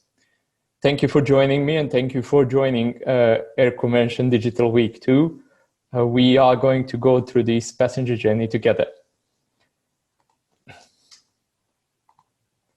So where we are now at the moment with COVID, we are now 6 months already in the COVID pandemic, and what we are aiming, what we are hoping to change, and what will actually change in the next couple of months or years. We hit the rock bottom in terms of demand in both airlines and with both for both airlines and airports, and we definitely seen better days. But what we are hoping that will change in the next couple of months or years is that we will have two game changers. We will either have vaccines, or there will be rapid tests developed. So what do we know about the vaccines at the moment? We know that there are 250 institutions, at least worldwide, trying to find a vaccine, racing actually to find a vaccine for suppressing and containing the spread of COVID-19. If all goes right, we can expect the deployment of first vaccines in Q4 of 2020, of course, with emergency use authorization. And we are also expecting that by end of the year, we will have somewhere around 1 billion doses of these vaccines. We also expect that we will have altogether 8.4 billion doses by end of 2021. What does this mean? Will COVID just disappear and everything will go back to normal? It's hard to actually imagine that, and it's more likely that that will not happen. It will be more likely that the vaccine might help us to suppress and contain the COVID-19 circulation, but definitely there will be virus circulating around the globe, and there will be sporadic outbreaks. So with this in mind, we can be cautiously optimistic that if vaccine is found, that we can actually hope for the fast return of the demand. Now, we can also hope that there is another game changer, which is called the cheap rapid tests, meaning that we will have tests for COVID-19 that will not cost a lot, that they will not add additional burden to a passenger or to the airports, depends on who's going to pay for the tests, and that these tests will be quite fast and with a high fidelity, meaning that we can rely on them and that we can inbuild them into airport processes. Can we be sure of that? We cannot. There is a greater certainty in finding vaccine than at the moment finding a rapid test. So there's no timeline where we can expect this test to be developed. So this is where we are now. Basically, this tells us that we should build our processes and our procedures in order to live with COVID, deal with COVID as it is now, and hope that our passengers, our customers will return no matter what. So to do so, we have to actually persuade our passengers, bring this confidence back into the travel and into the passenger journey. To do so, we have to actually look at each part of their journey, from their home until their destination and back. To do so, we have to break each step into smaller processes and answer the questions that our passengers might be asking. So basically, we will start at their home and all the questions that might arise at their home and their own comfort space. So basically, we're not neglecting any of the steps, meaning that we should be thinking of how they will transport to the airport, how they will enter the airport buildings, how the check-in will look like for them, airport security, immigration, transfer zone, boarding gates, flight, disembarking, maybe back to the transfer zone if they're flying through certain hubs or through certain destinations, how the immigration in their country of destination will look like, how they will pick up their bags, how they will pass through the arrival greeters, and so on up to their destination. So basically, each of these steps has to be broken down. So there's that we answer their question, those even posed or unposed. Before the guests traveling and before they're actually, they started their journey, they're at home, and there are a number of questions they might be asking. And some of these questions are what I'm supposed to do. Am I following the rules? What are the rules? Are they changing frequently? I'm seeing a lot of fake news, and whom should I believe? Am I at risk taking a travel, or am I putting others at risk by taking a travel? So all of these questions basically needs to be answered. Whether these questions should be answered by airports only, or airlines, or just the handlers, it sits where I believe it should be answered by everyone. So basically, this information has to be widely available, and it should be aligned, saying that information has to be true, has to have its veracity, has to be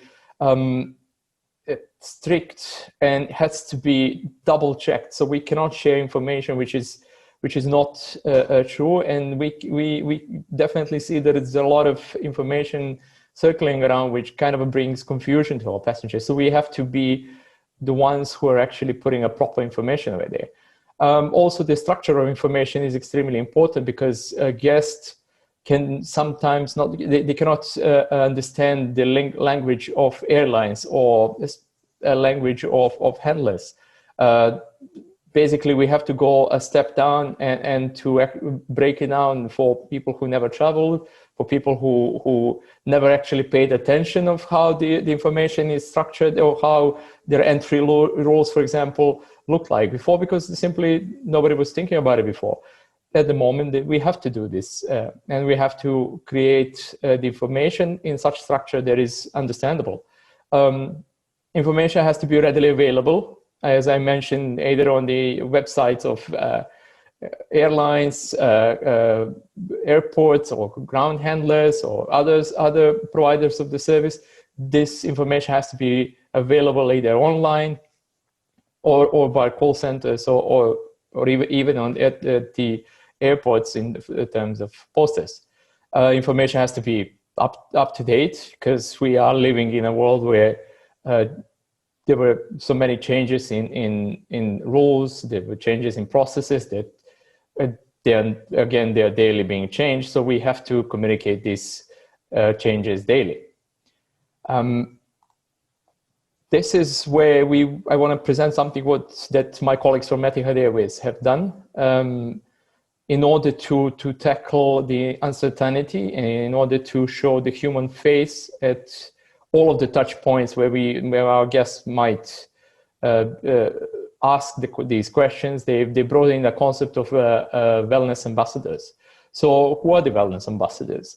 Wellness ambassadors are basically our staff who are specially trained, and they've been given enough knowledge to answer all of the questions that our customers might ask. So they have enough knowledge to share about the global health and hygiene regulations. They would be there to show that we do care about our customers, that we are there to support them in their travel, and that we are not missing from there. This is an important part, and I will continue this on our next slide, where we will be talking about the check-in. So speaking about the wellness ambassadors and their role in check-in processes, they will be there. We want to show the human presence over there, where there is a lot of people. There is a lot of people under the masks. There is a little bit. This is the first step in the airport journey. So people are scared, or at least concerned about their safety and security. By having especially trained wellness ambassadors, we kind of provide comfort. We are saying we know that we are now under special regulation and the special conditions, but we're still here. We're there for you. So it is an important role that there is human presence at the check-in, and especially at the touch points at the airport. Our wellness ambassadors are trained to provide information, but they are all as well as at the check-in. They're also available online, they're at the boarding gates, they're on each of the touch points. Even during the flight, some of our crew are trained as wellness ambassadors. When we talk about the check-in, the first thing that comes to our mind is the queuing. We are used to seeing huge queues, and we're used to being in line for our check-in. So this goes without saying. This queuing, what we had before, has to change. We might expect longer queues, but we need to provide certain space between passengers within the queue. We also have to protect them in a way that we create separation, the social distance between the competing queues as well. And once at the check-in, we should provide protection systems in terms of the transparent glass that will separate the customer and the staff. Where these transparent glasses or the transparent protection shields are not available, and we can all agree we are now in the moments where we're not earning a lot, so some of the airports might not be able to provide this. We can have a cheaper solution in the terms of face shields and other protective equipment like safety goggles. But it goes without saying that mask has to be worn at all times. This brings the confidence that somebody's really taking care of you and their own safety. Again, the next point would be a digital solutions, where we need to bring as much as possible of those digital solutions that replaces the steps of check-in. Whether that's going to be the online check-in, whether we need to promote more of the app check-in, mobile app check-in, or that will be the usage of kiosks, is basically really important that we need to push for that. The percentage of people using online channels is low in certain countries and in certain airports, but this has to change, and promotions of the online check-in has to happen. Employing artificial intelligence, where the self-service check-in is basically something really, really important, and I'll speak about what the Etihad Airport Services have done so far in that term. And another part is to outsource the parts of the check-in process. What does this mean? This basically means that there are certain airports that cannot cope with prolonged queues and a lot of congestion at the airport. So there is an option to move the check-in part, where you actually drop your bags and take a boarding pass, to multiple locations. Whether there's going to be a hotel, city terminals, cruise terminals, home check-in, literally a baggage or check-in drops throughout the cities around the smaller airports, doesn't matter. But process can be done in such a way that the check-in can be performed on a multiple locations. That mean with a goal of easing congestions at the airport, where the guests will then, or passengers will just pass through and go to the boarding gates. When we say also, we mentioned wellness ambassadors and saying that they should be there, but they should also be there to push for faster check-in, to give information which will kind of stop people from wandering around the check-in areas, or trying to understand where they should be or where they should be checked in. So enough information has to be provided. Also, what airports can do in the ground handlers is to look for the alternatives in the process, look for the enhancements of the process where they can decrease the check-in time. We have seen in the last couple of months that a lot of check-in processes have actually prolonged due to the certain requirements, regulatory requirements of declaring illnesses or just filling in data. There we actually have to counter that with reducing the check-in time through improvements. We will move to a contactless check-in. This is something, again, what Etihad Airport Services has done in the last couple of months. This is an ongoing project that started long ago, but we are now finalizing and we're pushing to finish in order to use this technology to provide safer and better services for our passengers and customers. So basically, the contactless check-in or the self-service check-in at Abu Dhabi airport will actually be in such a way that the AI or the artificial intelligence powered by a company called the Selenium system will guide you to the check-in, and not only that will guide you and check you in where you can drop your bags or get your boarding pass, but it will actually monitor the temperature, the heart rate, and the respiratory rate of any person, and it can actually trigger an alarm if a person has any of the symptoms that might coincide with the COVID symptoms. So employing new technologies will and definitely can change the way our customers feel about safety at the check-in, whether that's going to be the self-service check-in or the other options. It's up to the specific airports, but this is what I have done so far, and it proves as a game changer.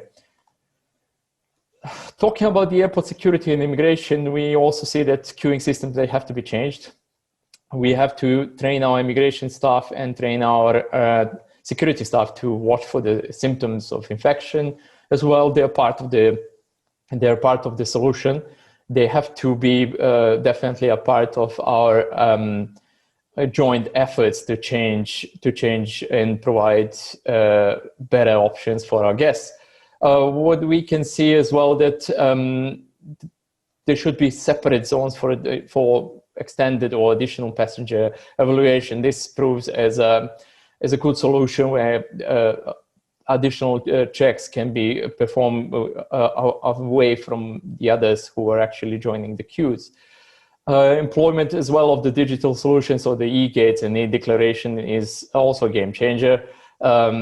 Simply minimizes the connection and the engagement with immigration officers, thus with human presence, and it minimizes the exposure to the virus.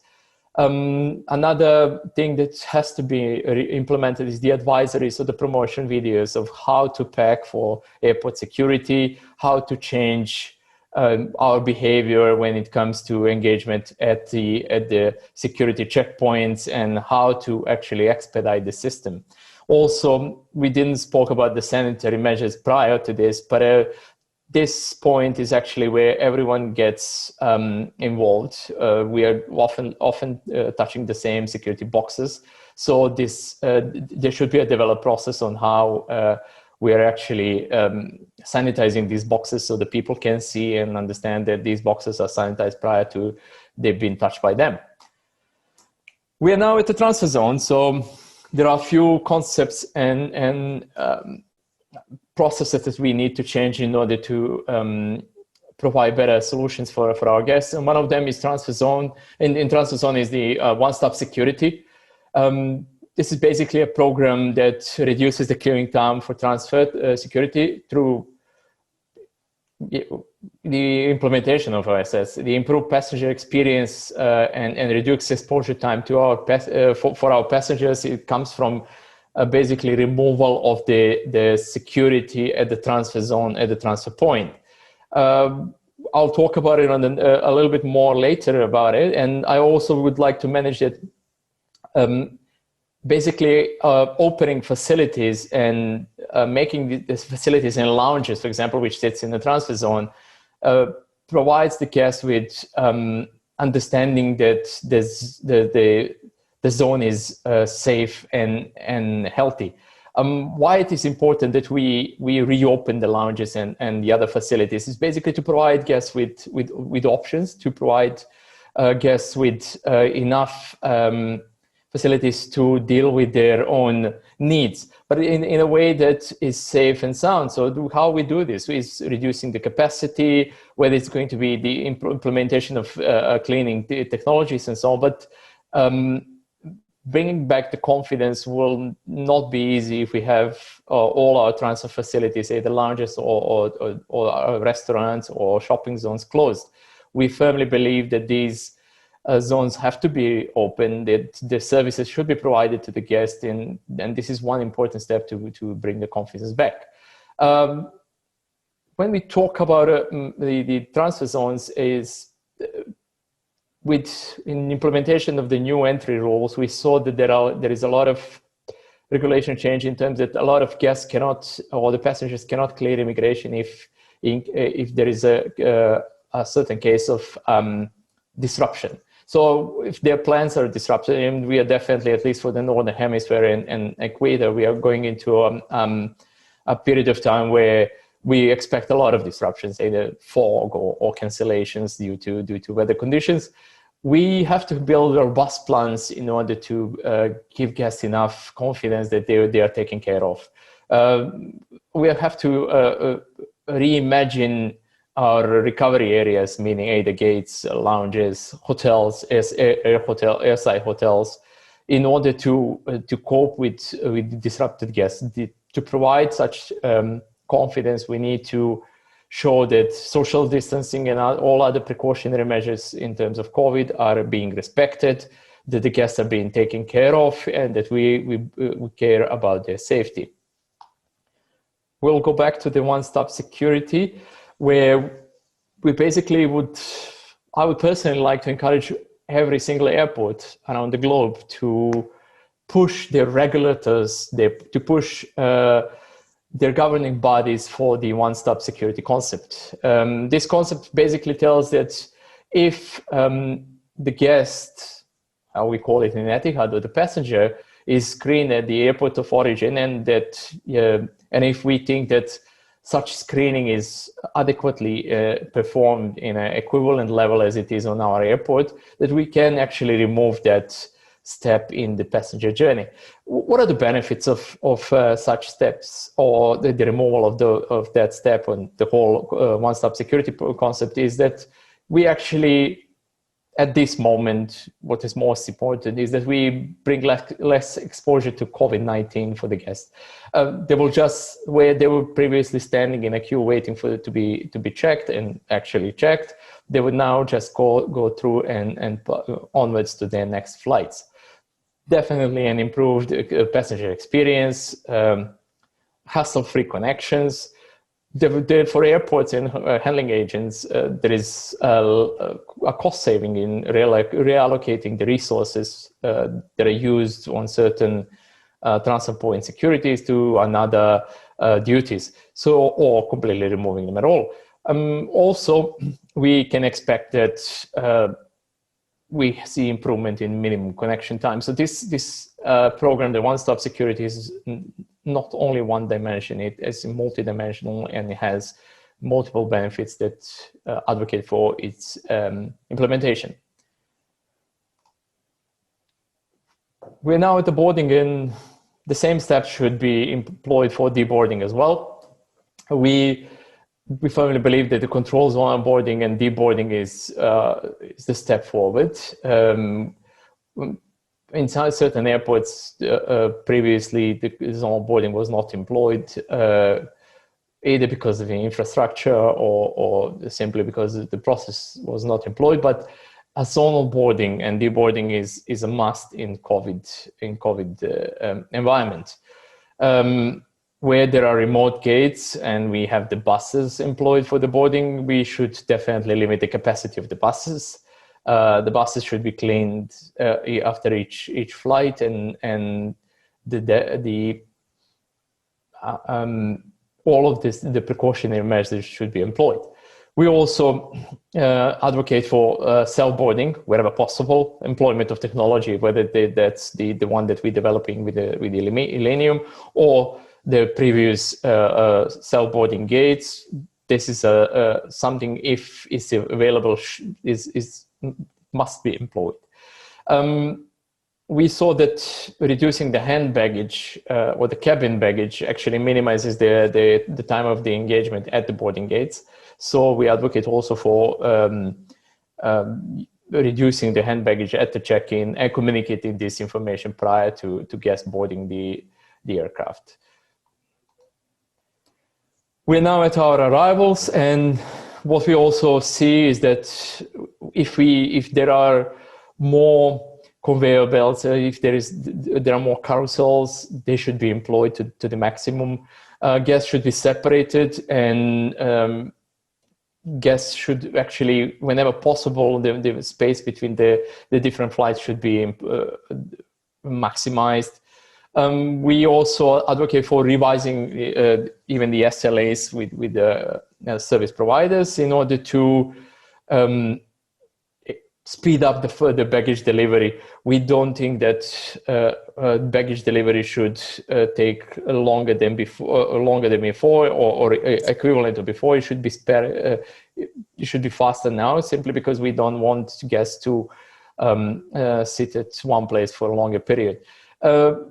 Changes, how we can change also for the people who lose their baggage, because we know that sometimes when the baggage is lost, it takes a long time for forms to be filled to finalize formalities. So going digital is one of the answers that can bring more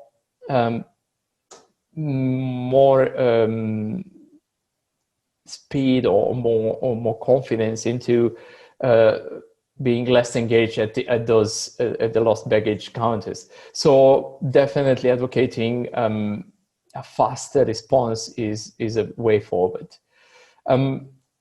We're almost to the end of our presentation, and one important thing and one important lesson at the end. We would definitely like to say from either from Etihad Airport Services or me personally, and putting this hashtag means a lot, is we are in this together. This is something that will not go away, and we firmly believe that if we answer to this challenge together, this is the only way that we can actually beat the challenge, beat the issue, beat the problem, and fight the COVID in a more efficient and definitely a rightful way. So please reach back to me, reach back to the other participants in this conference. The more talk, the more engagement, the better we can answer to this together. And this is the better way to fight the COVID. It will not be easy to bring back the confidence of our passengers, our customers, our guests, but we can do this. And with this, I will finish today's presentation. And thank you for being with me, and thank you for listening.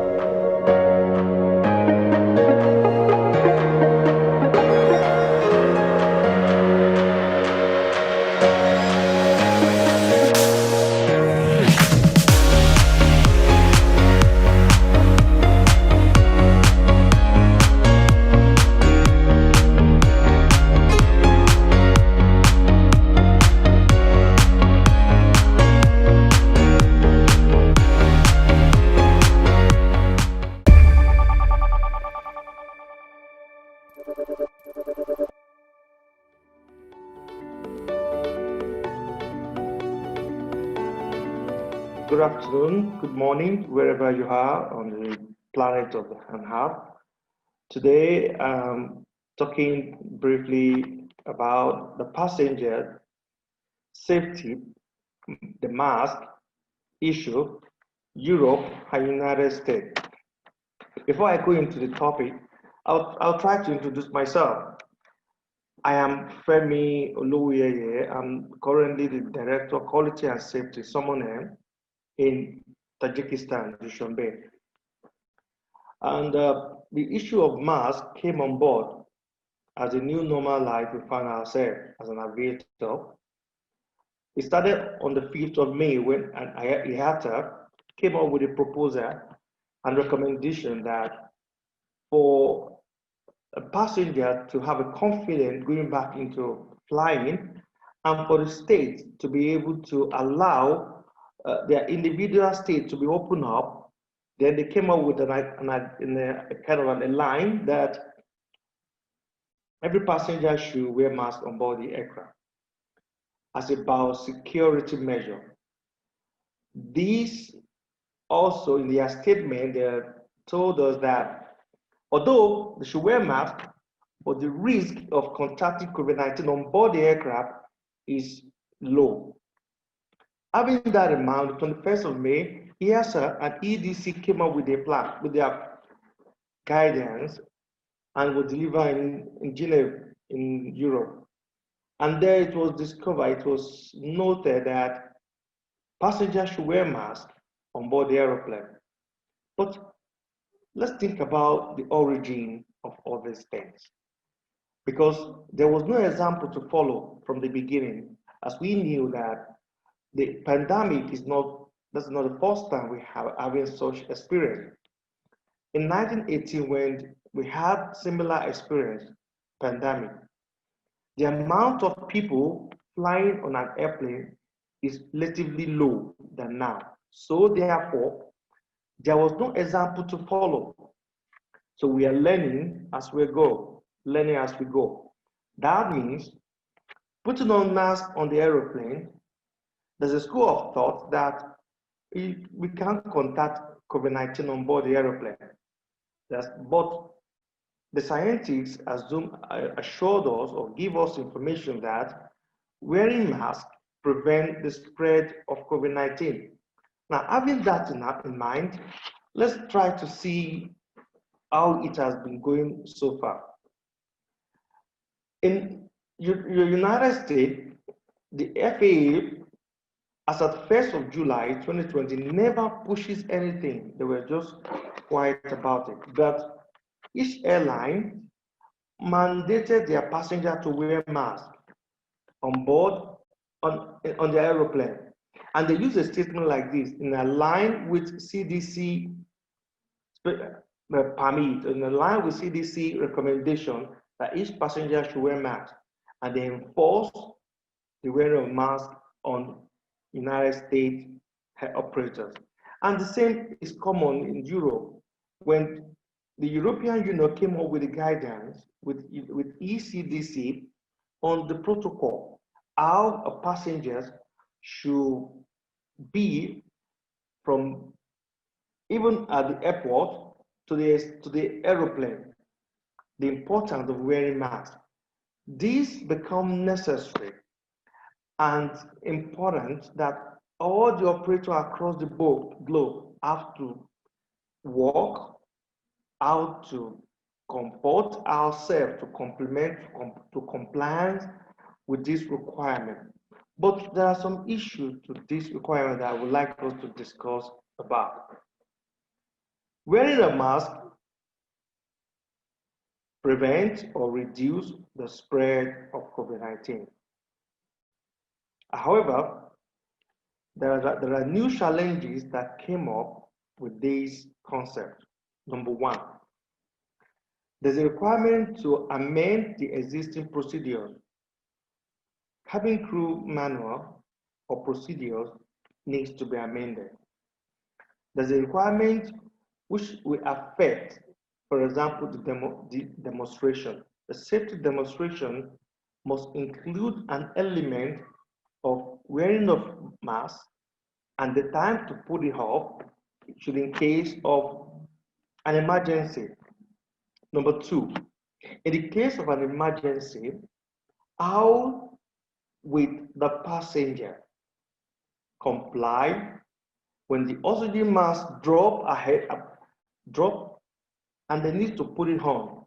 Now, these are some issues that many airlines are still battling with. However, we've not had any report how any of such. However, we should think about that, how we should prevent the passengers by educating them that in case of this event, that the oxygen mask drop automatically in front of you, pull off the mask and put on the oxygen mask. That is one. Two, there are increase in destructive passengers. We know that many passengers, both in the United States and in Europe, had an issue to put on this mask. And this has been an issue that we have been reading about all over the media. I remember a few days ago, the KLM, two guys refused to wear masks. And the passengers on board this aeroplane start to fight them. Now, let's try to analyze this incident. If these two passengers come from a country or a region where it is not mandatory for them to wear masks, for example, like Denmark. Like in Denmark, it is not mandatory for passengers, for people, even to wear masks right on ground. So now going on board the aeroplane, it will be difficult for such people to comply with these principal guidance. So there will be increase in passengers disobeying this concept. Number two, like what happened in the United States with Delta, with American Airlines, when passengers refused to wear masks, and they were brought back to an air return. All these things will continue to happen. Now, let's look at solution to this. The simple solution to this is if the states or the state will support this protocol as not as a civil right, to implement it as a civil right in order to prevent the spread of COVID. What I mean is this: the state will come up with the law and the requirement, the law and violation. What will happen if I violated or if I violate this law? That will help in putting a kind of orderliness into this wearing of masks of passenger on board the aeroplane. Before I leave, I would like to use a case study that we need to think about. Now, many countries are coming up with an idea that there should be a test before the flight, the PCR test. And now imagine all the passengers flying from a state, and they all came to the airport with their test in their hands. Some with negative from an approved lab, with an approved method of testing, and they all are all negative. And now they're on board the aeroplane together with a full good result, negative. Do they require to wear masks also? These are the questions and more that we need to answer in the aviation world as we go along. Because we have this life story where a passenger came up and said, why should I need to wear masks? I've been tested. We all have been tested. We don't have COVID-19. Why do we need to wear masks? This question needs an answer. And from my opinion is, if we would go with testing from an approved hospital or from an approved lab with an approved method, whether the method of whether the testing is done at the airport, depending on how the state wants to go about it, or the testing is done outside from an approved lab, but the certificate present to the airline. There should be a discussion on that, because that will be another issue that will be experienced in this part of the world. Having said all this, let's look at the effects and issue one by one. I talk about the issue of passengers disobeying this law. This can be solved by the help of the state, by the help of the government coming to it, by everyone taking it as a responsibility. I've talked about the issue of cabin crew being filled up with a lot of assignment in the short flight. And in the case of an abnormal situation, how the issue can be assessed and controlled. This is another issue that we need to come up with a plan, come up with more training for our cabin crew so that they'll be able to cope in such situation. Now, the issue, there's another issue that came up that we need to discuss.